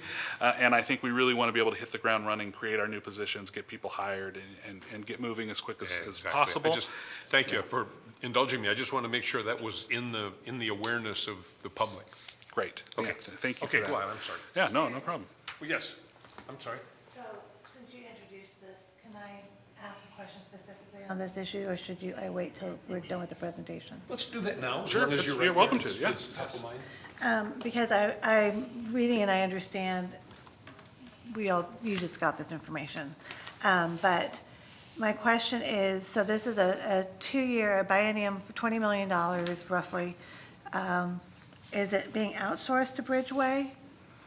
There are components of it that will. So in terms of the breakdown, I guess if you're looking at this one page, I can kind of walk through there. So the 17 FTE would be FTE that Marion County would hire and operate. And so we would be operating our 24/7 response of certified recovery mentors. We would be adding 4 addiction treatment associates to increase capacity in terms of the caseload and numbers that we can serve at Silverton Road. We'd have a program coordinator and the other staff there. What is identified in the grant, for example, for Bridgeway is two homes actually. So it was $1.1 million times 2. So it's $2.2 million, which was listed for a transitional housing for youth and transitional housing for veterans. And so the concept would be we would be contracting with Bridgeway. They would purchase the home, staff it, and operate it for those populations as part of our burn grant. And there are some other named partners in here which we don't have a ton of detail on. Again, this process, I guess I'll describe a little bit of the process, which is a bit chaotic from the state, so it can kind of help to know where some of the confusion is.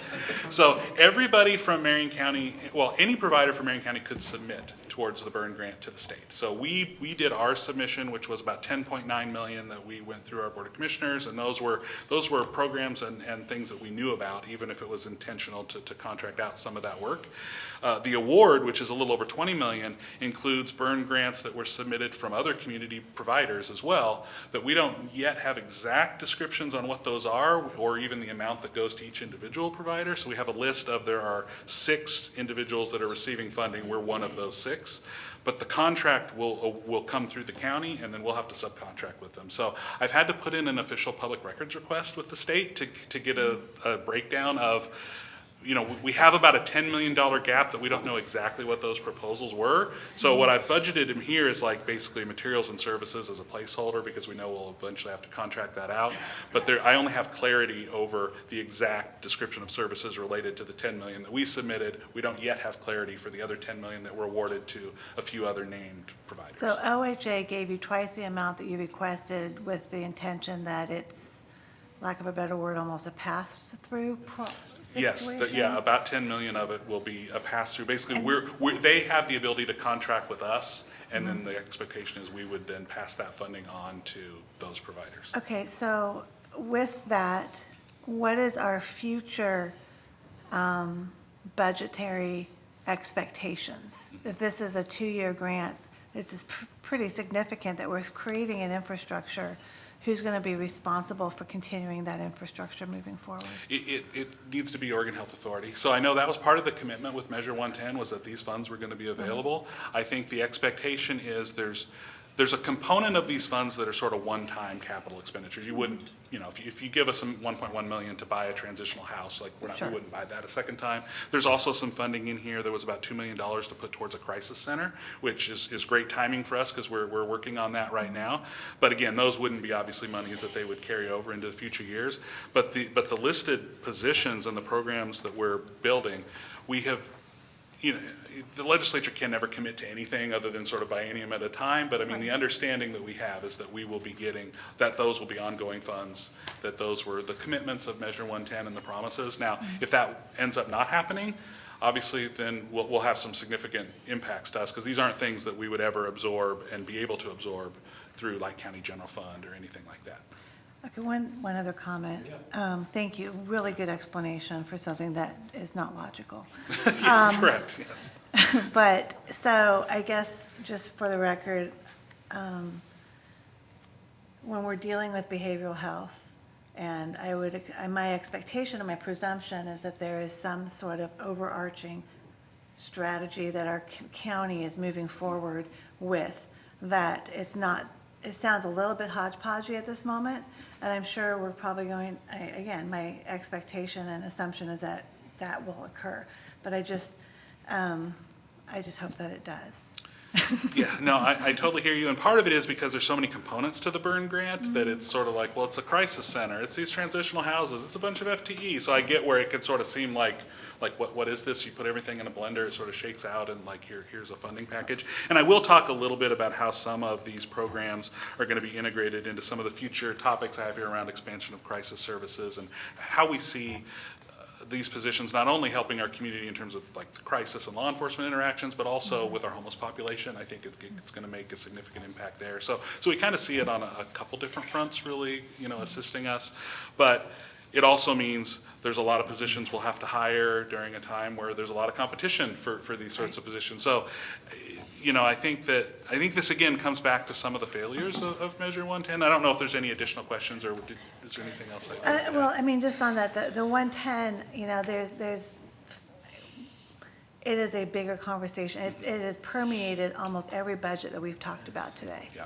And so that kind of coordination and overarching planning, I know is happening, but, and this is certainly not, I know particularly on you, it's just, we're pivoting to stuff that's kind of, building the airplane while we're flying, sort of, but this, I don't want to underestimate the importance I believe this has on our community when it comes to behavioral health, and I'm excited for that conversation. I just, it's just been an interesting process. I'll just leave it alone. Yes, interesting is one word for it, absolutely. First of all, Ryan, I think you have a really good, clear vision for the additional services we need to address the mental and behavioral health crises that we see on our streets. And so actually, I appreciate that, and I'm super comfortable with kind of how your mind's thinking and how you're putting these resources together. Because we have no idea what the other applications were, I am going to request that we have a meeting and approve that. Because as I recall, what happened was you guys came to us and said, hey, they gave us a really tight deadline on this application process. Are you guys okay with us moving forward with the application, looking something like this? But now what we're getting back is quite a bit different, or more, maybe not different, Right. is They more. piggyback things onto it. Onto it. And so we do need to have a meeting where the board gets informed on what the state's expecting us to do. And I've been told it's going to take them about 3 weeks to get it. So I put in a formal public records request. They said that basically every county's doing that in order of as they're receiving the burn, everybody's facing the same situation of, wait, what else is in this? And so then they have to go through the whole process. So supposedly within 2 to 3 weeks, we'll have that list, and then I'll be able to offer a little bit more description as terms of what these other entities we're putting in for. You certainly hope at the state level that we're not all tripping over ourselves, kind of planning the same things, but have no visibility of that. Bridgeway came, alongside us with our application, so that's why we had awareness of that. We built it into our plan.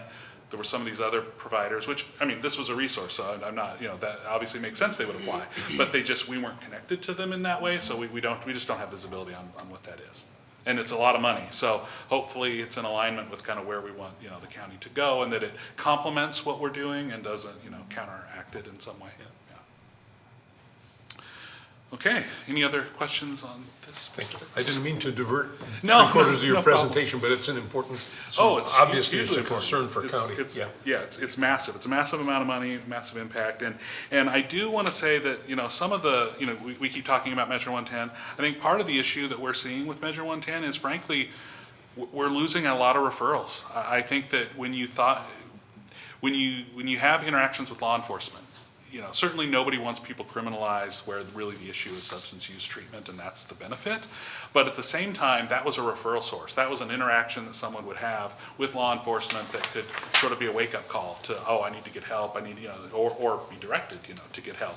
And I think not having that, there's less incentive for people to seek out treatment. So we're going to build up treatment, but we may not have as many people beating down our door, so now it sort of changes the philosophy of how we have to do it. So we have to really go out into our community and make those connections. We can't sort of sit back in our offices and assume we're going to get referrals. And I think that's a lot of why the plans here are a lot of really just community outreach kind of work. We need certified recovery mentors out in the field, building relationships, building trust, getting a path into treatment, whether that's with us or with some of our other providers. We kind of have to change our strategy, which is why it's great to have some of these resources. We can do that. But I think that it was very ideological of Measure 110, thinking like, well, great, we will decriminalize it and they'll just get treatment. But if it's not a crime, they're less motivated to go get the treatment. So it just doesn't quite work. And then you also have a situation where it's taken 2 years to get the funding. We're still trying to pull back and figure out what this funding is for. And the laws, like I said, laws have been changed now for a couple of years. So it's certainly not an ideal process. It's something we are sort of building the plane as we're flying it, as you said, for sure. So I think I do want to turn my attention to the third item here, which is our expansion of community crisis services. Similar to the investments that are being made by Oregon Health Authority in substance use treatment, you're seeing that in the crisis system. So we have submitted a request for proposal for aid and assist, where we're anticipating getting close to, 800,000, maybe more. We just received $850,000 to expand our mobile crisis services, and there's another $1.6 million that's hovering out there that we think we'll be getting within a few months probably as well. And so that's really leading us to build these community response teams. That part of that is leveraging with our burn grant. We want to have therapists along with certified recovery mentors to be able to respond respond to law enforcement interactions. And we've had mobile crisis services, but it's really challenging to have people in a squad car and cover the entire county. We've never really had 24/7 coverage. We've always had some limitations of schedule. But here we could have these community response teams stationed at PCC that we could deploy and send anywhere we needed to when we get the call, and we'd have that capacity. And I think it'll really change how responsive we are, not only for our law enforcement partners, which we're really proud of the work that we do and the partnerships that we have there, but also for community partners. And I think eventually figuring out how, and I don't necessarily want to go down the conversation about 988, which is basically the new 911 for behavioral health, but we'll have to figure out how do we build within kind of dispatch and kind of this new 988 structure, how do we make sure that they get connected to the right resources to deploy these community response teams where they need to be deployed. So we see that helping not only with law enforcement interventions, but also with our homeless population. I think a lot of times what the default is, the police are called for things that really they don't need to be responding to related to our homeless population in town or in other areas. And being able to call these community response teams that'll have a therapist and a certified recovery mentor to be there to help try to support and build relationships and encourage treatment. I think we've seen that has been effective on the lead side, and now we have the opportunity to kind of blow that up and make it even larger. And I think it can do a lot of good in creating pathways into services in our community. So that's what we're really excited about. And if I'll touch on item 4 here, community outreach to support the homeless population. I think this is kind of along those same lines of some of these resources we're building are all kind of getting at this topic. And this is really an issue that we've seen our community talk about for years. The increasing challenges that we're facing with supporting our homeless population. And I think that, I have the feeling, or at least what I sort of internalized for me is that, I hear the needs from our community and I want to figure out a way to sort of get our resources towards those and try to help out in those situations. And I think that we're starting to see enough resources come in that we can actually hopefully make a dent here. And we're also seeing resources being built like a navigation center, which I know the county also contributed to, which is a great resource. We're expanding our lead services. We have these community response teams and other efforts that we really start to feel like we can wrap around enough supports around that population to hopefully get some positive outcomes and not have them feel kind of lost in the system. I do want to talk a little bit about Redwood Crossing, which I touched on earlier. I think Salem Housing Authority is doing great work, building these resources for transitional housing and trying to get people off the street and into this new living environment. But what they were really encountering was that they were having struggles getting positive outcomes, and they were having a lot of people regress. People that have lived on the street chronically for a long time don't just immediately transition into sort of having a roof over the head and a bed and suddenly make that work. So they were having a hard time connecting with behavioral health supports in the healthcare system. There's a lot of challenges in figuring out what front door to get in. And so I think the fact that we were able to build that connection with them and we have support now on site, from what we've heard is they've had no more, evictions or sort of people that have failed out and sort of flunked out of the program and had to go back out on the street. So at the very least, we're able to kind of stabilize the population that they're serving and not make that seem as though it's a revolving door. Because I think ideally what we want to see is success where people can take a housing voucher from Redwood Crossing, get independent living, creating space for that next person to come in off the street, and you kind of build kind of a continuum there. And I know Salem Housing Authority is working on some additional similar locations that we've agreed to partner with them long term. So we really feel like there can be some positive outcomes there, and we're really happy about that relationship. And finally, which I know we're probably getting up against time here, I want to talk a little bit on item 5, which is our behavioral health housing investment dollars. So the state of Oregon has set aside $100 million to promote increased behavioral health housing options with the goal of reducing the Oregon State Hospital population. Marion County is going to be receiving $6.3 million, which is in our budget. And we're currently working with a lot of partners in our community to look at identifying needs and where we want to invest some of those funds. What we're really seeing is that we have people who are in the state hospital that have nowhere to be released to. There's just not enough capacity. They can't come out. They can't get a bed in a secure residential treatment facility, for example.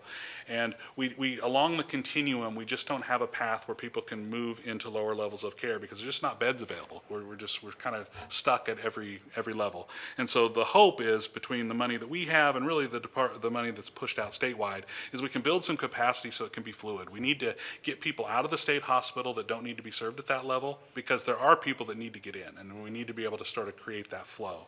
And I think that's what this funding is really aimed for, and we're really excited about being able to work on that. And it also is going to fund the decision package that we have mentioned up there, the housing navigator position. We are going to fund that out of the $6.3 million. That'll help assist with coordination of these funds and these projects, but also really helping from, just having that housing navigator available to help support our community. This is an area, again, when you start thinking about systems and how complex all the systems are, from healthcare to housing, it's really great to have people who are experts that can walk alongside people and get them connected to the right resources at the right time. So I think that's it for my main topics. I do want to just take a moment to recognize all the amazing work that happens in our department. I am really so proud to sit here and to be able to talk about all that we do. If I had more time, I could get into even more. We have a great team. I'm really thankful for our budget team, and we've got our budget analyst, nice H-Town, sitting back there, that helped put this together. I know it's a multi-month endeavor to kind of get to a budget, and then of course in the last minute, a week before the presentation, we get $20 million, and we just have to figure out how to scramble. But I appreciate everybody's flexibility, and it's been an interesting year with a lot of dynamic things happening and changing, but I think our budget team is so great to work with. They make it feel really seamless from the department side, so we really, really appreciate that. And I'm happy to answer any questions that you might have. Oh, no, a question. I didn't see that. Go ahead. I'm going to limit to one question. I have a lot. Maybe I'll just follow up and ask you some on the side. But I was just curious to know, I know that staffing has been a real problem, and how that is going. And as we expand into, especially within healthcare, you're all competing with all the things. And so I was just kind of curious to know, has there been improvement in being able to get get positions filled? I would say maybe a slight marginal improvement. I think it's not where we would like it to be. I mean, our applicant pools, we don't get the numbers we used to get, a couple years ago. And it's, we're not alone in that. That's really system-wide. There's just so much demand. So I do think that, Marion County offers good benefits. We have good pay. We've got a COLA that's hitting in July 1st, which will make those jobs that much more attractive. So I think that there's a lot of room for optimism, and I also think there's a lot of really innovative projects that we're starting. So my hope is that we'll really tap into people that really want to do that work, because that's pretty, there's a lot of unique work. But I would be lying if I didn't say that we worry about our staffing constantly. It's like when you have a nursing vacancy, how long is that going to take to fill? What a struggle that's going to be, and same with a lot of especially with our qualified mental health professionals. Those are really challenging. I think we've had a little better luck on the addiction treatment side. I think that maybe there's slightly less competition, for some of those classifications, but it's an ongoing challenge, and we're always thinking about ways to sort of really show the value of the work that we do and of Marion County as an employer, because it is really a great place to work. I've been here 18 years, still love it. I'm excited to come to work every day. So we need to tap into people that really have that passion for public service and that want to do this amazing work. And we're going to do our best to try to attract those people. All right, thanks. Thanks, Ryan. Great, thank you. Now, we're a full half hour or so behind our schedule. Mr. Brentano, you're up next. What's that? I said that wasn't all my fault. Oh, no, not at all, not at all. Not at all. I think we're moving on even though people are leaving. Is that right? Or are we taking a break? What's happening? No, I think we're just having a quick twist. Our Yeah. quorum is 4, right? Yeah, we're good. So we're good. As long as one of us doesn't get up, I'll Okay. stretch from here. Please do come up. It's a very nice tie you have on. Oh, thank you. Orange and black would have been better. I agree. But I like purple and blue. Green and yellow, but just for you, Sam. That clashes with me. My name's Sam Brentano. I have been the treasurer of Marion County for about 6 weeks now. I should say. So you're a rookie, you have no experience with county government. No, I'm going to try to pretend like I'm not. So it's working. As you know, it's a pleasure to be with you all again. I got to tell you, it's a little more pleasure to be here with you all than where I used to be with you. But I understand how important what you're doing is and the commitment you make. I appreciate it very much. So as treasurer, I've just kind of come in as finishing up a consolidation of the treasury and finance departments. I think I should kind of restate what that purpose was, and probably it's going off the top of my head, but wanted a little more backup. There's only 2 FTEs in the department. Wanted to be able to be open the entire workday for the public and the county business. And to be able to take advantage of more modern strategies in terms of making investments and professional management, while guaranteeing the safety of our investments, but perhaps a chance to grow more. And so far, I'm quite confident with it. We have a great staff. It looks like it's all succeeding well in this consolidation, and I don't foresee anything budget-wise that should be of interest in this next year. It looks like we're staffed adequately and should be able to continue as is. Pretty happy. So Jeff, about finance more in particular? So Jeff White, Chief Financial Officer of Marion County. You'll notice on our budget, I mentioned earlier today, you'd see this kind of interesting breakout with no previous history. We used to just have one line of a program called finance. We changed that to be 4 program areas. The treasury function that Mr. Brentano was just discussing is accounted for in that last line called accounting. And within there we have a little program area that identifies specifically those functions related that the treasurer oversees directly. He has responsibility for a lot of packet about this thick of areas statutorily that the treasury staff combined with accounting staff are trying to help support, but particularly in investments and banking relationships. 4.4 million.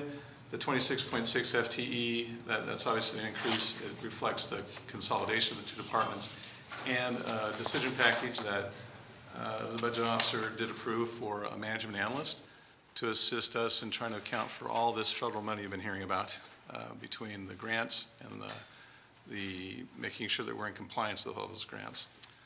If we could go to the next slide, Daniel. The 3 areas, I guess, that we wanted to focus on. We already talked about one of them, the consolidation, and particularly for the commissioners, we brought a new updated investment policy to them yesterday. That's a significant function that Mr. Brentano's been working on with a new investment advisor to make sure we're getting the right information, the right knowledge, and the right tools to handle that.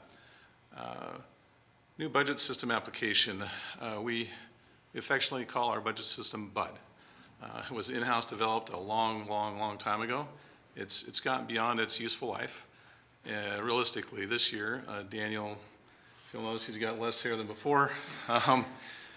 The system was just having multiple problems, and there are a lot of different reasons for it, but we would be challenged to try to get through another budget year and produce something for you without a new piece of software. So that has been included in the budget for us for this next year to find something and get it implemented in a really short time frame to be available for us.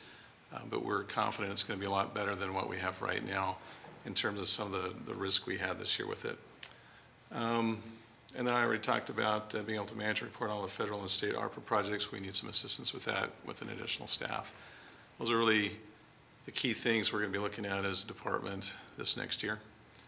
I don't really have anything else to share unless you have any questions for us.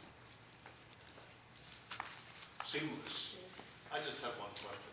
Jeff, in terms of compliance with the grant requirements, whether it's ARPA, are you also in your department handling all of the FEMA reporting requirements for them as well or not? Public Works is the lead on that as the Emergency Operations Center. We try to do what we can to support it, but Dennis and Kay, who you've heard, you met Dennis earlier, and Kay, who's not here today, but they've handled 95% of that. We try and support them in that effort. On the ARPA stuff, we're lucky we have Debbie Gregg. Agreed. She is really on top of that, and then Camber's been a great help too from the contractual side of that. Okay, thank you. Other questions? No, I love that it was short and sweet. Good job. Perfect. And Brentano away. you're letting Sam get off the hook. Brentano away. Get in and get out. Jen thought I might go on long, but I I recognize how long these days went. You didn't need another burden. I watched you walk up to the dais with a 15-page script there, and I thought, we're in for it now. Here he goes again. Nice to see you, thank you. Next item on our agenda. It's like Jane. Jane, hi.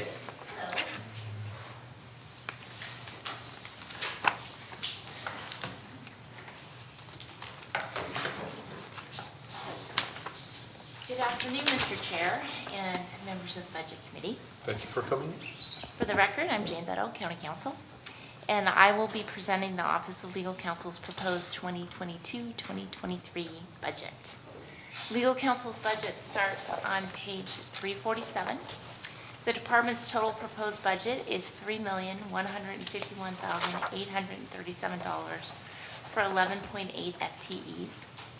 We have two programs in our department, Legal Counsel with 10 FTEs and a proposed budget of $2,051,703, and the Law Library with 1.8 FTEs and a proposed budget of $1,100,134.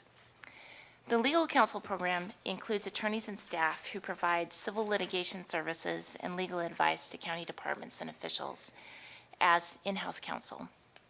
We also contract with an independent hearings officer who holds at least bi-monthly administrative hearings on land use, animal control, towing, and cable matters, and then issues final orders or makes recommendations to the Board of Commissioners. The Law Library is a reference library available to assist county departments and the legal community. It's also open to the public for any individual to do their own legal research. Funding for the Law Library is from a general appropriation from state court filing fees that's then distributed to the county. This past year has been extremely busy for our office. Our department accomplishments this past fiscal year include the following. Our hearings office heard 17 land use cases and 62 animal control cases. Our attorneys drafted, reviewed, and revised numerous orders, resolutions, policies, and procedures for county departments. We advised and represented departments on numerous personnel and employment matters.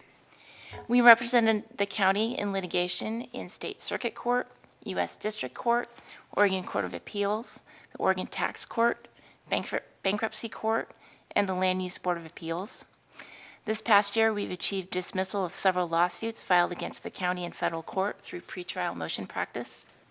We've also represented county departments in numerous proceedings, including habeas corpus petitions, gun restoration hearings, bully claims, public records appeals, grievance arbitrations, civil commitment hearings, code enforcement cases, and motions to quash subpoenas.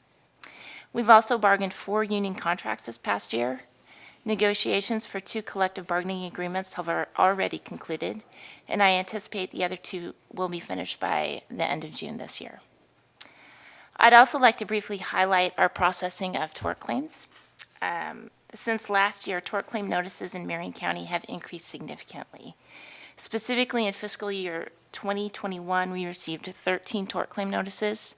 This year, at the close of our fiscal year next month, we're on pace to receive 22 tort claim notices, which is, again, a significant increase. Not all tort claim notices result in lawsuits, but each must be evaluated, and litigation holds placed on records related to the claim. This allows our department to identify potentially high-dollar cases and to better prepare for future litigation. Also, as we notice trends in tort claims, we work proactively with the departments to provide advice and trainings to reduce future liability. Regarding future considerations and outlook, our office reviews all county contracts over $25,000. We saw a significant increase in the number of contracts we reviewed due to both the pandemic and the 2020 wildfires. These contracts also tended to be more complex and present unique legal issues. Additionally, our advice work for all county departments also saw a big increase this past year. I think some of this is also due to the pandemic and the wildfire recovery, but I also think that the work that county departments are doing is becoming more complex and diverse. Changes in state law, the expansion of existing programs, and the addition of new programs and services provided by the county has required more legal review and advice from our office. I think next year we can expect to continue to see an increased workload, particularly in advice work, contracts, public records, and litigation. Our departmental goals remain the same: to provide timely and effective legal service and zealously represent the county in contested matters. Before I end my presentation, I did want to say thank you to the budget team, particularly Daniel, who has answered all of our questions zealously. We like that word.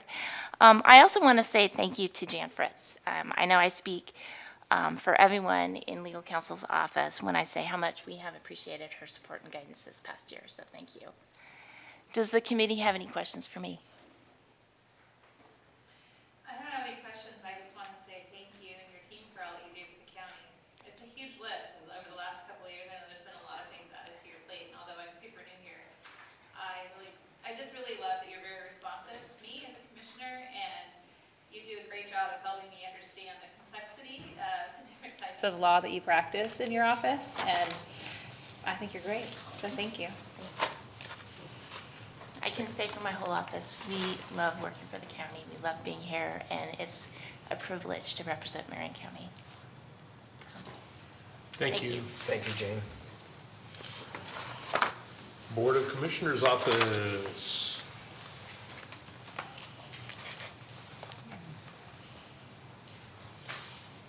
Thank you for being so patient. Absolutely. And for coordinating lunch. You're welcome. Okay, good afternoon, Chair Vance, Commissioners, Budget Committee. My name is Melissa Rounds. I'm the Administrative Services Manager for the Board of Commissioners Office. You can find our department program table starting on page 77. The Board's office has 2 funds and 3 programs. The total budget for the Board's office is $16,415,435 with a total FTE of 20. The first program is the Board of Commissioners Office, and that is the 3 county elected commissioners and policy analyst staff, as well as communications staff. And then we have our Chief County Administrative Officer and county administrative staff. The Board of Commissioners program has 16 FTE with a total budget of $3.3 million. The next 2 programs are under the Community Development Division. The first program is the Wildfire Recovery Program, and this program was created in response to the 2020 wildfires in the Santiam Canyon to support impacted communities and residents in the recovery efforts. This program has .35 FTE for our Community Development Division Director's time that is devoted specifically to wildfire recovery, and a total budget of $6.5 million. The last program is Community Development Grants. This program was established to administer grant funds that directly benefit residents, nonprofit organizations, and other qualified entities within Marion County. This program has 3.65 FTE for the staff needed to administer these grants, housed under this program, and a total budget of $6.5 million. Go ahead and change this slide. So I will be speaking today briefly to impacts in all 3 programs. The first is under the Board of Commissioners program. A $60,000 decision package was approved under this program for communications and outreach to increase citizen awareness of countywide services. So the county is already using traditional methods of outreach, including 3 issues of Marion County Today, so mailings, and we are going to be adding a digital element to expand outreach and raise awareness about the work the county does and the county's public-facing programs, and we're going to be bringing more of that work in-house. Utilizing the digital space is a more efficient and cost-effective way to get the word out about the county services to citizens. Digital outreach also provides better analytical tools to measure performance of outreach strategies. Under the Wildfire Recovery Program, we anticipate approximately $5 million in funding from Oregon Housing and Community Services. This is for site development and construction of 2 tiny home villages. One is in the city of Gates, one is in North Santiam Park. These housing projects will provide transitional housing to families impacted by the 2020 wildfires while they rebuild or find stable housing. Each location will provide housing for 16 families, and the Public Works Department is taking the lead on site development and construction for these projects and managing contracts. And then finally, in 2021, Marion County became a designated entitlement community. This is through the U.S. Department of Housing and Urban Development. As an entitlement jurisdiction, every year the county will receive a new allocation of funding under the Community Development Block Grant, CDBG, and also Home Investment Partnership dollars. And so the Community Development Grants Program is going to be receiving approximately $2.1 million between the two grants. And both grants are to assist low-income to moderate-income households within the county's program area. And the commissioners are currently in the process of selecting projects for funding under both of the new funding years. And that is all I have. If you have questions. I just want to say thanks for taking on the housing dollars. That's been a big task, and I think you and I forgot his name. Robert. Thank you. I wanted to be Jason. Like seriously, since I met him, his name is Jason in my mind. But Robert, for doing such a great job in coordinating both of those programs and navigating the kind of the desires of the board. I know it's added task. You're doing a great job. Thank you. And I also want to thank the Budget Committee, especially Daniel and Jeff, also for assisting with the budget this year, because there were a lot of, with all the new grant funding and everything coming in, it was challenging to put together, and they were very, very helpful and supportive, so I want to thank all of you. Thank you. Thank you very much. Thank you, Melissa.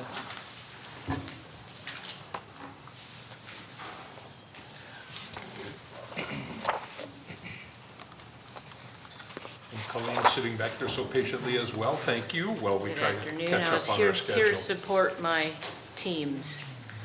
So two things I'm not going to do today is sing or mention Senate Bill 110. I mean, there's going to be problems with 110 on your grounds at some point, I'm sure of it. Was that like one of those weird, like you said you're not going to mention it, but you just mentioned it? It's a segue. Is that? I had to get a laugh because the rest of them may not. So good afternoon, Chair Vance, Commissioners, Budget Committee, and Budget Team, whom I cannot be more thankful for this team. They've been awesome and great to work with. First, let me tell you about the team of people that make this all happen. It's not me, it's them. Thank you to my management team, Tracy Fisk, who's on vacation today, wanted to be, Justine Flora, Nola Moreland, Terry Stoner, and Jordan Sutter, as well as the 45 other department people in my department. Each contribute with little complaint, but they make things happen. They're just simply amazing. Our budget begins on page number 99. Last year, Commissioner Bethel stated that a lot of people didn't know really what business services does. So without going into too many details, administration team who does all of our AP, budget, contracts, payroll, parking, key access control, info desk, and courier is $916,785. There's 6 FTE. Facility and construction management is 41 FTE of our maintenance, custodial, and project management teams. There's 41 of them. Couldn't be more proud of that team. And risk management team of insurance, loss control, safety and claims adjuster, and Kyle, Justine, and Amanda just pull all that stuff together for $503,581. Increases due to personnel costs and rising material costs in both maintenance and custodial programs. We had cost increases of over 57% and 22% respectively in maintenance and custodial, just in those types of supplies. We did offer 2 decision packages for maintenance of $96,603 and custodial of $16,189. Proposed FTE remains the same at 50. Regarding the impacts to our department, starting at page 100. Self-insurance fund costs are rising due to liability, property insurance, and workers' compensation underwriting cost increases. This is largely driven by nationwide natural disasters and civil unrest. Justine, Kyle, and Amanda are proactively researching, assessing, and focused on safety for both safety of both employees and the public. One of the largest risks we're facing are the number of break-ins and vandalism at various county facilities. To help mitigate that, we're working really well with IT, Gary and his team, enhancing security measures across the county, installing cameras, lighting, additional locks, heavier doors, those kind of things. When speaking of the impact of the future, Jan stole my word hallmark earlier, so I'm going to use the word apex. I'd like to highlight the apex of my career, which are the number of construction and infrastructure projects that this board has approved during my 7-year tenure. So, this is my last budget with you. I leave knowing that I left Marion County, and I'm not going to get emotional. I'm not going to leave I leave Marion County a better place than I found it. My goal coming was make a difference. The numbers say I did. When I first came, I was asked to do 2 things: get the health building renovated and provide an assessment of our portfolio of assets. That assessment showed we had a lot of work to do. Back then, we got more creative with our contracts, much thanks to Camber Slag and her team. It made it happen within the law and rules, as it does today. From 2014 to 2020, we reduced our deferred maintenance liability of over $11 million to over $4 million, a reduction of $7.5 million. We built numerous facilities: the major health building renovation, courtroom expansion, public safety building, juvenile services building, and coming soon, the new health and human services building, evidence building, and public works renovation. That's not even taking into account the numerous large projects at both the jail and transition center, such as roofs, HVAC systems, lighting, paving, painting, and coming soon, the jail security improvements, which include door and lock improvements, and PLC, program logic controllers. In that time, we've accomplished over 100 projects, $37 million worth, and still another $33 million in the pipeline of active projects. Projects are lined up for the next 5 years. We've given you that portfolio. Of many projects over the past 7 years, the majority were on budget, on time, and on schedule. Let that sink in. I couldn't be prouder of our team, Wes, Jeff, and Terry. I don't think they're here. Oh, did they sneak in? Terry. Their work, efforts, and dedication by this team and the team that came before them is how we got this done. It wasn't me, it was them.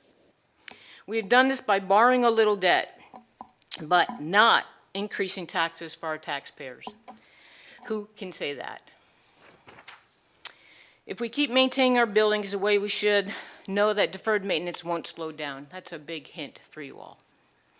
As has been discussed these past 2 years, we as a county were tested, tried, and aware of more issues facing us all, making us one team, not 16 departments. That, my friends, is called an enterprise approach. Thank you, John Latimer. Let's not let that slip away or become a passing philosophy.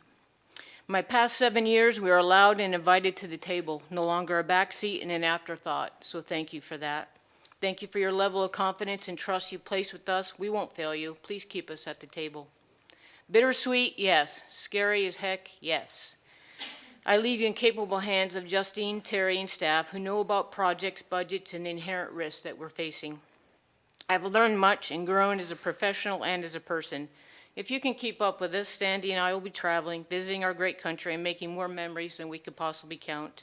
So blessings to you all, and thank you. Happy to answer any questions.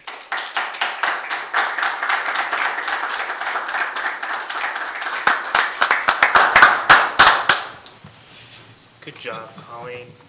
Amen. Good Thank job. you so much. Thank you. Yeah, I don't have any questions, but I appreciate that you shared that last year I was like, what do you do? And it turns out over the last year I learned quickly what you do and what your team does. And I think what the average employee doesn't realize is that your team is the one that single-handedly helped us stay safe on the every day that we were present during COVID. And while, there was an expense paid for filtration systems and hand sanitizer, it truly, literally was your staff that went around and kept our building, sanitized between the door handles and just the various tedious tasks that they performed. I'm incredibly grateful for them, because if it wasn't for them, I think we would have had a much more involved outbreak of that virus across our close spaces. And I think one of the first conversations I had with you was about plexiglass. And Commissioner Willis like, hey, can't we just like encapsulate folks in this? And you were, as politely as possible, said, nope. And it was not just because it didn't exist. It was the cost, it was the time. I mean, it was appropriate answer because I was like, really? But it just goes to show what we don't know. And your department is highly valued by the board's office, but by myself, because I see you guys out and about, and they're always so chipper. And even when they have to haul a desk 4 times up and down from the 5th floor and have to figure out how to get it out, get it in truck. I think it's great. So thanks for what you do, and thanks for enlightening me over there. And I'm sad you're leaving. But I'll keep up. Tracy will tell me all the things. Sure. Great hire on Stephen, by the way, out front. Pardon? Good hire on Stephen. He's great. She's out of here. Stephen up front? Yeah. Yeah. Oh, I did a ride along when he was on the carpet crew. In fact, Colleen didn't even give me credit for that. There's a picture of me riding the floor machine. Where was that, in the jail? Yeah, it's like a Zamboni. It's like a Yeah. polishing machine. The guys told me I did an okay job. I didn't mess up the machine. And that's fair. They probably didn't report the whole story. He did not. They did not. They let you out of the jail though after that, so that's good. I remember where it was now. You always say jail. You told me that story. Yeah. Good afternoon. Hey, good afternoon, Chair Vance and County Commissioners and Budget Committee. So my name is Lori Clemson. I'm the Human Resources Manager. I'm in our HR department, and I am here to present our proposed budget for fiscal year 22-23. And so I'll be referring to information from page 275 of our budget document. We did make some changes to our programs this current fiscal year. We previously had 4 programs. And we consolidated it down to 3 programs with the help of our budget team and working closely with Daniel. And that was strictly just to streamline and kind of simplify. We've got a pretty simple budget in HR. So our programs are HR administration, benefits and wellness, and workforce development. You can see from the slide that employee relations, we took that program and we rolled it up through HR administration. And so that's where you can kind of see the increase in the budgeted amount. So in our HR administration, we have a proposed budget of $1,584,050 with 10 FTE. In benefits and wellness, we have a proposed budget of $546,409 with 3 FTE. And then our workforce development proposed budget is $955,708 with 6 FTE. And our grand total proposed budget is $3,086,167 with a total of 19 FTE for our department. And so I'd like to kind of highlight a couple of our departments or programs for you. So within our HR administration program, this is our largest department. This houses our administrative assistant, our 2 HR processing employees, our volunteer services, our employee and labor relations, because again, we rolled them up through HR administration. Again, it's our largest program, and a lot has happened, especially in this last fiscal on the bargaining front. I've got Salvador here in the audience, and his team's worked really hard in settling contracts. So over this last year, 1 contract's been settled. We have 3 that have been tentatively agreed upon, which is great, and then we have 1 currently in negotiation. So a lot has happened in this last fiscal year on that front. Also within HR administration is our volunteer services program, and we have a lot of volunteers at Marion County, and Sherry Lintner is our volunteer services coordinator, and she's done a phenomenal job at heading up that program. And those volunteers make a significant impact to the county. And then our HR processing team, these gals do a lot of work on entering all of our new hires, any employee transactions, promotions, transfers, reassignments. So a lot's going on there, and we're going to be looking at focusing on HR analytics going into this next fiscal year. So we're excited about that. The other program that I wanted to highlight is our workforce development. program that houses our recruitment team. We've got 3 recruiters, and they are doing a great job. This is a tough market right now. You know, we've talked about some of the unemployment it being at around 3.8%. So there is definitely challenges there, but they're doing a great job. This program also houses our training and development coordinator, and we've been putting a lot of focus in this last year on management and leadership training, and that's been really exciting to see. And this program also houses the costs associated with our learning management system that we use, as well as our recruitment system that we use. And so in addition to the training and development, there's been an increased focus on engagement. And we have an engagement coordinator here at the county who is working really hard to build community within and across all departments and kind of roll out events that keep people engaged, focus on work-life balance, and just building that community. And then looking ahead at some of the impacts that we'll be facing going into this next fiscal year, there is new legislation coming down. We've got the Paid Family Medical Leave Insurance, or PFMLI, and this is effective 1/1 of 2023. And it's going to require both employer and employee contributions that start in January. We are already partnering with finance and payroll to ensure that we are taking the steps necessary to be in compliance when that time comes. There's definitely going to be a communication push so that everyone understands what this new legislation entails. And then in addition, an increased focus on recruitment and retention is going to be critical. Again, as I mentioned, the unemployment rate in March of this year was 3.8%.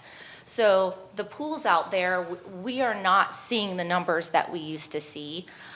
So we need to get creative. What are we going to do going into this next fiscal year to attract those quality candidates? Now that things are opening back up, we can start job fairs again and doing more outreach. And so that's going to be a focus, as well as increased advertising and also working on verbiage in our job postings. One thing I'm really proud of is our work with the Sheriff's Office. They have done a great job at rewording their opening paragraph in their job postings to really attract candidates. And so they seem like little things, but these all add up and make an impact.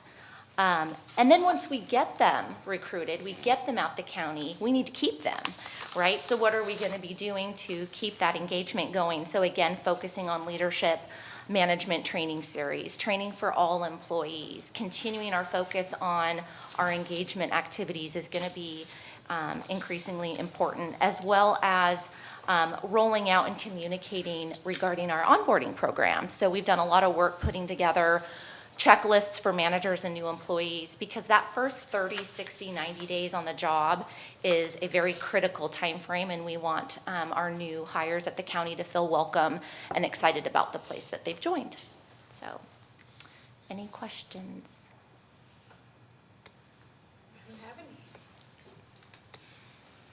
You get off pretty easy. I love it. Thank you. Thank you. Thank you for all your work. Thanks, Thank you. Lori. Thanks, Lori.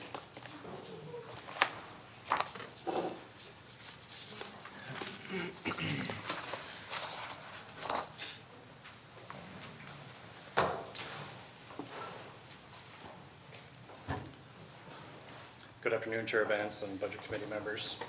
I'm Gary Christopherson, Information Technology Director, and with me today is Cynthia Klein. She's our IT Department Office Manager who will present the department program summary. And I just wanted to say thank you for her. Cynthia built this budget from the ground up, and I couldn't do it without her, so thank you very much, Cynthia. But before we dive into the department summary, I wanted to take a second to recognize that the entire IT department really pulled together this year, and we completed a mountain of work. A lot of the work that we do is directly benefiting our other departments through capital improvement projects. And I just wanted to take a second to highlight what some of those projects are. We completed the Oracle e-business suite upgrade, and that project took a total of 12 months. We're in the final stages of replacing the Assessor's Office legacy system of tax and assessment to a new modern system. That's been a 32-month effort. We completed the implementation of a new legal case management system. That was a much shorter duration, but a very successful project. And we completed the modernization of the Sheriff's Office Jail Records Management System. That project took 2 years and 6 months. So again, just wanted to kind of highlight, how long these capital projects take us to complete. I'm not saying they were behind schedule. Most of them were on schedule, but it is a mountain of work. We're also in the final stages of a multi-year effort to upgrade our entire Marion County network. We began a major modernization of the county surveillance system out of the jail. That's going to be a big deal. We replaced all the cameras out of the jail. And we're soon going to be moving over to the courthouse and replacing all the cameras over there. We have multiple software modernization projects that are still in flight today. We're working with business services to replace their risk management system. We're working with the clerk to replace his records management system. We're modernizing about half a dozen projects, half a dozen software products for the Public Works Department. And we're in the final stages of modernizing the county email system, which is going to happen in just a couple of weeks. Yay. And we're also in the final stages of modernizing the Health and Human Services legacy system that they have there. It's been a very busy year for IT, and I can't say enough about how impressed I am with the department and how they stepped up and how we got these projects delivered. And with that, I'll turn it over to Cynthia so she can walk through the budget numbers for you. Good afternoon, everyone. So we begin on page 292 with the IT department overview. The IT department's 2022-23 proposed budget is $12,325,338, an increase of 0.9% over the prior year. The department consists of 65 FTE equivalent staff. The IT department has 3 programs: administration, operations, and technology solutions. IT administration on page 294 sets the strategic plan and tactical goals for the department and is accountable for the management of budget, procurement, planning, and the 5-year technology roadmap. The requested 22-23 budget for this program is $693,798 and operates with 3 FTE. The operations team manages the day-to-day delivery of computing infrastructure for services such as telecommunications, data networks, computers, information security, disaster recovery, as well as service desk support for county employees. The requested 22-23 budget is $6,416,973 and consists of 31.25 FTE, an increase of 2.2 FTE over the prior year. And finally, the Technology Solutions Program. This program assists with sustaining and introducing new technology systems and services to support the diverse needs of each of the county departments and ensures that existing software applications remain operational and up to date. The requested 22-23 budget is $5,224,567 and 30.75 FTE. Today we'll be highlighting the operations program, and that consists of 2 decision packages that have direct impact on operations. Number 1 decision package, which is the annual hardware maintenance subscription increase. Renewals experience increase incrementally year over year unless they're under a specified multi-year agreement. Generally, the county plans for an annual increase of 3%. However, this past year, renewals are trending higher between 5 and 8%. Our estimates for software maintenance cost increase for fiscal year 22-23 include a 5% increase of $17,221. And the number 2 decision package was the addition of 2 FTE support technicians added to the IT service desk. The IT service desk staff are the first responders of Marion County IT.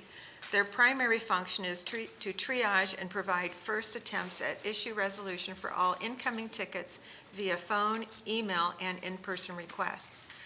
Typical requests for the service desk staff include access requests, purchase order requests, new setups and terminations, while assigning tickets requiring more advanced skill levels to support specialists. Currently, there are 3 support specialists and 1 support technician at the service desk. Adding 2 additional support technicians at the service desk will free up 2 existing support specialists to be utilized more effectively in responding to advanced issues and on-site support. This addition will bring Marion County more in line with current industry standards to support the technology needs of Marion County and will benefit all county employees who use technology, which is everybody. Just to give you a little numbers there, we take in about 325 tickets a week, and that's what the service desk does. As a whole, we typically maintain about 1,000 open tickets on any given day, and regularly close 17,000 tickets a year. So it's a mammoth amount of work. And by adding these 2 staff, we're hoping to get that 1,000 open ticket number down to a more realistic number. What happens when that number gets higher is you get more wait times. So we're trying to hire these staff to come in who can help pick up the phone, answer more questions at the front line, and get more experienced staff to work in the back and deal with bigger problems. So it would be a great help if we could get those staff. Lastly, we'd like to highlight 2 significant changes in our departmental budget. The first significant impact to the department is the procurement and the implementation of Microsoft 365. The purchase of 365 was done using ARPA funds. The addition of Microsoft 365 is enabling the county to implement digital processes, improve our communications and collaboration, and tackle the ever-increasing list of security threats that we hear about every day. Microsoft 365 will help automate governance, it's going to reduce our risk, and it's going to improve our overall security posture. Some of the benefits of security that come with 365 is the reduced time spent deploying and managing new software. We can actually get it out there faster using these tools. An accelerated process to set up new users with new devices. We can actually speed that process up substantially using these new tools.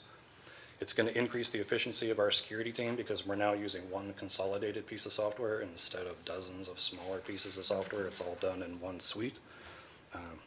It also helps us reduce the risk of security breaches because Microsoft 365 is what they call FedRAMP certified. It's the government standard for security, and we're now going to use that platform, which is at the highest level of security that's available.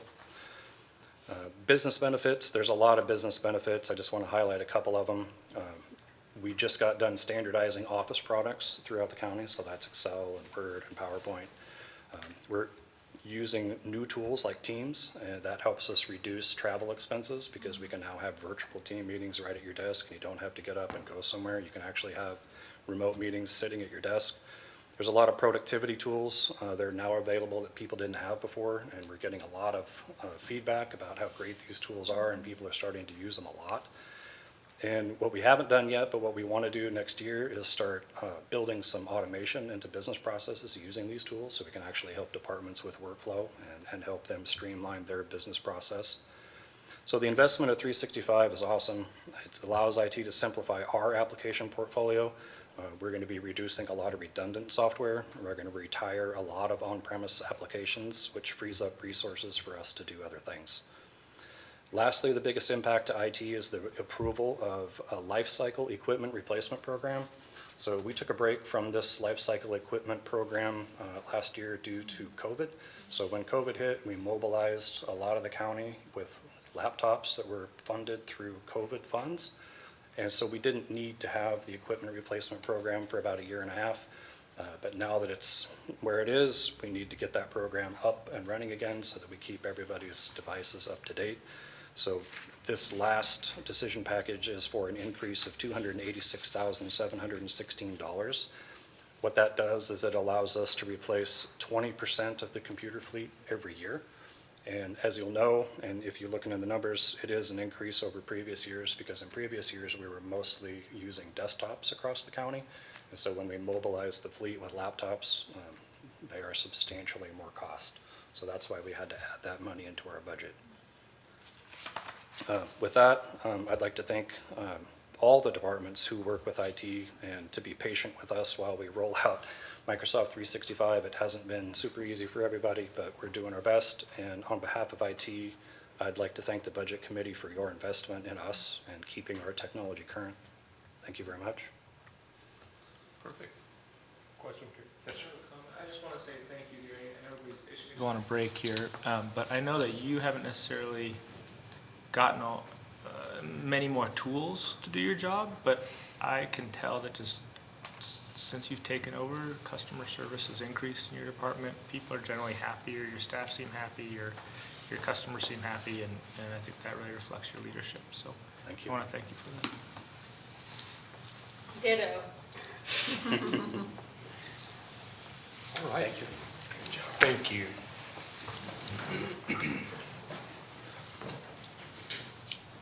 Daniel, would it be okay with you if we switched you and Colleen around?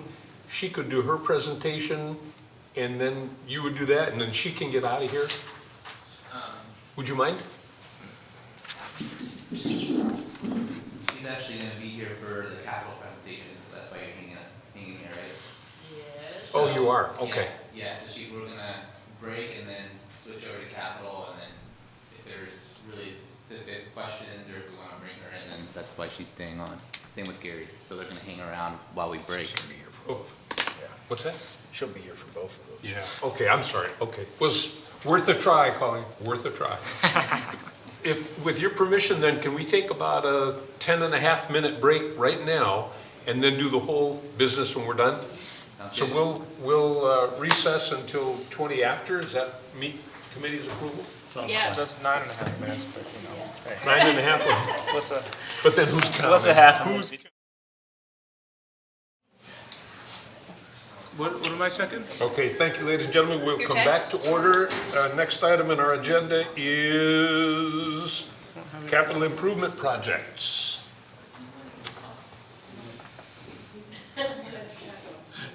They're not ready. Daniel, are you up? That's, he's going to run it.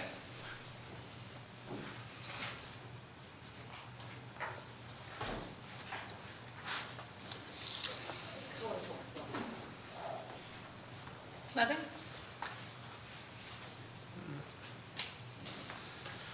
All right. Kind of a lull. That must have been a real sweets-filled coffee break. I think it's Everybody's ready just for been a one of those nap. days, you know? Hi. She's gonna lead us in calisthenics, she said. Good afternoon, Mr. Vance, Budget Committee, those watching on TV and upstairs, those still here. Hopefully you're moving your feet underneath the desk, staying awake with us.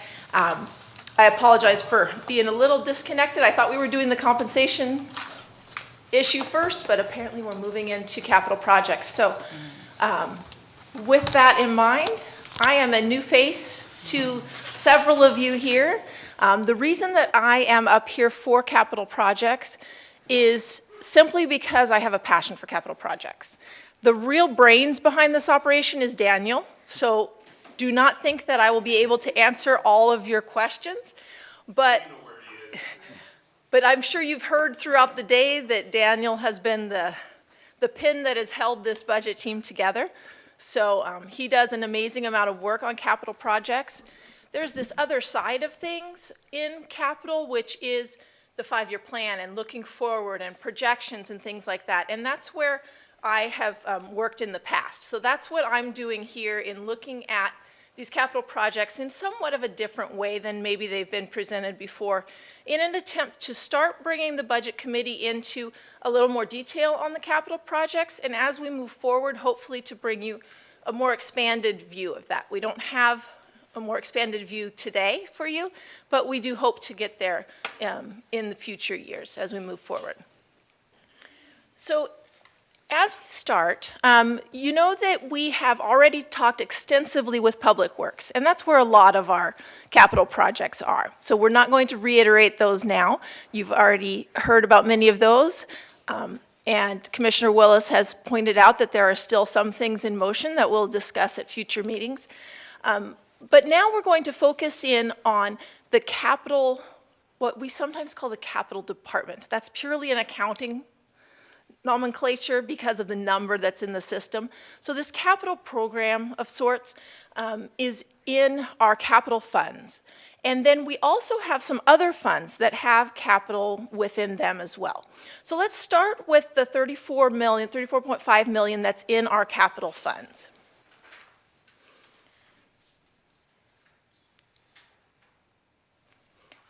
So this is, yes, go, thank you, right there. I need a clicker, you know, so you can control your own slides. Please go to the next slide. Okay. So this diagram just shows you how these capital funds are broken down by program.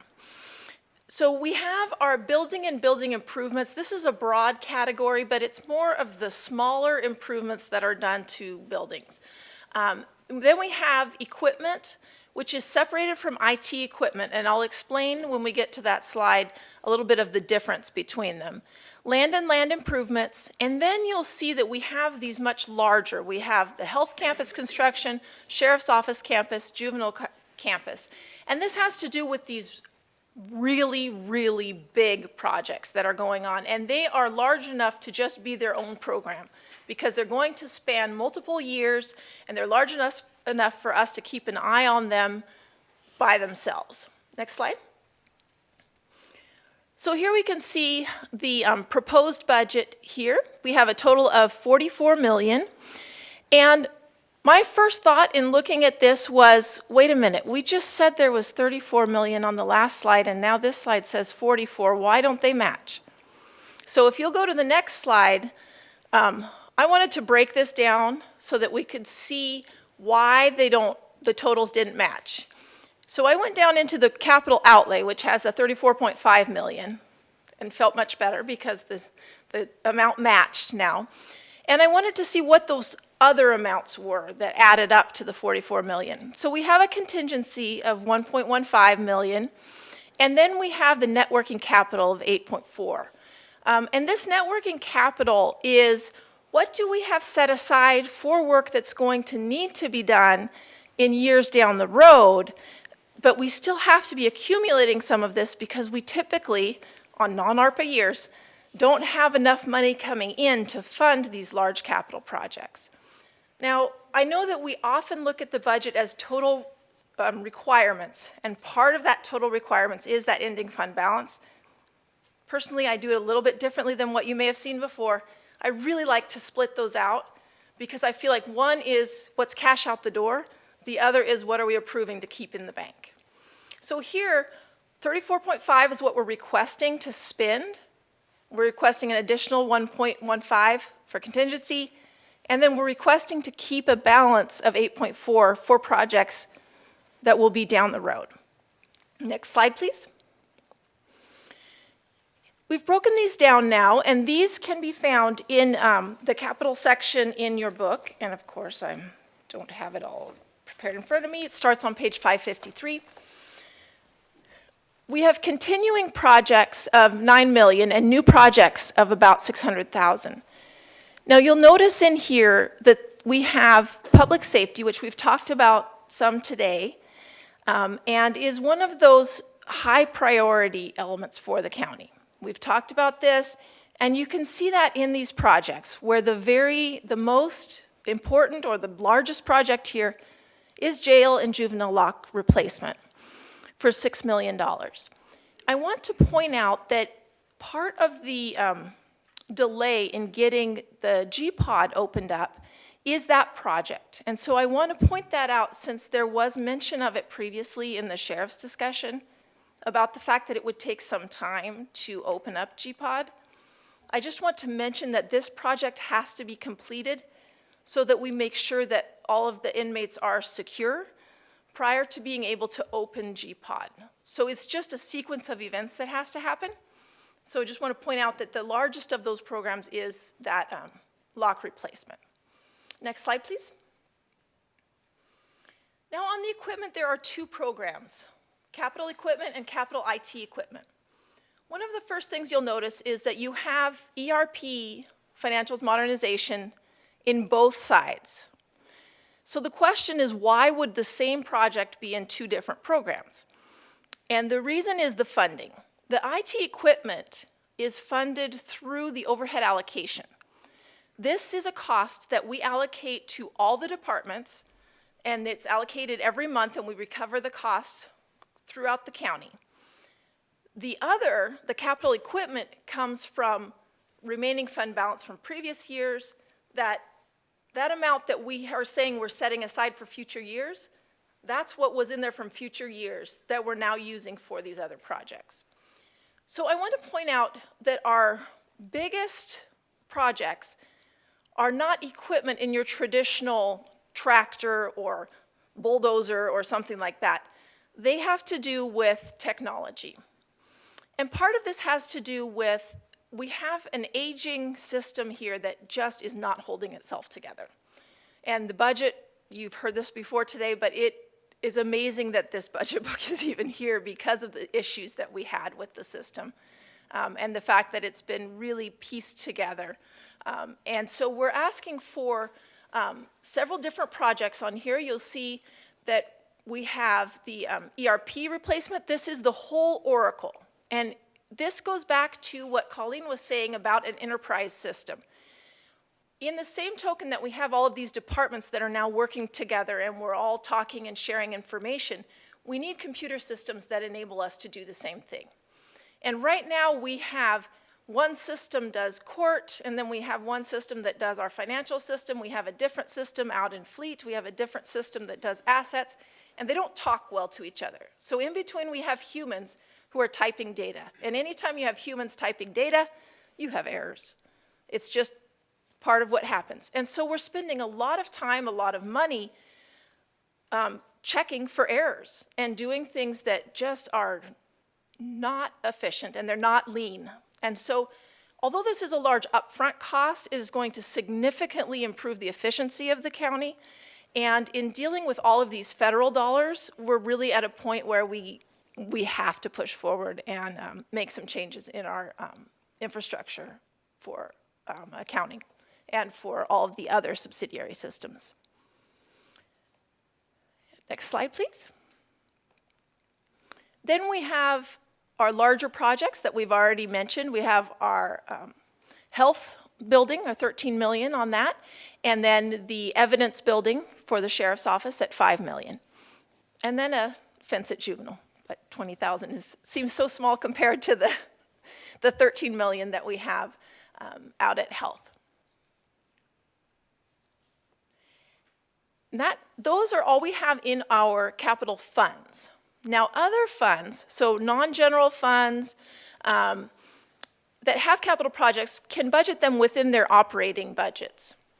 So I just wanted to briefly summarize them here so that you have a good idea of all of the capital projects within the county. So we have in community development, we have the Gates Village site development at $1 million and the North San Am Park site development at $870,000. We have a small request from the Inmate Welfare Fund for a work crew trailer for $10,000, And then within sheriff's grants, we have $131,000 requested. We have a patrol boat. The funds are coming in from, from the Marine Board to pay for that. There's been just a delay in getting all of that passed through, so it is carrying over to next year. And then we need to replace one of our canines. So with that, are there any questions on our capital program? Jan, on the community development dollars, so that's money that we're going to recover through the IGA, right? Correct. Yeah, okay. Just so we're all clear.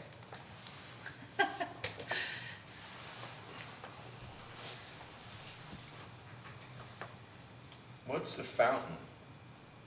Those are for the bottle stations. Oh, where's that? Down the hallway with the water fountain. That's not on there. Is there a fountain? Yeah, it was. It was on the previous slide. Can you back up Go the back. I slide? want to see that. I just want to see it in black and white. There you go. Right there. Courthouse Square. So the Courthouse Square water fountain. This is a joint request with Good job, the Commissioner. With the take that commissioner out. from Kaiser. You gonna Upstairs. take that out of the mosquito fund? It's a joint venture. We like collaboration It's a around joint here. venture. Thanks, Jan. Good job. It's a condo building, so we pay 80% of anything usually that we upgrade here, and they pay the other 19 or something, but That's what it is. Thank you.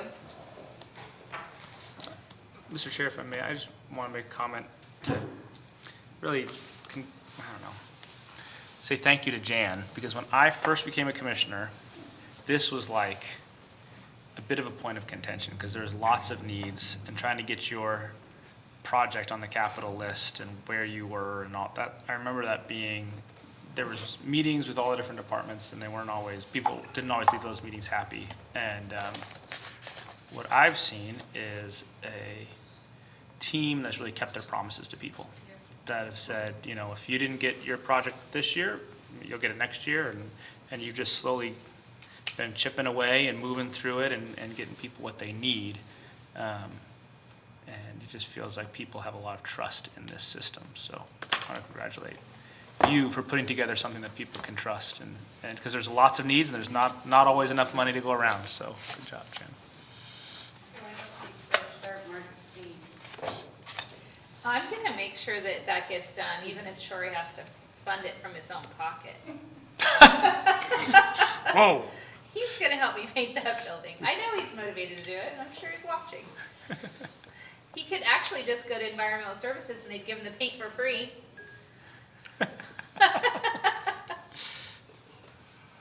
Maybe he'll sing while he's painting. Okay, that would be really entertaining. I think we're losing. I can fill the silence if you want. Yeah. So where is this water fountain? It's not a water, it's water filling stations on the water fountains in the hallways. Like, So that way Commissioner Cameron doesn't have to use I- the last I bottle feel- to fill his cup. Like at the airport. That's like, I fill my stuff all the time, I'm just fine without water. All right. I mean, Yeah, but you're an old timer. You're biased of Modern yourself. people need specially designed filters. It's a whole different generation now, Kevin. So the next item is compensation, I think. Colleen, thank you again for staying. I'm not mad at being a new generation. No worries. Good afternoon, Colleen Kuhn-Chapins, Business Services Director. Lori Christopher was one of our citizen advisory people on the board. She's not here today because it was going to be a 5-minute thing, so I'm just going to present it to you. The Compensation Board is responsible for the annual review of the compensation paid to elected officials and making recommendations regarding any adjustments. Upon review, the board considered whether the current salaries of the county's elected officials warrant adjustment to better align with those in comparable Oregon counties. After reviewing the total salaries for each elected official, the Compensation Board is recommending that all elected officials be given the base salary increases to bring them in the base salary mean of their comparators, except for the treasurer, who's already above the mean. Most comparators were Deschutes, Clackamas, Lane, and Deschutes counties. Did I say Deschutes again? Sorry. Jackson, Deschutes, Lane, and Clackamas. Except for the treasurer, who's already above the mean. No base salary increase is proposed for the treasurer. The Compensation Board noted these adjustments will make the salaries competitive in today's market. Regarding the cost of living adjustment, the amount of COLA will be in alignment with the Marion County's non-represented employees scheduled COLA, which reflects COLAs represented employees are set to receive as part of the collective bargaining process. As mentioned this morning, Jan mentioned it, the bilingual incentive for Justice Kidd is because he uses Spanish in the majority of his hearings and or marriages. So once he receives his certification for that, he has to go through a different certification process in a legal sense. Once he does that, he'll receive an extra 5% for that. So any questions I might be able to answer for you? I'm here to answer.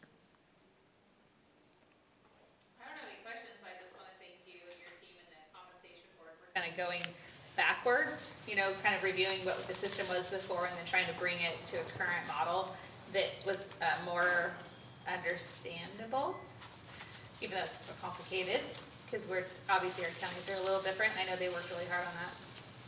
Thank you.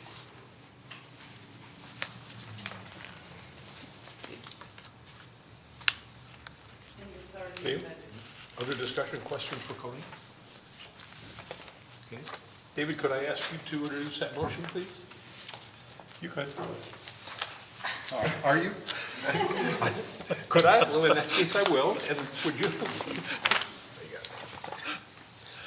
I would move the Marion County Budget Committee approve the Marion County Compensation Board's recommendations regarding salaries for all elected officials for fiscal year 22-23 as follows. Base salary adjustments for each elected official to bring them to the mean of their comparators, except for the treasurer, who is above the mean. A cost of living COLA adjustment effective July 1st of 2022, equivalent to the non-represented employees' scheduled COLA, and a 5% bilingual incentive for elected officials that use their bilingual skills at least 25% of the time at work and have passed Marion County's bilingual test, and for the Justice of Peace must pass the Oregon Certified Court Interpreter Credential Program. Second.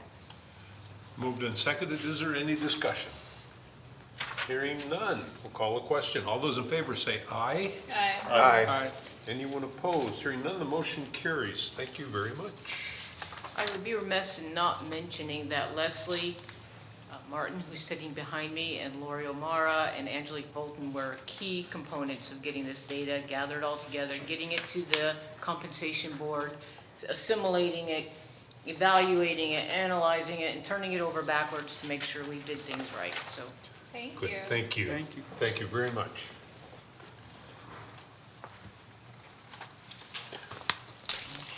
The next item on our agenda is budget recap. Mr. White, is that you? It is. All right.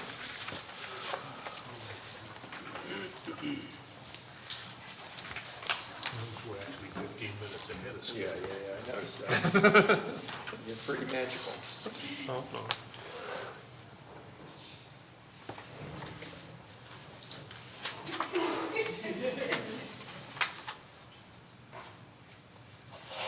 Good afternoon, Chair Vance, members of the Budget Committee. Jeff White, Chief Financial Officer for Marion County. I'm going to just take a quick moment to recap, very quick moment to recap what's happened today. You have looked at a total budget officer proposed budget of $672,553,617. That is a $22.7 million increase over the prior year, for a total FTE of 1,624. The general fund budget is $127,696,933, which is a $3.3 million increase over the prior year. And this year, the 77% of those general fund dollars will be allocated towards public safety costs. There were 22 approved decision packages that represented 33 additional FTE to the county's budget. You've spent time listening to all the department directors discuss their budgets and expected financial, legislative, and program impacts for the next fiscal year. You have heard the budget officer recommend a revision to the proposed budget of just over $20 million for the Health and Human Services budget. Later this afternoon, you'll be asked to pass a few motions reflecting to approve the taxes, the tax rate, to approve the, if you so choose, to approve the budget officer's recommendation for that $20 million revision to the budget, and to approve the budget in total and move towards the elected officials meeting in June. I do want to point out in your binder on page 43, you'll recall that ultimately, while we talk about the budget in terms of departments and personal services and materials and services and capital outlay, that ultimately it will eventually be approved and adopted by a fund. That page 43 schedule is really tightly compacted into one little page with a lot of small writing on it, but it gives a cross-reference for departments to funds so that you know what that final total is. In your package of motions, there's a new one of those. If you choose to make the revision, we've created a new schedule so you can see the impact there. And it really only changes the Health and Human Services Department total and the total budget. It also reflects the change in FTE. Board of Commissioners will be scheduled to hold a public hearing, which will be advertised on June 22nd to consider adopting whatever budget that you approve. I'm going to take just a moment here and also add my moment of gratitude for people. As you're aware, it takes a lot to pull this thing together. It isn't just us at this table. It starts with every department head, and every department has their own budget staff, and they kind of pull together the meat of that, and then we review and take care of all those non-departmental budgets. You've heard a lot of gratitude for the budget team. I'm kind of hanging on the coattails of that. Those folks over there are the ones who do all the detail work. And you heard Daniel's name mentioned quite a bit. I want to express a lot of gratitude for Daniel for really stepping up where Debbie was moved on and filling that responsibility to kind of corral and contain things. But just as important were Katie and Ariel, who probably weren't as maybe in the face of department so much as they knew who Daniel wasn't calling, but Katie and Ariel were critical to that process. Katie stepped in as our new controller, who we first threw the audit at her, and with about maybe a day's breath, then we said, and by the way, we need some help. You got to go figure out our administrative charge methodology, and good luck, because none of us know how to do it. Cynthia left. She kind of collected Perry, and they dug in and figured out that process, which is a real convoluted process to make that happen. And they got that together and created something that gets out to departments. Katie was also essential in helping us develop an improved forecasting model and giving us some better information as how budgets look into the future. We didn't really let Debbie and Alicia off the hook. They tried. We reeled them back in with some places where we just needed some support, and they provided the time to do that. Our general ledger staff, they always check all the numbers. They make sure the things balance all together. Cindy and Erica were helpful there. And even our office specialist, Fabi, is printing documents and sticking them in binders for you. So there's a lot of folks involved. Clearly, we're grateful for the Board of Commissioners who provide the overall direction and funding and staffing to make all that happen. And I can't say enough about Jan as the one who has to listen to everybody. Everybody's got a want and a need, and compelling stories to pull all that together, and have to be the person who arbitrates and makes some final decisions as to what to bring to you all, to have to say no to some things, yes to some things, split the baby on some things. Her direction and leadership to make that happen is incredible, and I'm grateful to work for her in that process. And finally, all of you spending your day here today, especially you citizen members of the committee who have been here long enough. You understand Marion County, you understand how that budget book works, you understand the programs of the county, and make it so much better with your questions to be able to ask those critical questions. And without the questions, you know what's going on enough to know whether this is a budget to move forward and approve.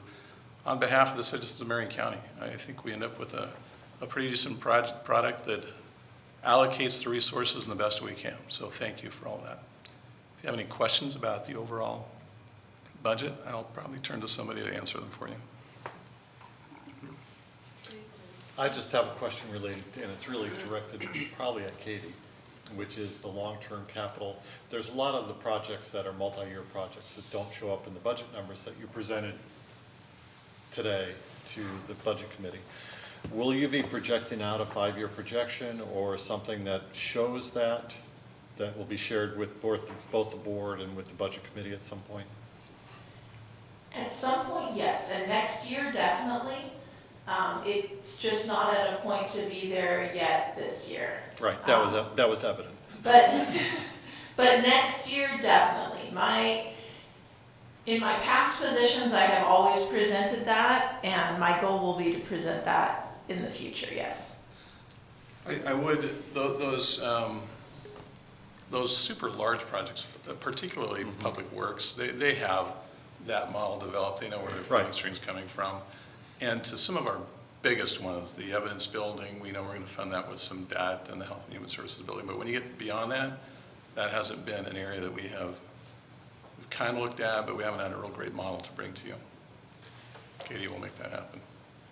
Although it's not like we don't know. No. It's paying for it. Yeah, no. Okay, just want to make that clear.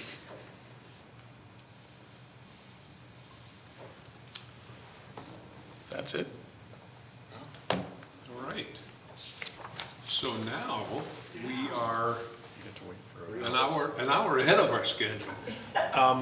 We are scheduled to hear public comment at 5 o'clock, and that's been noticed. Is there somebody collecting that?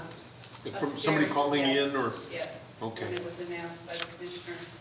Okay. Would it be in the interest of the group to recess until 5 and reconvene to do public comment? You can catch phone calls or whatever you really need to do upstairs. Unless you're gonna sing for an hour. This what?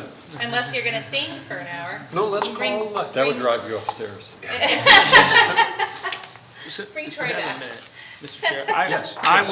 would also like to thank you, Chair Vance, and you too, for your help. I think this year, I don't know why, but this year I sort of realized how much we depend on you in this process. You're from different parts of the county, and you're all volunteers, and you're from different backgrounds. But you take this really seriously. In the 4 years that I've been here, I realize like every time, we sort of rely on your leadership and insight into this process. So I just want to thank you for taking the time. Well, thank you. This is actually a fun, this is one of my fun hobbies. I enjoy this. We were talking before the break. This is kind of a fun thing to do. I know, Chair Vance, I was thinking the same thing. I'm that nerd that looks forward to this every year. Yeah, yeah. Just to see what's happening, I love the big picture of what's happening in the community, and then see how, in our various roles, how we impact in that, intersect with that. So, I forgot to ask one question. Is the mosquito thing still in here? Yes. Huh? Oh, my gosh. The mosquito But abatement. Brian said it was no longer in his budget. Did he talk to? No. Oh, He didn't talk to Sam. no. I've let him down. What was it? Yeah, but It was like my first. the trapper is in. Talk about 4 years or whatever. It was either my first or second budget. It was like, there was a big deal. Janet wanted something, and Sam wanted something. Remember that? We had to make amendment at the end to get his $40,000 for his mosquito abatement, and Janet got something. Oh, my gosh. Yep. Yeah, okay. Okay, So we just use COVID shots or something if we get bit by a mosquito. Okay. Well, that's got everybody rattled, so it kind of, Yeah. priorities shift. All right, sorry. So if gonna it's, recess. if it meets the committee's approval, we will recess. It's now about 5 minutes to 4. We will formally recess until 5 o'clock and reconvene here to hear public testimony. Sounds good. Okay, thank you. That was so, you. Okay, ready? Should have it replaced. Thank you, sir. Is It it is four? now 5 o'clock, and we will call the meeting back to order from our recess. We're meeting Maybe that was now Rebecca. for public comment. Either way. Staff says there has been no public comment. I just picked up the sign-up sheet here, and there's no one has contacted the office upstairs. And so we'll proceed with our regular agenda, which is deliberation and approval by the Budget Committee. The first item, and you've got the text of these motions, committee members, in front of you. The first one is the tax rate. I would move that the Marion County Budget Committee approve an ad valorem property tax rate of $3.0252 per $1,000 of assessed value for fiscal year 22-23. Okay, there's a motion. Is there a second? I'll second the motion. Thank you, Commissioner. Any further discussion? Just All ju- those in favor say Just aye. that, I would just say, Mr. Chair, that Yes. this has been this for, 1995. yeah, since measure 50 or measure 5. No, Yeah, no magic. yeah. Okay, so there is no further discussion. All those in favor say aye. Aye. Anyone opposed? Hearing none, the motion carries. There is now a motion to approve a revision to the Health and Human Services budget, acknowledging the $20,090,774 grant that was just received a week or 2 or 3 back. I would move that the Marion County Budget Committee revise the fiscal year 2022-23 proposed budget by increasing the Health and Human Services intergovernmental state revenue budget by $20,090,774, add 17 full-time equivalent employees and provide increased appropriation authority in the requirements section of the budget for personal services, materials and services, and capital outlay, which will increase the Health and Human Services total proposed budget from $99,422,398 to $119,513,172. Second. Thank you, and there is a second. Thank you, Denise. Any further discussion? All those in favor say aye. Aye. Aye. Aye. Anyone opposed? Hearing none, that motion carries. And finally, a motion to approve the budget and refer it to the county commissioners. Denise, you want to do that one? I'm looking for it. You got it? I've got it if you don't.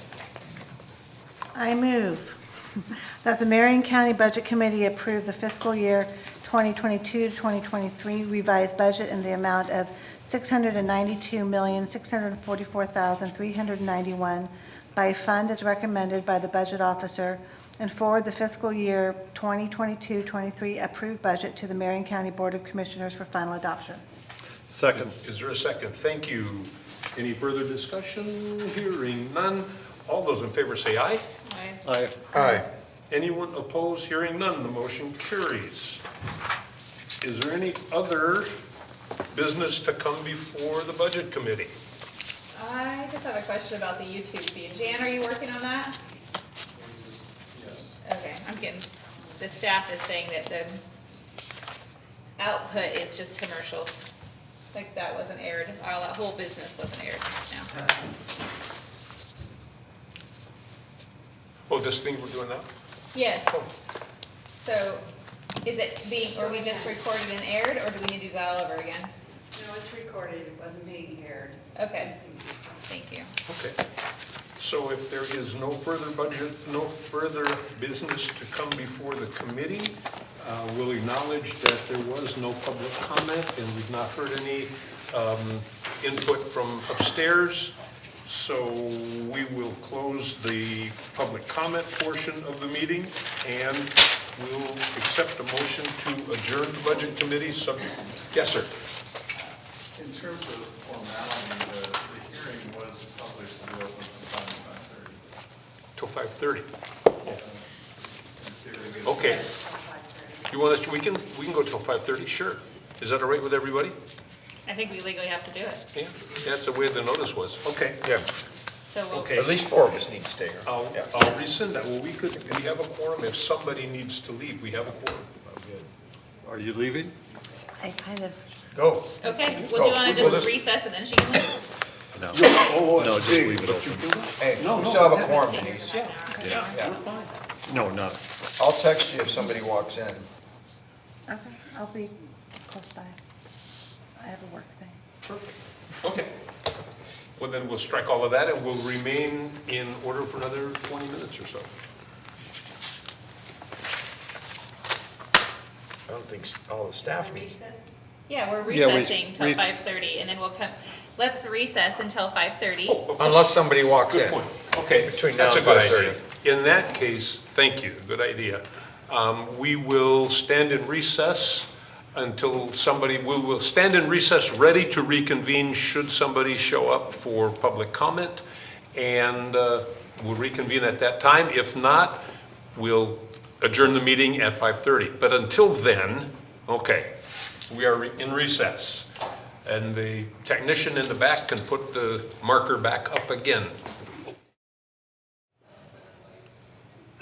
Okay, this is Marion County Budget Committee. It is now 5:30. We're back from recess.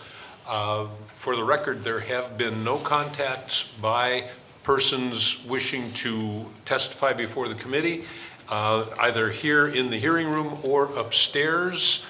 We've concluded the business of the committee, and so I think it's appropriate that we adjourn. So thank you very much to the staff, and I move that we adjourn. I'll second. Moved and seconded. All those in favor say aye. Aye. Aye. Aye. Aye. Thank you. Bye. And thank you especially to the staff and to the technician back in the Thanks, Ron. Getting it done Control in one room. day. Yeah. We are adjourned.